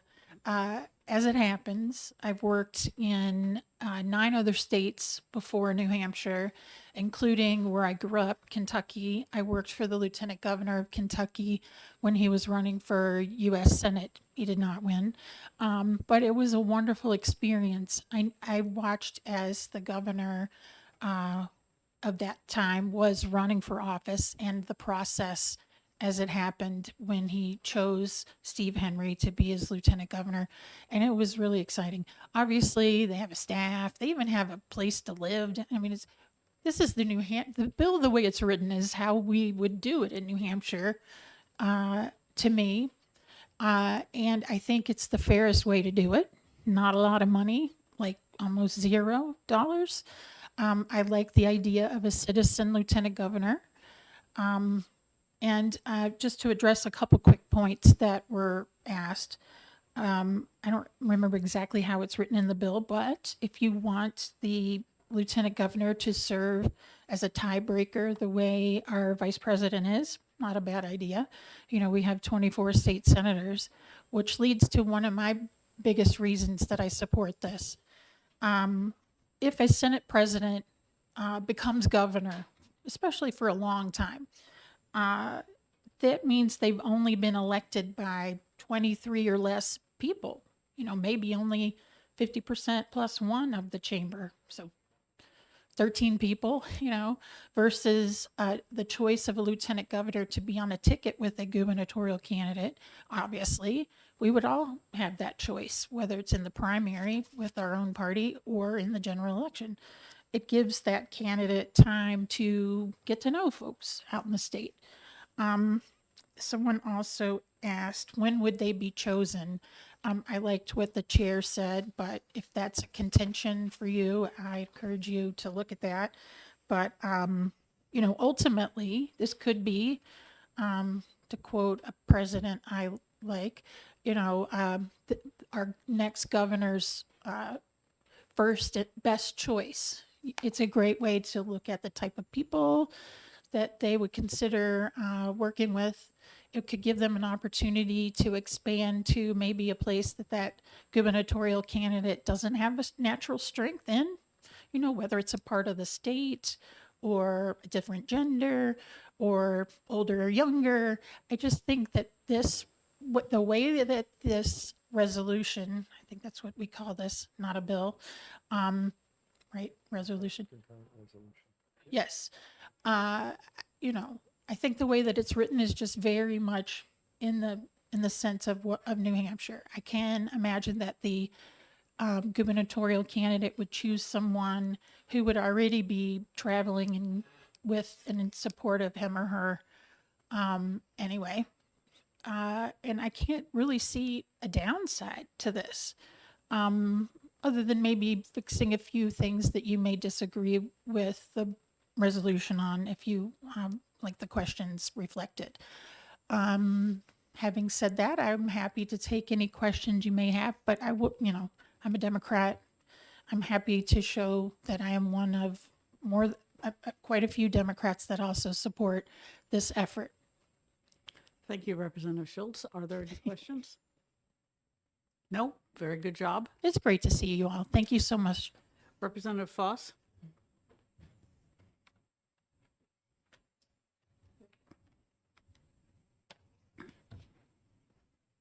Thank you, Madam Chair and members of the committee. I am Lily Foss. I'm a first-term Democratic rep from Manchester, representing wards 2, 4, 5, and 7 in the Hillsborough 41 Floterial. Aside from being a new state rep, I have a degree in politics with an emphasis in legal studies from Scripps College. And between that, Temple University School of Law, and my unfortunate habit of listening to constitutional oral arguments just for fun, I have a background in constitutional law. So when I have looked at, when Representative Moffitt asked me to, look at this resolution and potentially speak on it, I read it. I asked him what he, what's your advocacy? And I asked, what are the arguments against? And from my understanding, and again, I am a first-term rep, a lot of the arguments against were, we haven't needed it so far. It's been years, we haven't needed it, it hasn't come up. And perhaps it's just me being a first-term rep, but that argument just in general seems rather strange to me, because if you had a structural flaw in a bridge, you wouldn't wait until the bridge collapsed to do anything about it. You don't wait until you're dead to buy life insurance. If you see something that could become a problem in the future, you change it. And if we weren't in a legislative context, that would seem irresponsible not to. But you make the argument, well, we haven't needed it so far. I mean, Representative Moffitt gave some examples where this has come up, but if, perhaps someone was inclined to think that, well, that's relatively minor, the consequences, potentially weren't that impactful. As I said, I have a background in constitutional law, so I would like to draw the committee's attention to the 12th Amendment of the U.S. Constitution and the election of 1796. So the election of 1800 gets a lot of attention. and an entire song in Hamilton. But the election of 1796 was actually the only election where the president and the vice president were of different parties. John Adams, that was his one presidential term, and then Thomas Jefferson was the vice president. That's because the way the Constitution was originally written, an elector, 7 states, the popular vote elected their electors, and then in 9 states, the state legislature elected their electors. The electors voted for 2 people, but they weren't on separate presidential and vice presidential tickets. They couldn't vote for the same person. So the person who won the most votes, provided it was a majority of the votes, would become the president. The runner-up would become the vice president. So that and some interference by Alexander Hamilton is how you ended up with the Federalist John Adams as the president and the Democratic Republican Thomas Jefferson as the vice president. At first, they were cordial, but at the very beginning, Jefferson stopped consulting with Adams on any political decisions whatsoever. So because of this discord. You could focus on the point, please. Of course. So, well, this is an example, this discord that arose from having legislators or a vice president and a president of 2 different parties. This is the same kind of discord that could result if we were to have a governor who perhaps was of a different party than their staff or the members who had been appointed by the other governor. And furthermore, it's not who the voters of New Hampshire would have voted for. You know, say the president of the Senate who became governor was a different party than the governor. That's not what the voters of New Hampshire wanted in their gubernatorial candidate. And to speak again to the bipartisanship, you know, I'm a Democrat. If the president of the Senate became governor, it would not benefit my party any. The governor, you know, not of my party. So this is purely, I'm here because the voters of New Hampshire deserve to have a governor who represents who they voted for. And Again, I hope that not just the historical examples, but just thinking of the potential consequences and what's more reflective of the voters of New Hampshire, I hope that the committee will support this resolution. Thank you very much. Are there any questions? I don't see any, so thank you for your testimony. Thank you. Representative Horrigan?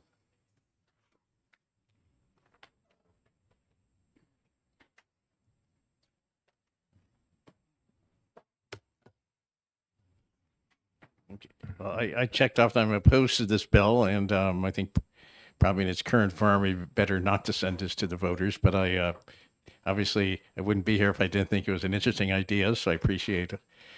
So I enjoyed listening to the previous 3 reps, the bipartisan group of 3 reps. So I think certainly probably the proper course of action is to retain the bill, because I think even the supporters agree it might need some tweaking.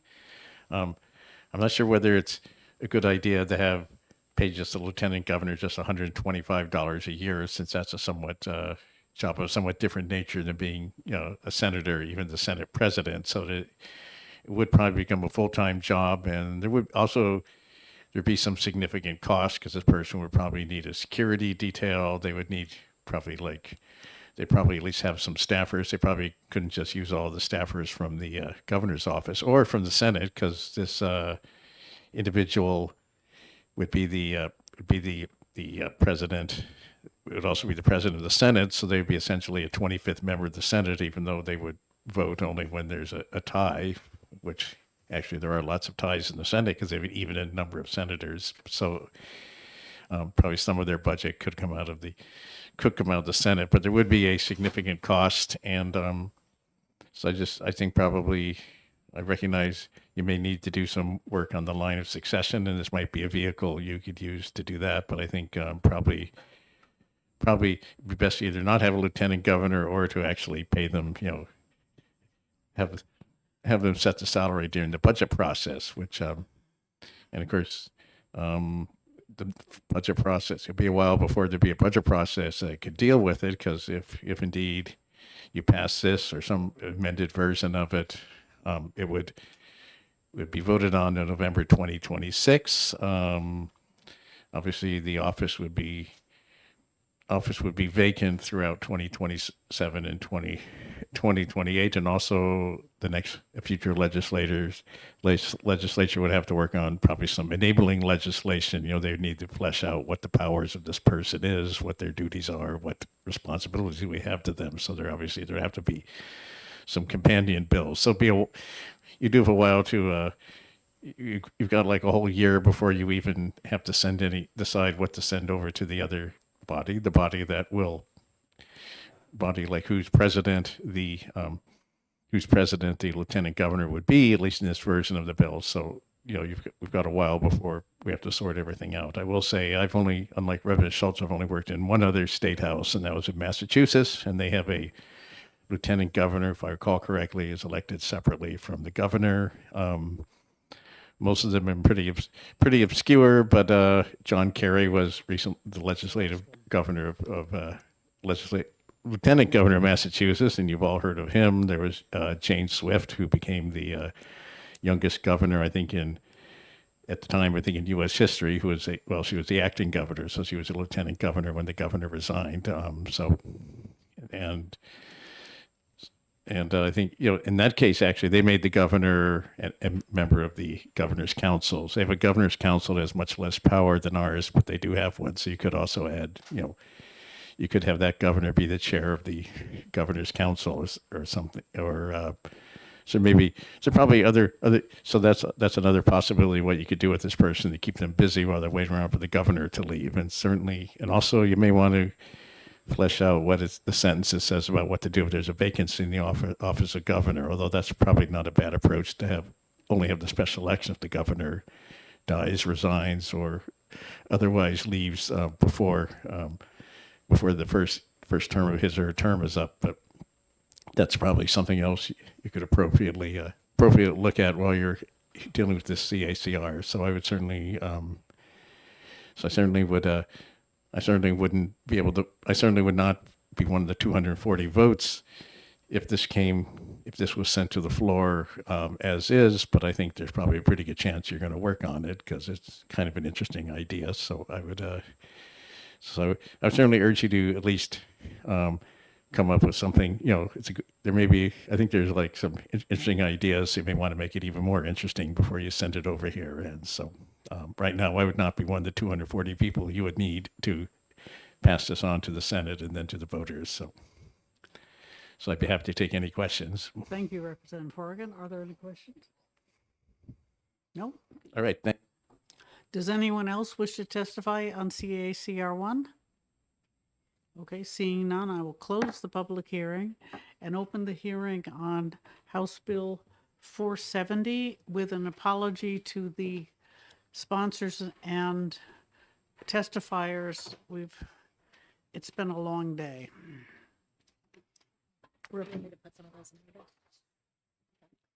Yes, and I call Representative Kofold.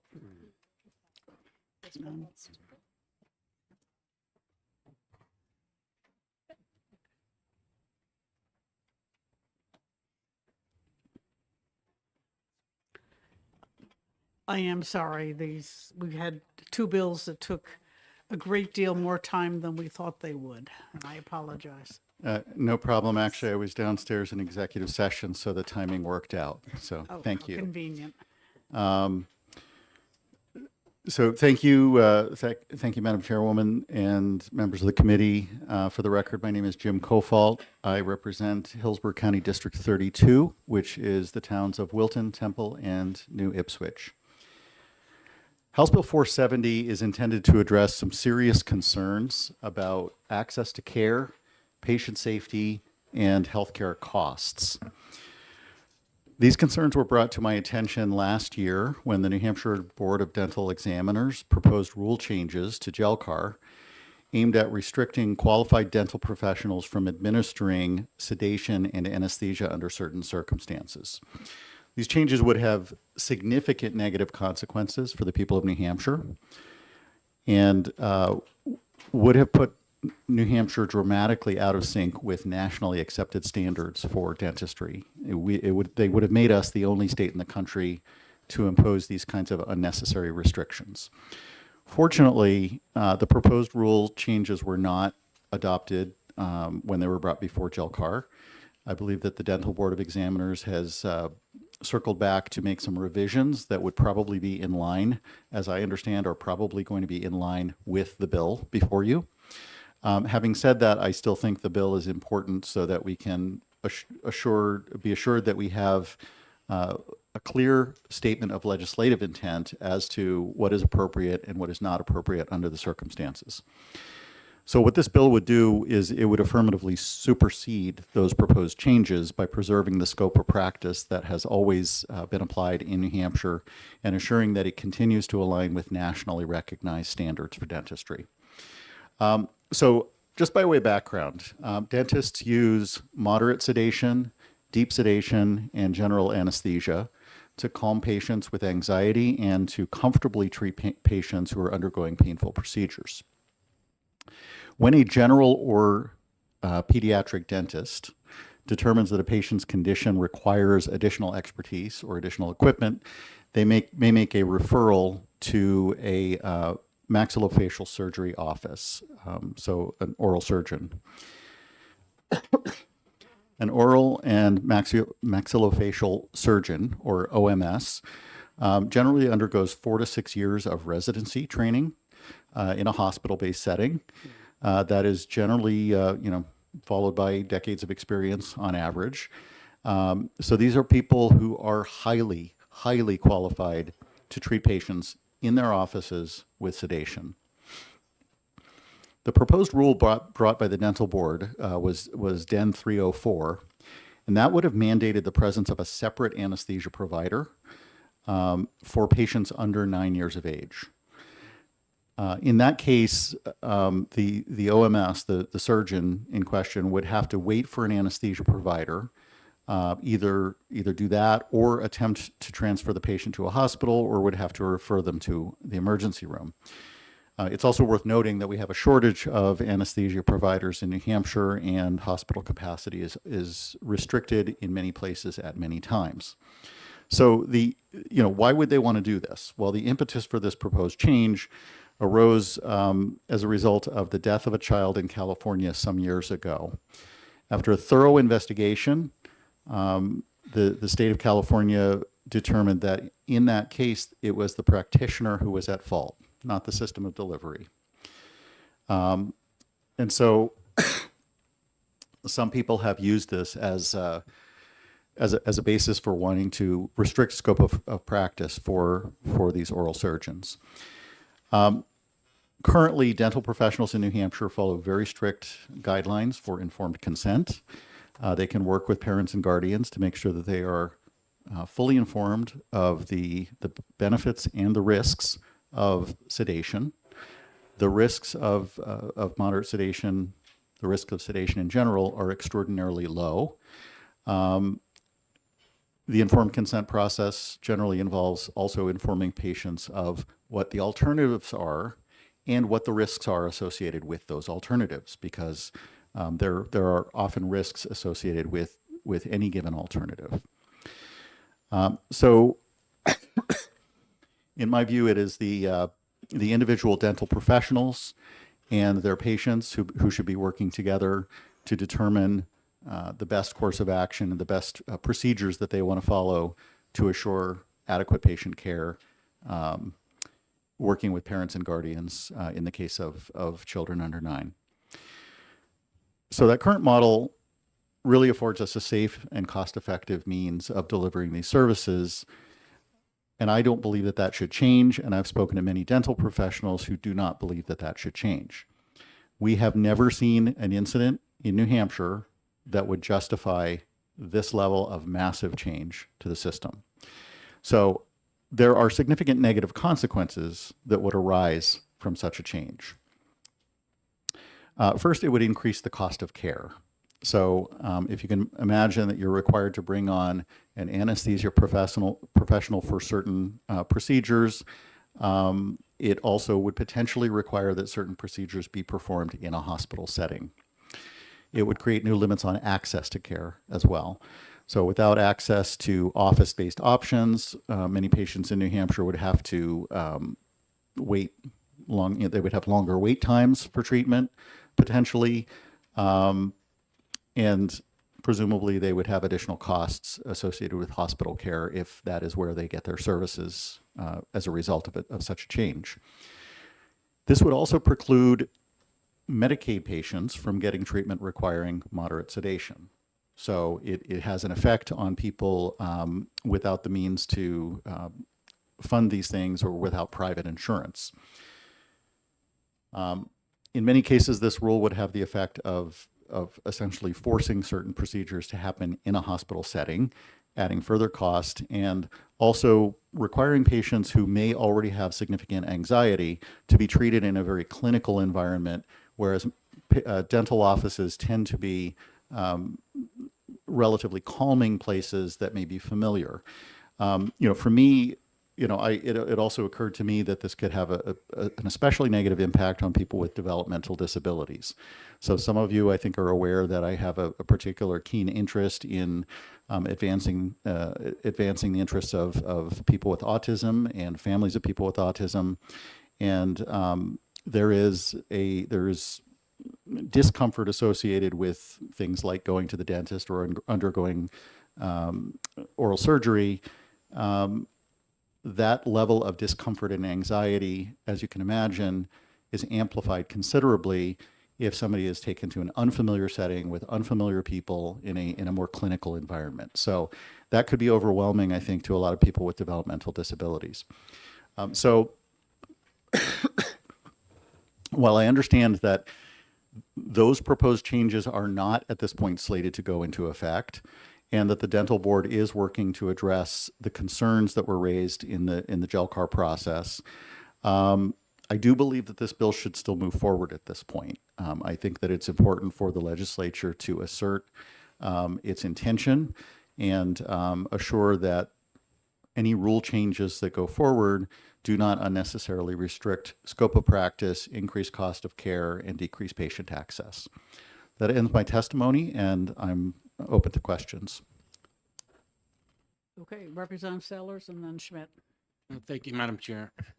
Representative, so the intent here is to allow your typical dentist to give more sedation or a stronger,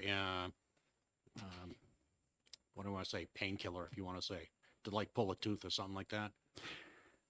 Thank you for the question. So the purpose of this legislation is to allow dental professionals to continue what they've been doing for many, many, many years, and that they have been trained to do and have undergone hospital residency training to do.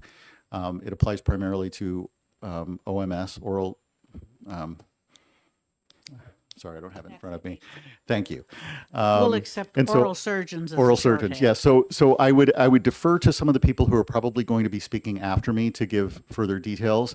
But I would stress that really when I filed this legislation, those rules were still the old rules were still under consideration. I would still like to see it move forward because I think we need to be clear about legislative intent. Having said that, the primary answer to your question is this bill would allow them to do what they have always done. They have always done safely in New Hampshire. We've never had any negative incidents surrounding this issue. And it would align New Hampshire or have New Hampshire continue to align with nationally recognized standards. Representative Schmidt. Thank you, Madam Chair. So, did I understand you correctly to say that were we to go forward with this legislation, we would be the only state to have such legislation in the United States? Was that your testimony? Thank you for the question. No, it was not. It was actually the opposite. If the rules, this legislation is intended to prevent any rules such as the ones that were proposed from going into effect. So by passing this legislation, well, let me back up.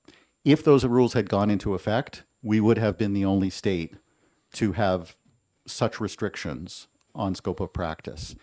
By passing this legislation, we would be guaranteeing that we are continuing to align with nationally recognized standards that every other state is practicing. Thank you. Okay. Other questions? Representative Sellers, I'm sorry, I should have asked you for a follow-up. No, that's okay. Thank you, Madam Chair. So right now, they can use the anesthetic that's necessary. That's what you're saying. Correct. They can. All right, thank you. Any other questions? All right, thank you very Thank you. much. Oh, excuse me, Representative Sitek.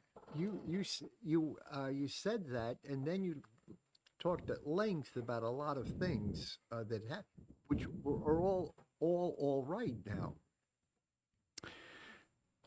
Isn't that true? I mean, you went through quite a bit. It sounded like these were prohibited, or you have to do this. Go to the oral surgeon, who probably does flag work too, Vexillor. That's all moot right now. No, the rules are still being developed, and we don't know what exactly the Board of Dental Examiners will present. They are still, there was an objection, and they are going back to work on them. We do not know what would come up. This is prophylactic. Yes. Thank you. So my answer to the question, I appreciate the chairwoman's comments. Yes, it's the objective of the legislation at this point is to serve as a backstop and make sure that we protect patient safety, access to care, and reasonable costs. Okay, thank you. All right, thank you. Tommy Burke, excuse me, Representative Leon wishes to speak. I'll do the.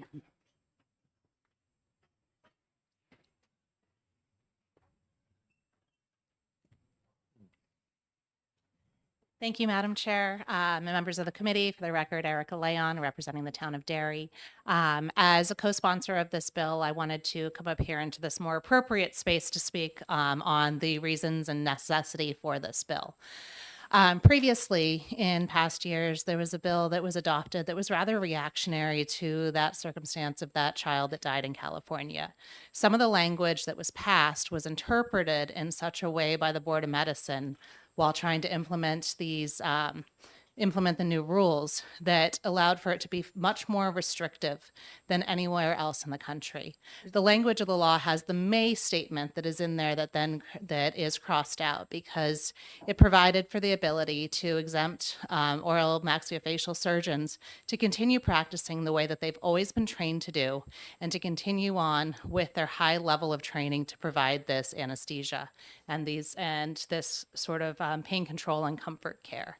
The way that it was interpreted was ambiguous as to the legislative intent. So this bill was filed to make it clear that we're not looking to make our oral surgeons operate in an environment that's more restrictive than anywhere else in the country.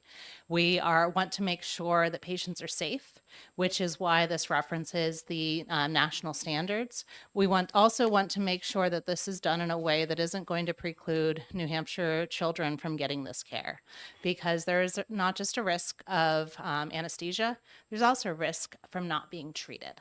So if a patient has a abscess, they have an infected tooth, and they're not able to get treatment in the right time, people have died from that. And we don't want children who are not able to be treated because they can't find a nurse anesthetist to come in, or there's not hospital space. The treatment is delayed, and then that infection then takes that child's life. So this is a bill to make clear that with the training and with those standards, these oral surgeons are able to continue doing what they've done.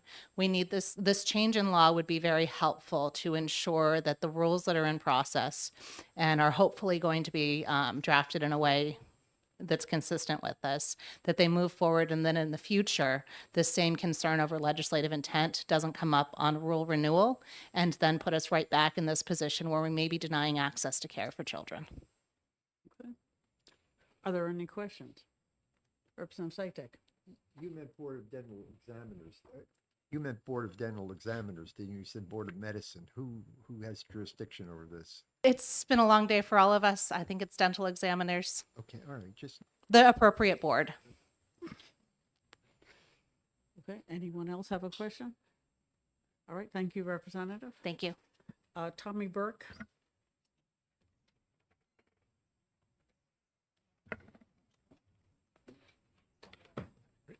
Good afternoon. Thank you all for being here. My name is Tommy Burke. I'm an oral and maxillofacial surgeon practicing in Nashua and Bedford, New Hampshire.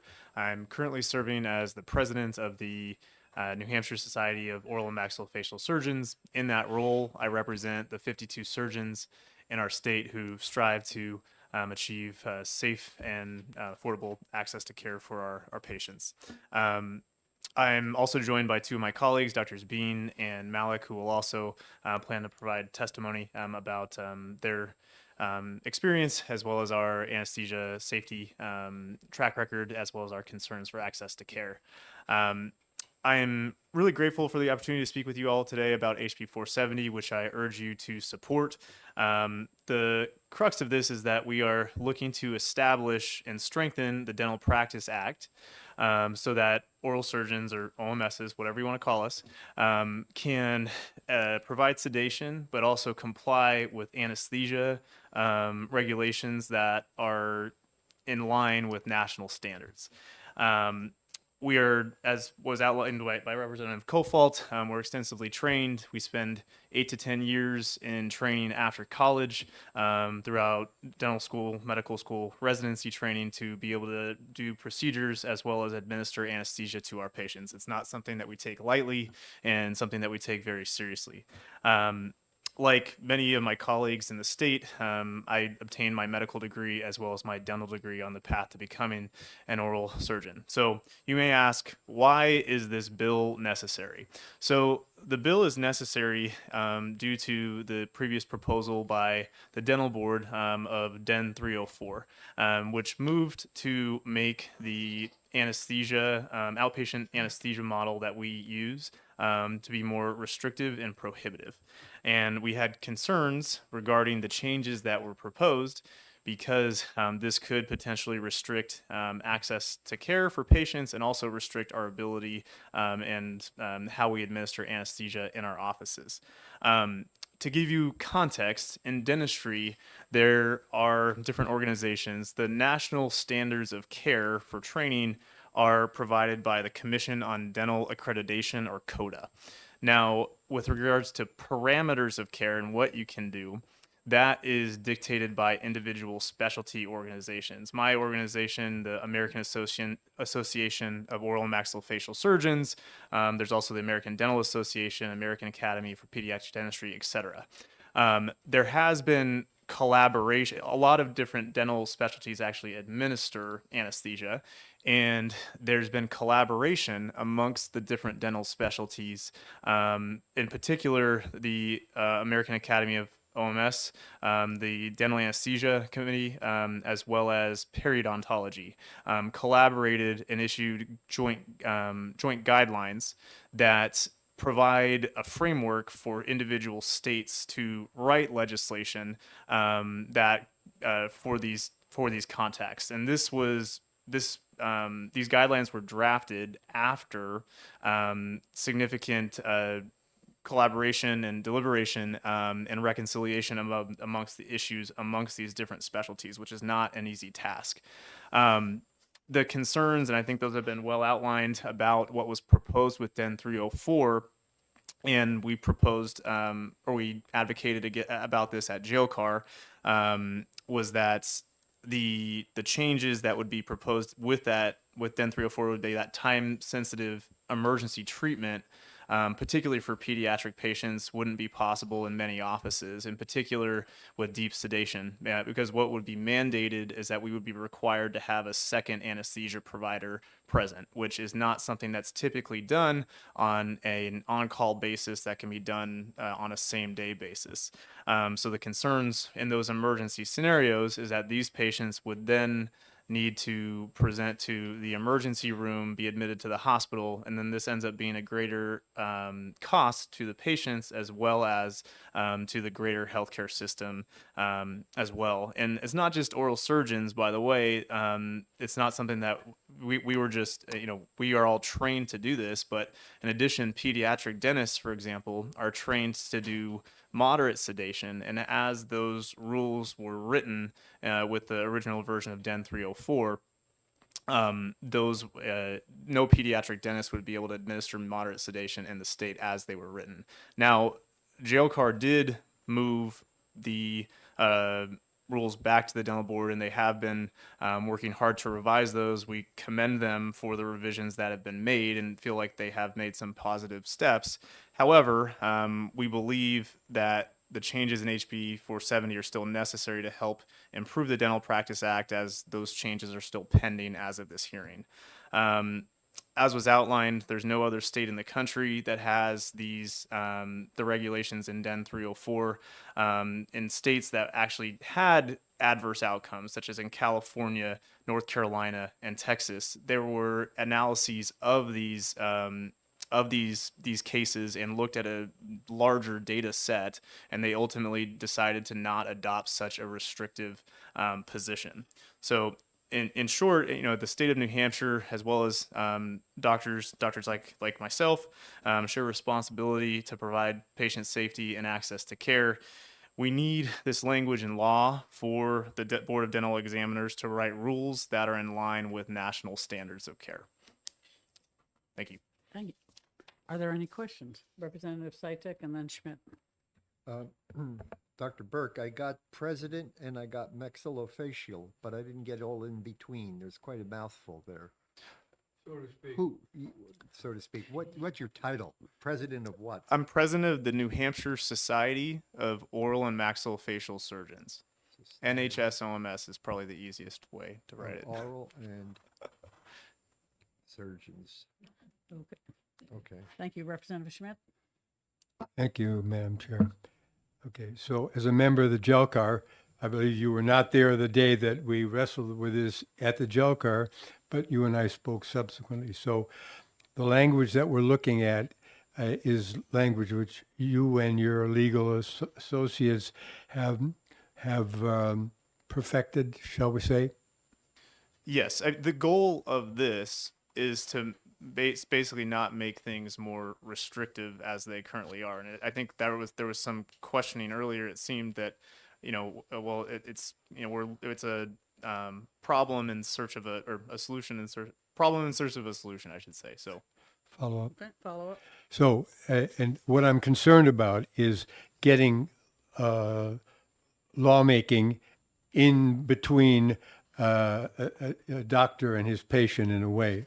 And I'm concerned that if the language is not perfect, that it may lead to a tie-up that would not be in the interest of either the doctors or their patients, because as I understand it, these circumstances are somewhat unusual because they involve children, sometimes very small children who are have been injured in some way, like been struck by a baseball bat or a car accident or whatever, where you have a very small patient that has a big problem and they need emergency surgery to save their life.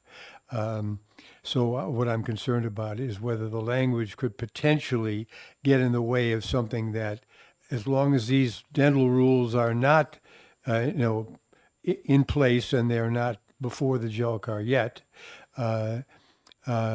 you can proceed, as Representative Kofal testified, you can proceed to practice best practice medicine, dentistry in this case, as needed by the patient and under the circumstances that you are best qualified to dictate. In other words, this would have to go into a hospital with all the facilities that you might not have in your practice. So you could do it right now. The rules are not likely to get approved unless they are also not going to prevent you from doing what you need to do and what you currently can do. Are you satisfied that the language that is before us right now it cannot possibly be misinterpreted to prevent you from being able to do what you currently can do? With the verbiage that's in there, we tried to make it so that it was in line with national standards. So as far as it's written right now, that would not restrict our ability to do what we are doing currently. Okay, well, that's very important. Thank you. Other questions? Speeches? All right, thank you, Doctor. Thank you. Salman Malik.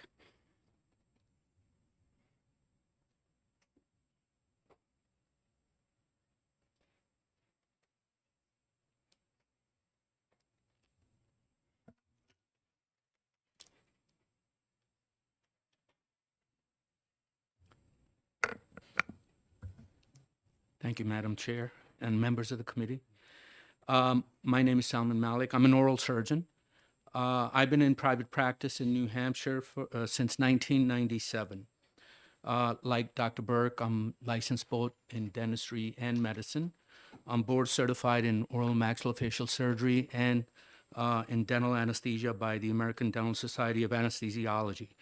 Just to give you an idea, in general, I average about 400 anesthesia cases a year in my practice, which is probably the standard, the typical pace for an oral surgeon in private practice.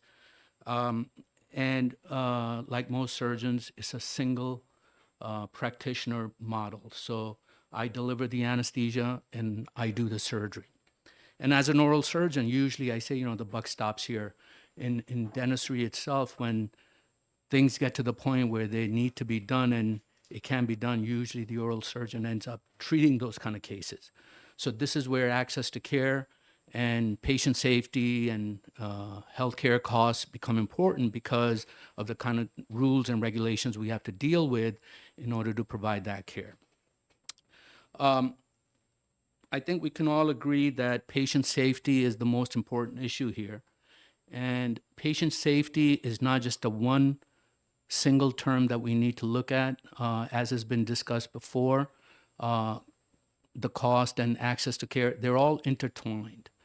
If a patient, whether it's an adult or a child, can't have the kind of care that he or she needs at the moment, now we're looking at issues that may be difficult to resolve, and we get to a point of trying to decide what to do.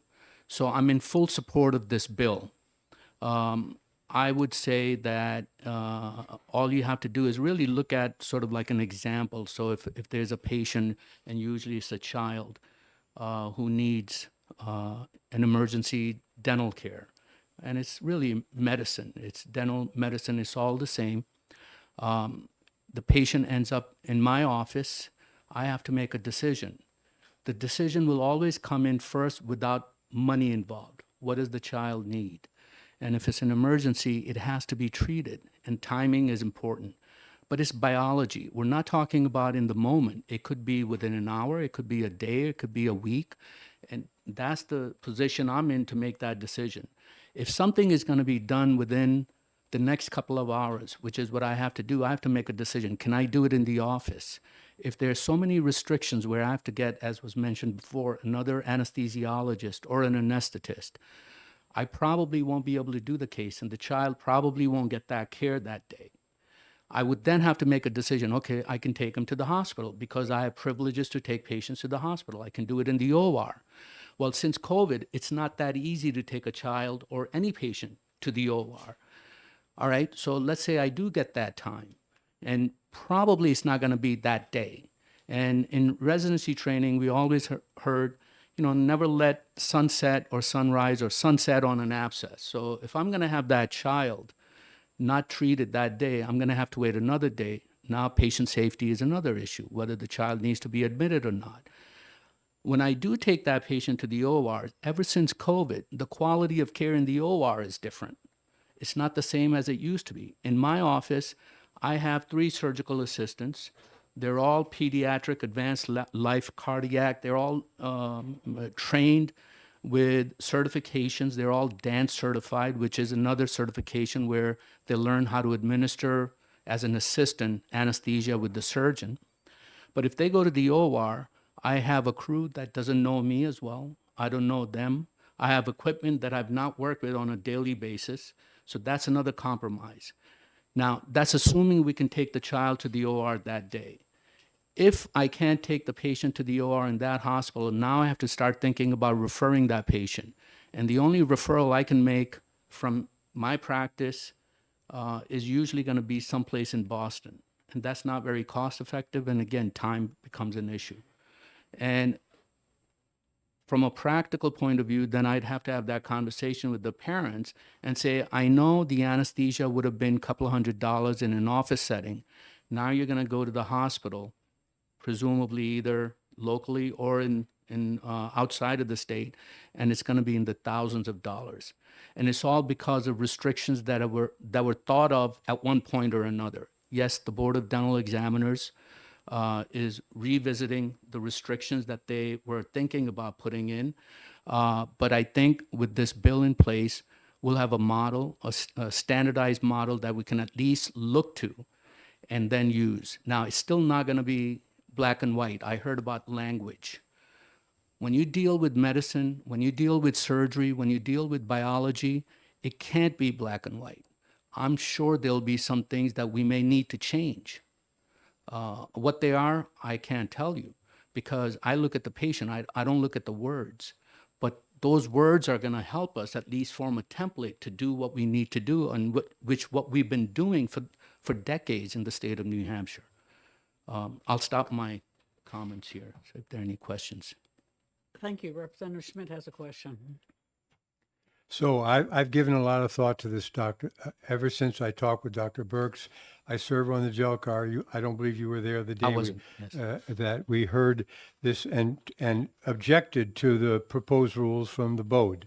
Okay, and there were a number of oral surgeons there who were begging us, basically, please do not accept these rules because they will potentially affect the life survival of a small child. So I've given a lot of thought to it and talked with Dr. Burks and so forth.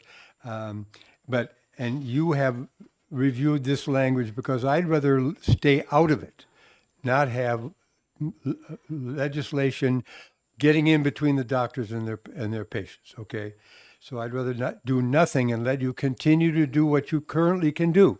Thank you. Then have language which still has to go through the Senate, even if we adopt it here and it passes the House, which I'm sure it would. It's going to have to go to the Senate. So we're talking about months before it would be ready for the governor's signature. And your so question is, I'm wondering whether you have reviewed this language yourself and you're as comfortable with it as Dr. Burke is.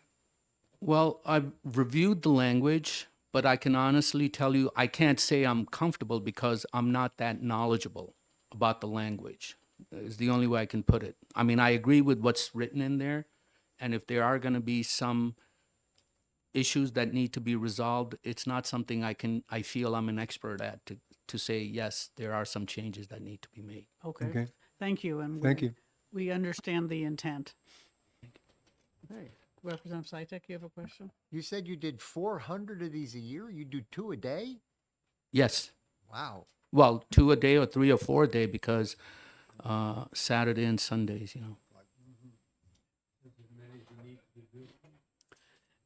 We thank you for your service. Thank you.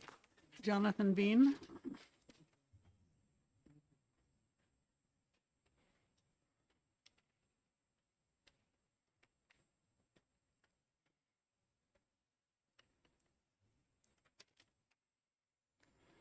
I'm Jonathan Bean. I'm a practicing board certified oral and maxillofacial surgeon out of Manchester and Pembroke. I wanted to first thank Representative Kofal and Representative Leon for their testimony. That is, I think they summarized a lot of things that I was going to touch on, as did Dr. Burke and Dr. Malik.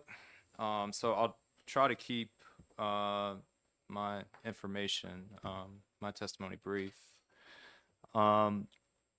I've practiced in Manchester and Pembroke here for a total of about 5 or so years. I've also practiced in North Conway location or Nashua and Salem locations, as well as our Danvers, Massachusetts location. So I've had some experience in different areas in state of New Hampshire, even New England.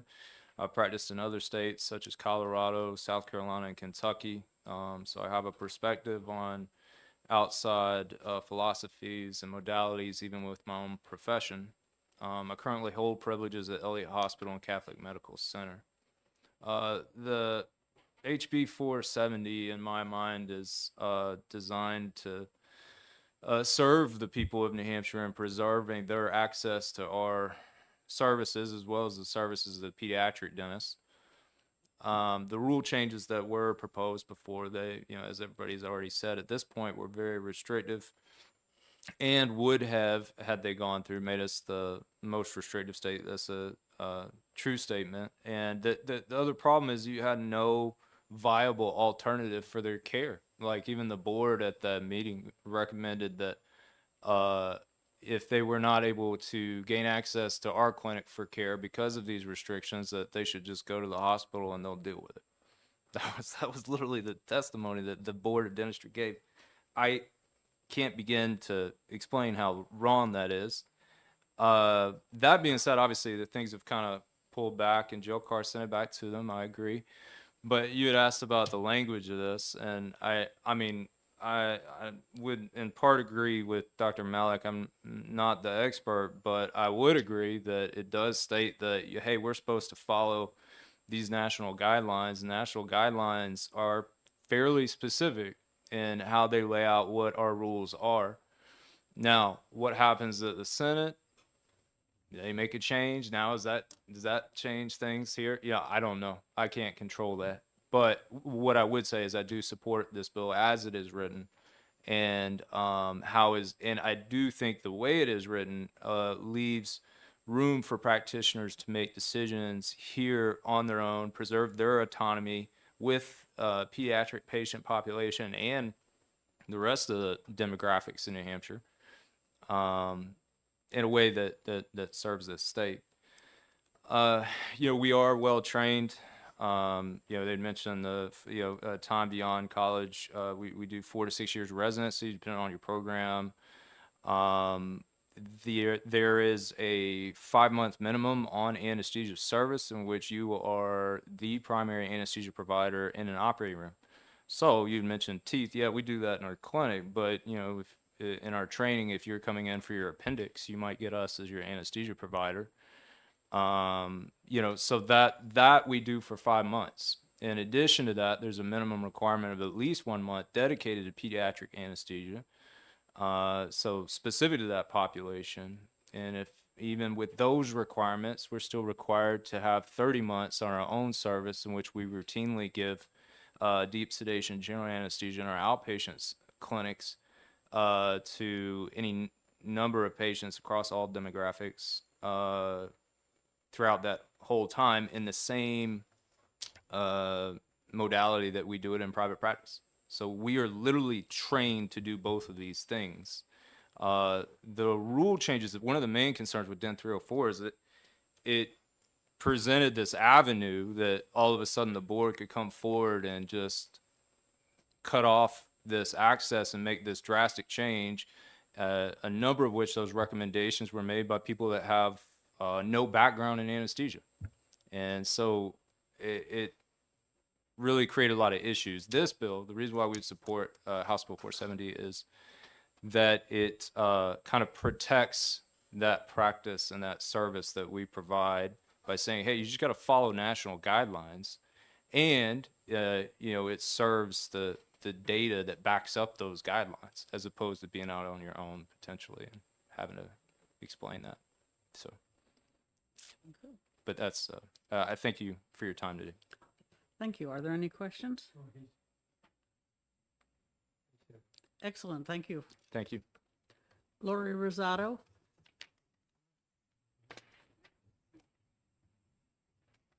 My written testimony.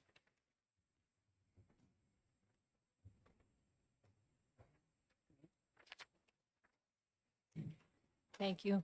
For the record, I'm Lori Rosado. I reside here in Concord and I'm a practicing general dentist here in Concord.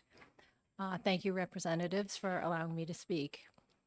A lot of what I had to say has already been spoken, and so I don't want to repeat the process. It's in my testimony. So what I will do instead is talk to you about from my perspective as a general dentist. As a general dentist, I'll give you an example. Child comes in the morning, mother calls, my child is swollen, infected. They get into my chair, I evaluate the child. Usually a child like that is crying, in pain, needs to be sedated. As a general dentist, we don't do that. We refer to an oral surgeon at that point. My team calls the oral surgery practice. We have several in the state that are excellent. Here in Concord, we have several. We call the oral surgeons practice. Tell them it's an emergency situation. We can't leave the child swollen like this. They will accommodate us. They'll get the child into their chair within a few hours. So if you picture the time frame, I'm assessing in the morning, they get to the oral surgeon hopefully by early afternoon. The oral surgeon assesses them and makes a decision, can I sedate this child?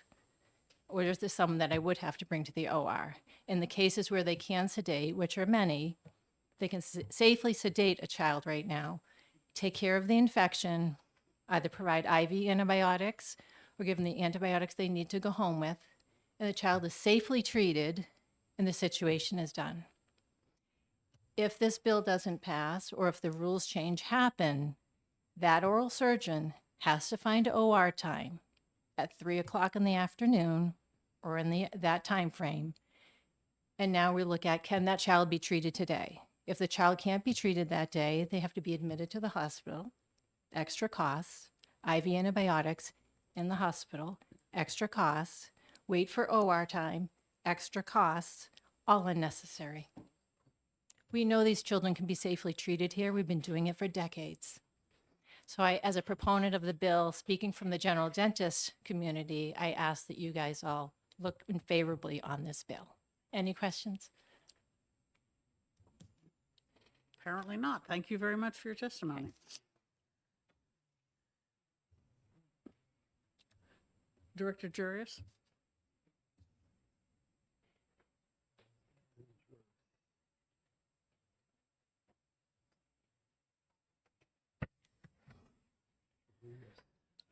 Good afternoon. Just for the record, Deanna Juris, Executive Director, OPLC, and with me, just in case, for questions. Nicholas Fry, General Counsel. The OPLC is not taking a position on this bill. We're just available if the committee has any questions. No testimony from us. Thank you. I think that the only possible implication might be that the Board of Dental Examiners might need to look at their rules again if it were to pass. Is that correct? I would agree with that assessment. Yes. Okay. Any questions? All right, seeing none, thank you for waiting. Okay. Would rules be necessary? The rules are always necessary. Is there anyone else who wishes to testify on House Bill 470? All right, seeing none, I will close the public hearing. What? Yeah, it's 4 o'clock, so yeah, let's do this one at least. And see what those. All right, I think the committee will go into executive session for as long as we can take it. But have to get paper. Representative Slotchie. Yeah, I just wanted to know if some of us have county delegation until 6. So. Well, in that case, let's, we'll definitely quit before 5. On the Indian one, most of the questions were people on the pension subcommittee, so if we want to send it to my subcommittee, we were the ones that questioned. now. Okay. Should I? Can you wait 2 minutes, 5 minutes? I think this one's gonna be easy. Okay. Since we have people that have longer commutes than many of us, Do only this bill? I think we will only do this bill. I can just fake. Does someone have a motion? Madam Chair, I move order pass on House Bill 470. I'll second. Okay, moved by Representative Grote, second by Representative Leon. Do you wish to speak to your motion? Yes. I do. I'm very concerned that any changes in the rules that would make access stricter and reduce accessibility to treatment for anyone who needs oral surgery is a concern to us, and I would hope that the committee would have been motivated by the testimony that they've heard today. Thank you, Representative Lamb. Thank you, Madam Chair. I believe that this is critical to make sure that we can protect access and protect the health of our youngest residents. And so I urge the committee to support this. Any other comments, questions, issues? Wow. Oh, yes.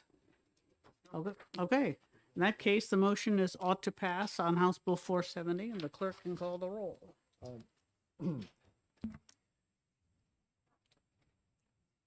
Vice Chairman Lamb, Yes. the clerk votes yes. Representative Pearson, Yes. Representative Bailey, Aye. Representative Sheehan, Yes. Representative Sellers, Yes. Representative Slotchie, Yes. Representative Grota, Yes. Representative Schmidt, Aye.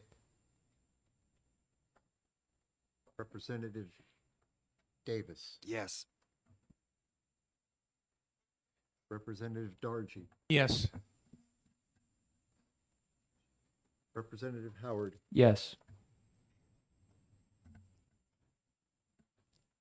Representative DeVries. Yes. And the chair. Yes. 2, 4, 6, 8, 10, 12, 14. I guess we have 2 absent. Mm-hmm. Okay, the motion passes. Can I move consent on that? Yeah, I was just about to ask, but yes, is there any objection to consent?